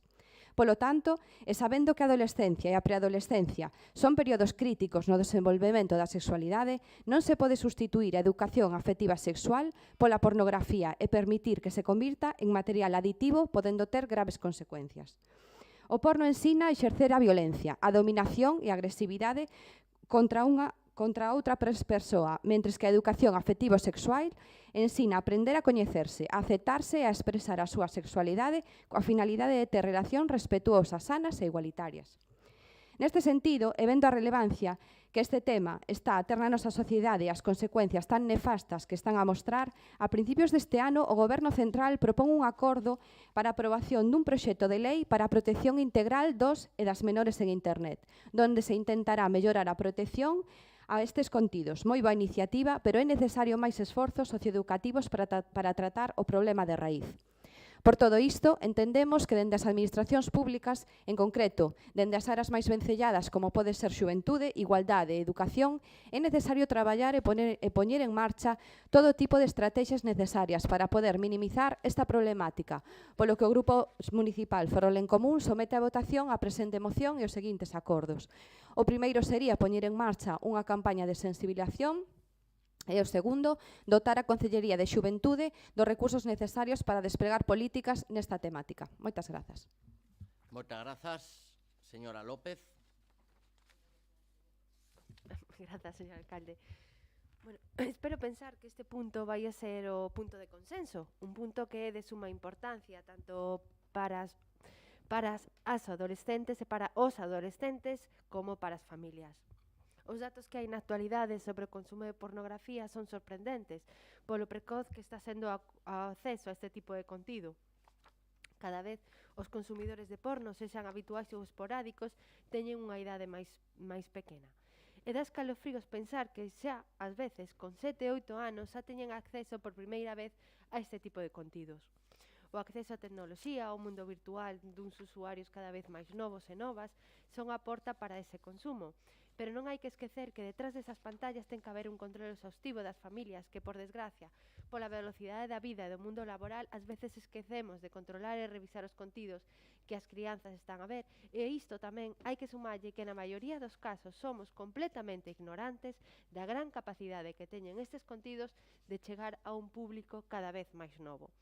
É por iso que faise moi necesario que se eduque e se sensibilice neste tema. Non vou falar moito máis porque queremos que esta moción é moi clarificadora da realidade sobre o tema da pornografía e adiantamos o noso voto a favor. Grazas. Moitas grazas, señora López. Polo Grupo Municipal Socialista ten a palabra a señora Lamas.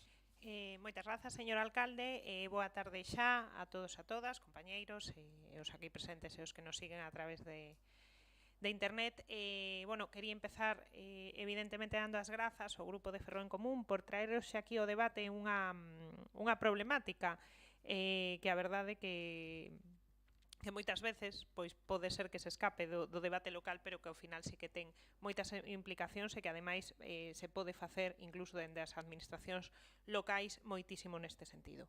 Xa a estas alturas está sobradamente acreditado que o acceso á pornografía de mozos e mozas interfere no seu desenrolo tanto emocional como social e afectivo, moi preocupante, instrumentaliza a sexualidade.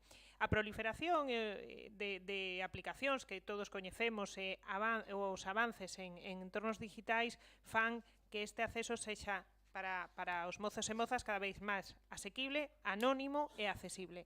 Evidentemente, toda esta problemática exixe políticas valentes e unha regulación integral que, polo que xa comentaba a compañeira, xa se están dando pasos desde o Ministerio de Infancia e Mocidade e que evidentemente eso nos escapa a un concello, pero sí que como administración local podemos facer, eu creo que un traballo moi importante na prevención, na concienciación e, por suposto, nesa formación sexual responsable.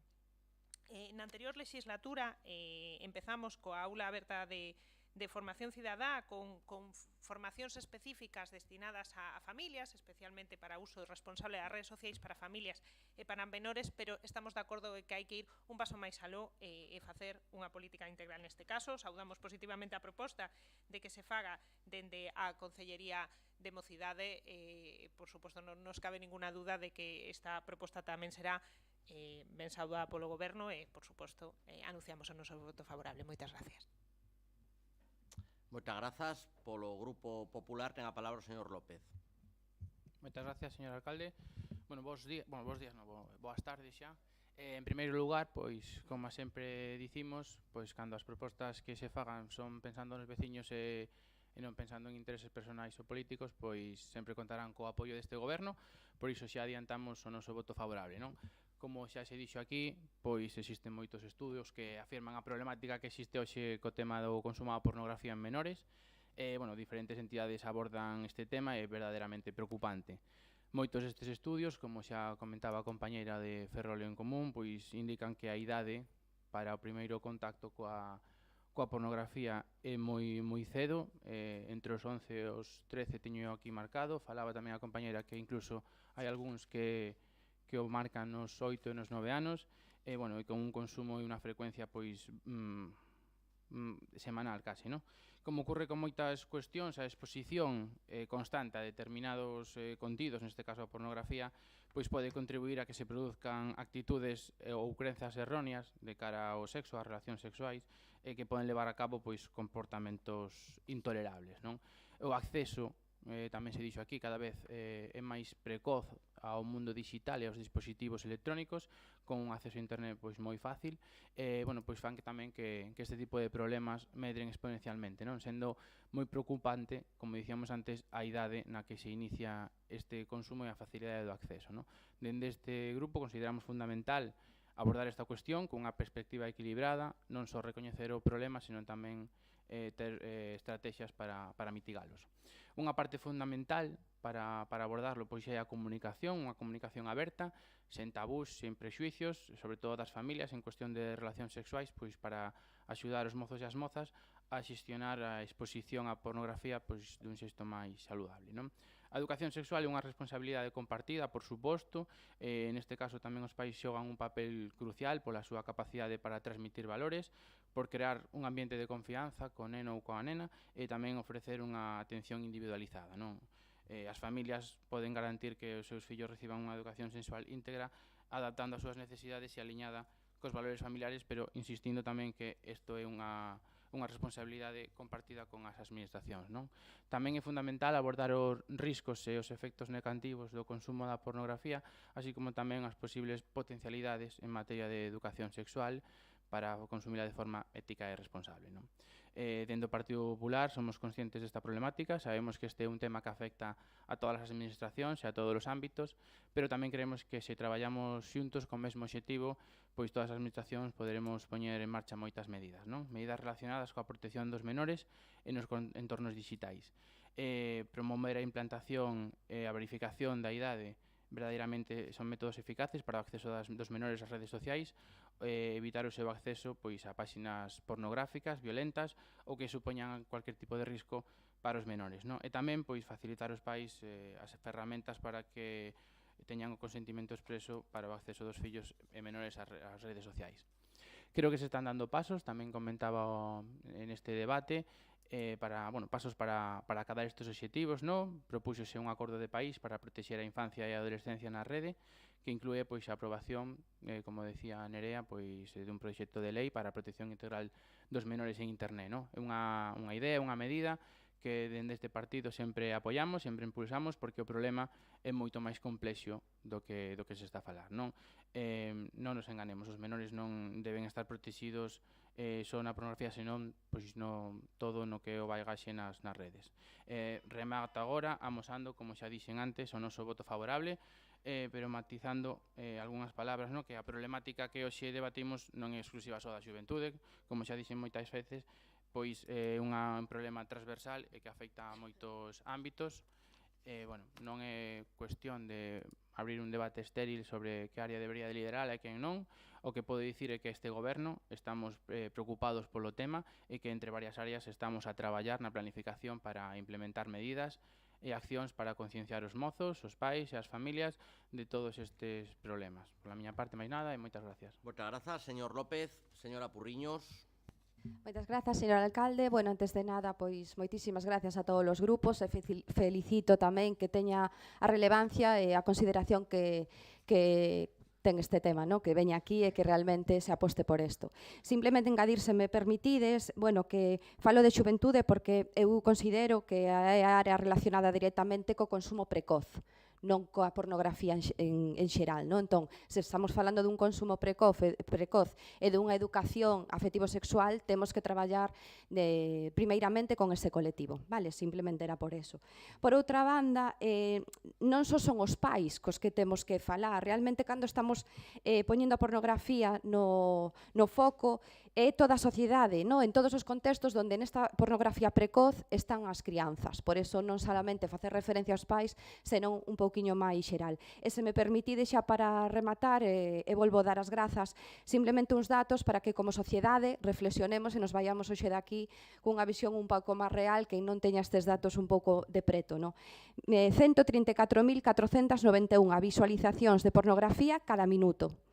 Os datos do Ministerio de Xuventude e de Infancia son que o 50% consumiu porno de 12 a 15 anos, o 25% fixo antes dos 12 e o 30% definiu como a única fonte de formación afectiva sexual. 7 de cada 10 consumen de forma regular e o 35% de todas as descargas de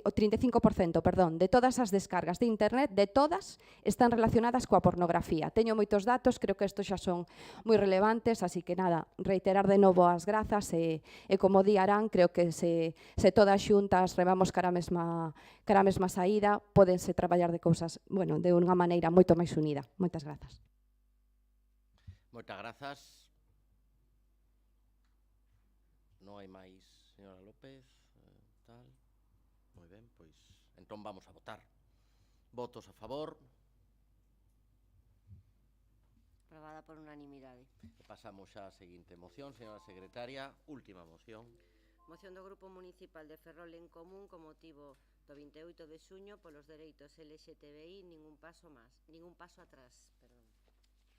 Ten novamente a palabra polo Grupo de Ferrol en Común a señora Purriños.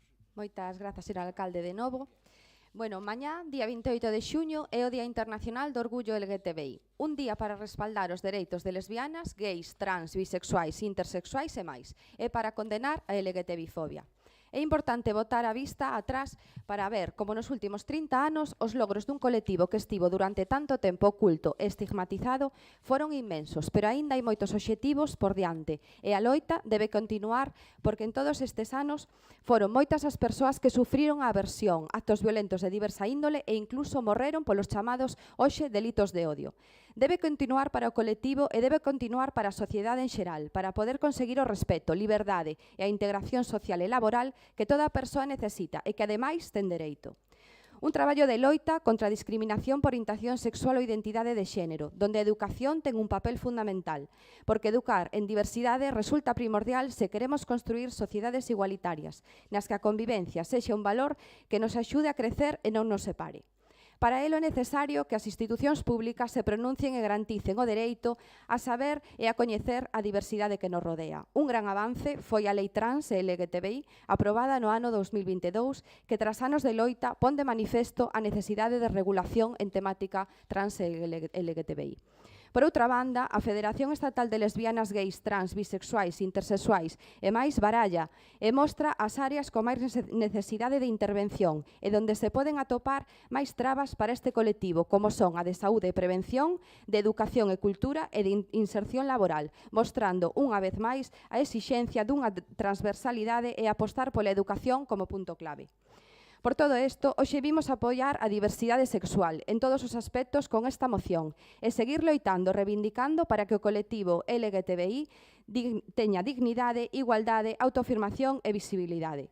Unha reivindicación de identidade, donde os dereitos humanos non se negocian e donde o compromiso tanto da sociedade como das institucións públicas sexa unha aposta clara e sen fisuras. Polo exposto anteriormente, solicitamos a votación os seguintes acordos desta moción, que moi brevemente resumo, porque creo que son necesarios hoxe, xa que mañá é o propio día, dicilos aquí. O primeiro sería unha aplicación de todas as medidas previstas na legislación vixente. O segundo, instar a colaboración coa Xunta de Galicia e o Goberno do Estado a despregar na súa totalidade as accións e medidas recollidas na Lei 4/2023 de 28 de febreiro. O terceiro sería comezar as accións necesarias para a creación dun Consello Municipal LGTBI como órgano regulador e asesor. O cuarto, falamos dunhas campañas que visibilicen e non mañá simplemente. Moitas veces hai moitos outros días que normalmente non se teñen en conta e tamén fan referencia a este tipo de actos, como pode ser o 31 de maio, que é o Día da Visibilidade Trans, ou o 17 de maio, coincidindo coas letras galegas, o Día Internacional contra a LGTBI-fobia. O quinto sería poñer en marcha accións e programas específicos para as infancias e adolescencias. O sexto, instar ao Goberno Municipal a poñer en marcha programas de formación para as persoas do Concello, con especial atención a quen traballa en contacto coa cidadanía, pero tamén para a Policía Local. O sétimo, adaptar todos os formularios e solicitudes do Concello en canto á determinación de sexo e xénero e no apartado pai-nai en troques de proxenitores para adaptalos a realidades familiares que demanda a sociedade actual. E, por último, instar ao Goberno Municipal a dotar as bibliotecas públicas con fondos bibliográficos relacionados con estas temáticas. Moitísimas grazas. Pois moitas gracias, señora Purriños. Por parte do BNG, ten a palabra a señora López. Moitas grazas. Bueno, como voume repetir un pouco o que dixo a portavoz de Ferrol en Común, mañá, 28 de xuño, conmemórase ou celébrase o Día do Orgullo, unha celebración que cabería pensar que cada vez vai ser máis extendida e máis normalizada. Pero como escoitei outro día no roteiro Ferrol Desviado promovido por este Concello, as loitas LGBT non son líneas que se van gañando máis normatividade, senón que son loitas que fluctúan e que poden retroceder nos momentos concretos da historia. E isto fíxome pensar por que na actualidade hai países da Unión Europea que están retrocedendo nos dereitos LGBT, e isto vai a par do ascenso da ultradereita. Por poñer un exemplo, o caso de Italia, con Meloni, prohibiu nos concellos a inscripción de parellas homosexuais como proxenitores. No Estado español, o partido de ultradereita Vox, da man en moitas ocasións do Partido Popular, vetou a película Barbie nunha biblioteca municipal, segundo eles, pola súa marcada ideoloxía de xénero e LGBT. E así, poderíamos citar moitos exemplos máis de discursos de odio. Na actualidade tamén se ve este retroceso nas aulas de secundaria, onde moitos, ao escoitar un lema LGBT, tapan os ouvidos ou non queren nin tocar información que se lles pasa sobre esa temática. A ONG Agareso fixo públicos os resultados dun estudio realizado pola investigadora Estrella Ramil. O estudo recolle a resposta de 503 alumnos e alumnas e 74 docentes de 29 centros educativos galegos. Neste estudo sae a luz que os centros educativos non son espazos seguros para a comunidade LGBT. A pesar de estar cada vez máis visibles e aceptadas, o alumnado segue enfrontando situacións de bullying tanto por parte do alumnado como do profesorado. É por iso que a maioría do alumnado e profesorado LGBT segue a manter a súa orientación sexual en segredo.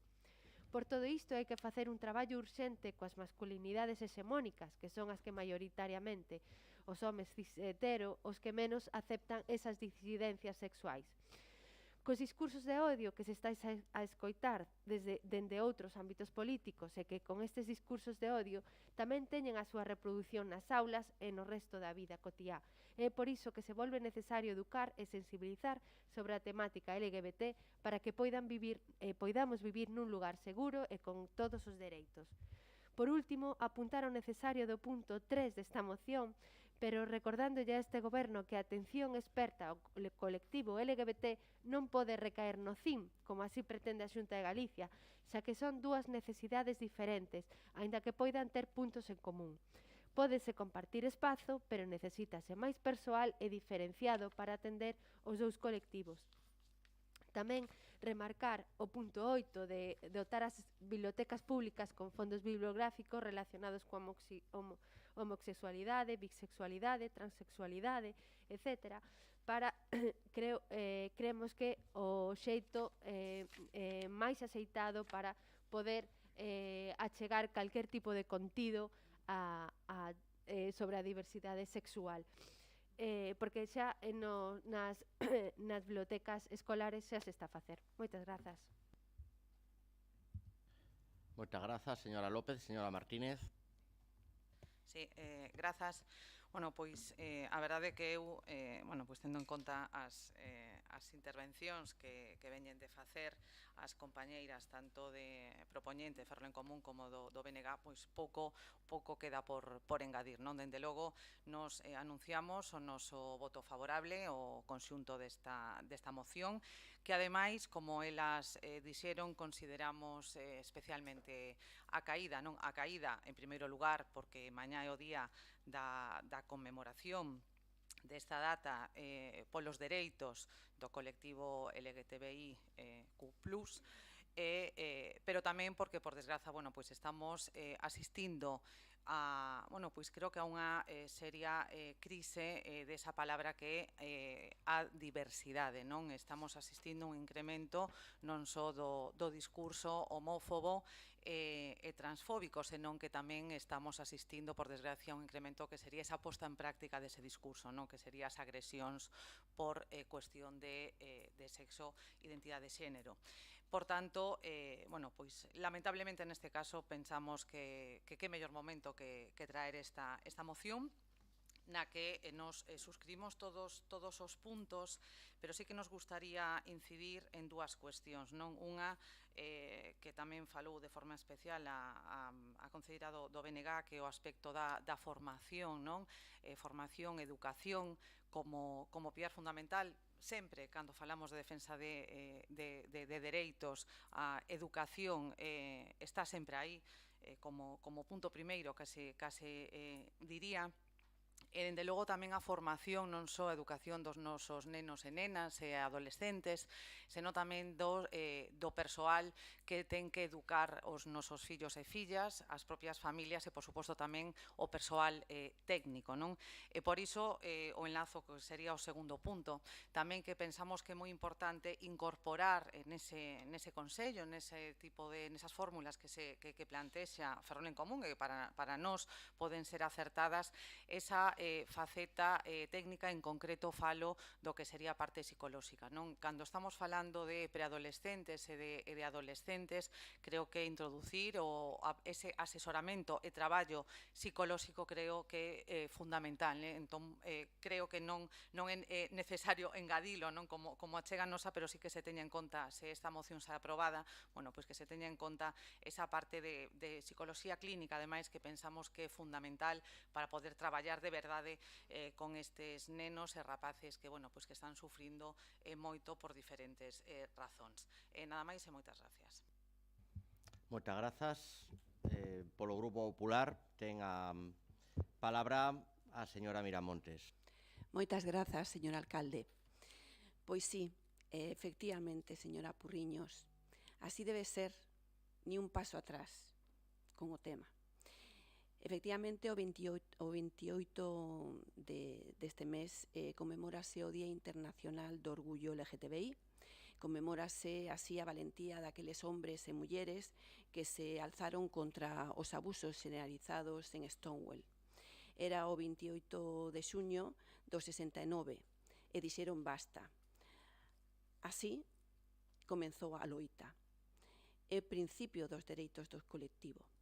Pois ben, hoxe, 55 anos despois, e a pesar de todo o conseguido, de que a sociedade leva anos unindo as súas voces a favor do dereito de cada un para ser e sentir o que quera, sen etiquetas, aínda se vive en Stonewall, por motivos diferentes e tamén nos diferentes lugares. As persoas que conforman el colectivo continúan sendo perseguidas e amenazadas. Dende o Concello de Ferrol, efectivamente, debemos de traballar para e en prol da igualdade e o respeto e a diversidade. Que cada persona poda desenvolver o seu proxecto de vida sen sufrir discriminación de ningún tipo, tal e como recolle o artículo 14 da Constitución Española. Debemos de seguir traballando por un Ferrol diverso, máis xusto, respetuoso, sen limitacións ni exclusións, a vanguarda da protección dos dereitos e liberdades na que calquer persona poida vivir de acordo con a súa liberdade sexual. Por iso, como responsables do Goberno de Ferrol, reiteramos o noso compromiso con todo o colectivo LGTBI+, defendendo a liberdade e a dignidade do ser humano, o dereito a vivir como se desexe, reafirmando o noso compromiso en políticas que fagan frente á LGTBI-fobia, que combatan calquer tipo de discriminación, impulsando iniciativas que protexan as persoas do colectivo máis vulnerables, asegurándolles todos os seus dereitos. Por iso, imos apoiar a presente moción e, de feito, dende a área de igualdade, estamos a impulsar o protocolo de lecer nocturno contra as violencias sexuais e LGTBI-fóbicas. Reunímonos, polo tanto, con hosteleiros e a policía local para instar a súa colaboración. Ofrecemos aos centros escolares e á ciudadanía en xeral a participar en un roteiro pola cidade e coñecer a historia de persoas que foron cuestionadas pola súa sexualidade. Celebrouse hace bien pouco, xa o dixo a proponente, unha xornada na que intervino, xente que pertenece a certas entidades, así como unha historiadora reconocida, poniendo encima da mesa a problemática actual. E podemos adiantar que estamos a elaborar un programa para o próximo curso cuxo obxectivo sea sensibilizar, entre outras cosas, a mocidade con respecto á diversidade sexual. Sin máis, moitas gracias, señor alcalde.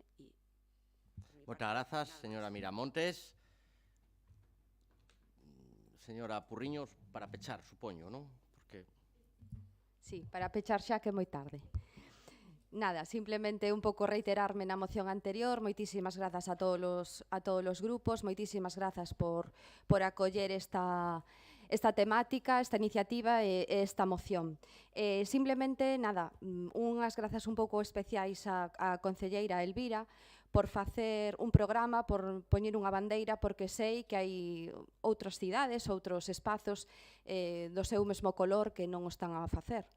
Entón, bueno, para min sí que é importante recoñecelo, é importante protexer, é importante tamén difundir, ¿no? Difundir todo o que está pasando, poñelo, sensibilizar, como ben di, pero que non se nos olvide que é un foco social e unha problemática tamén social. E de novo, moitas grazas.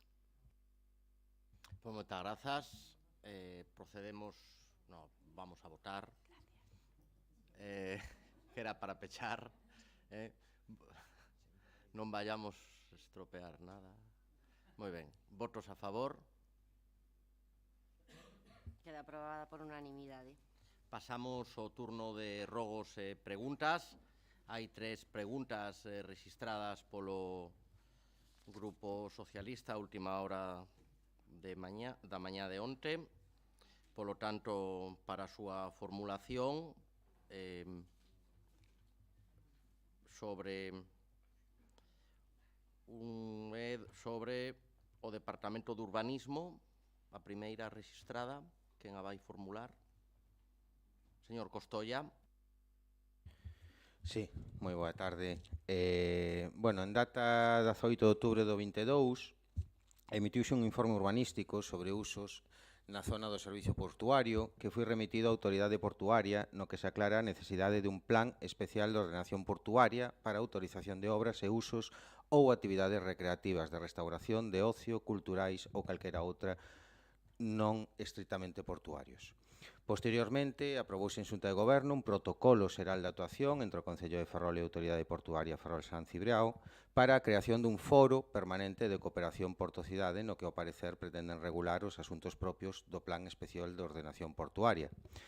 Polo tanto, presentamos a seguinte pregunta. De acordo co informe, inda que pon plan, refírese ao informe anteriormente presentado dende Urbanismo, de acordo co informe emitido polo Departamento de Urbanismo, está previsto nese protocolo o desenvolvemento do plan de usos do porto que é preceptivo?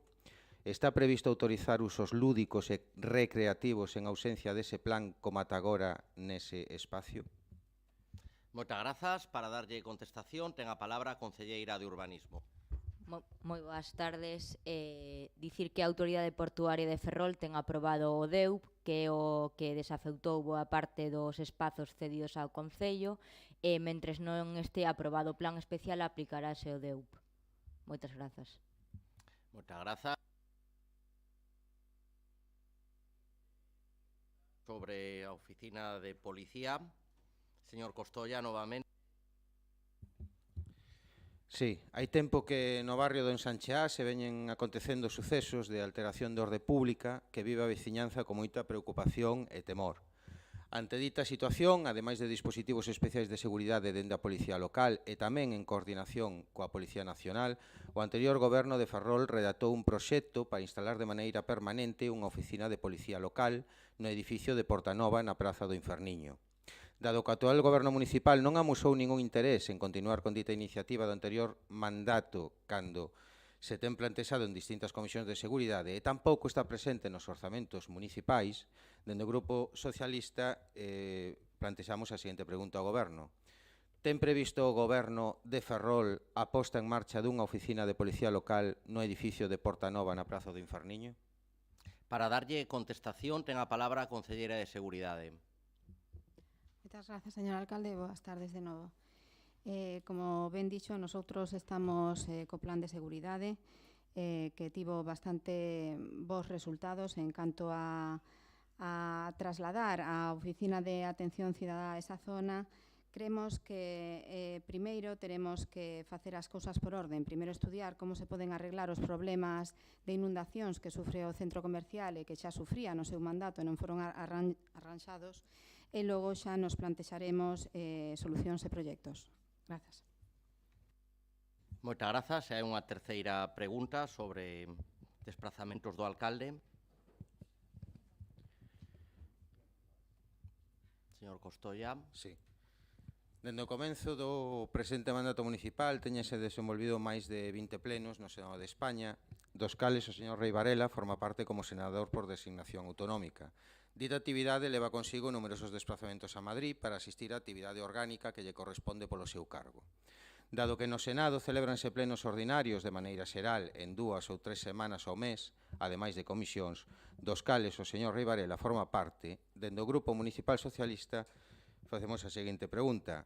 Desprazouse o señor alcalde aos aeroportos da Coruña ou de Santiago de Compostela para asistir ao Senado nalgún vehículo do Parque Móvil do Concello de Ferrol? En caso afirmativo, solicitamos os gastos que se xeraron, tales como peaxes de autovista, aparcadoiros, horas de persoal funcionario ou calquera outro relacionado con ditos desplazamentos. Gracias. Pois moitas grazas, voulle contestar eu mesmo, porque en temas de cidade, como sempre saben, pois o alcalde ten toda a vontade co segundo grupo da cidade de ter toda a transparencia e toda a colaboración. Non? Primeiro dixeron que eu me ausentaba 2 ou 3 días a semana do meu traballo para ir aos plenos a Madrid. Creo que está acreditado que non é verdade. Poden repasar a miña axenda, que é pública, a miña axenda oficial diaria no Concello. Despois dixeron que cobraba de 2 administracións. Poden acreditar vostedes públicamente, porque así está publicado e certificado, que non é verdade. Despois tamén manifestaron que non podía presentar iniciativas a favor de Ferrol por ser presidente da Comisión de Defensa. Poden acreditar tamén que non é verdade. Ahora toca o tema dos desplazamentos. Supoño que tocarán outras cousas así importantes de cidade. Quero decirlle que a maior parte dos desplazamentos que eu fago, os fago en vehículo de carácter particular. Puiden repasar o último mes no que asistín 3 veces, porque, claro, parece que estou 15 días asistindo a tal, 3 veces exactamente.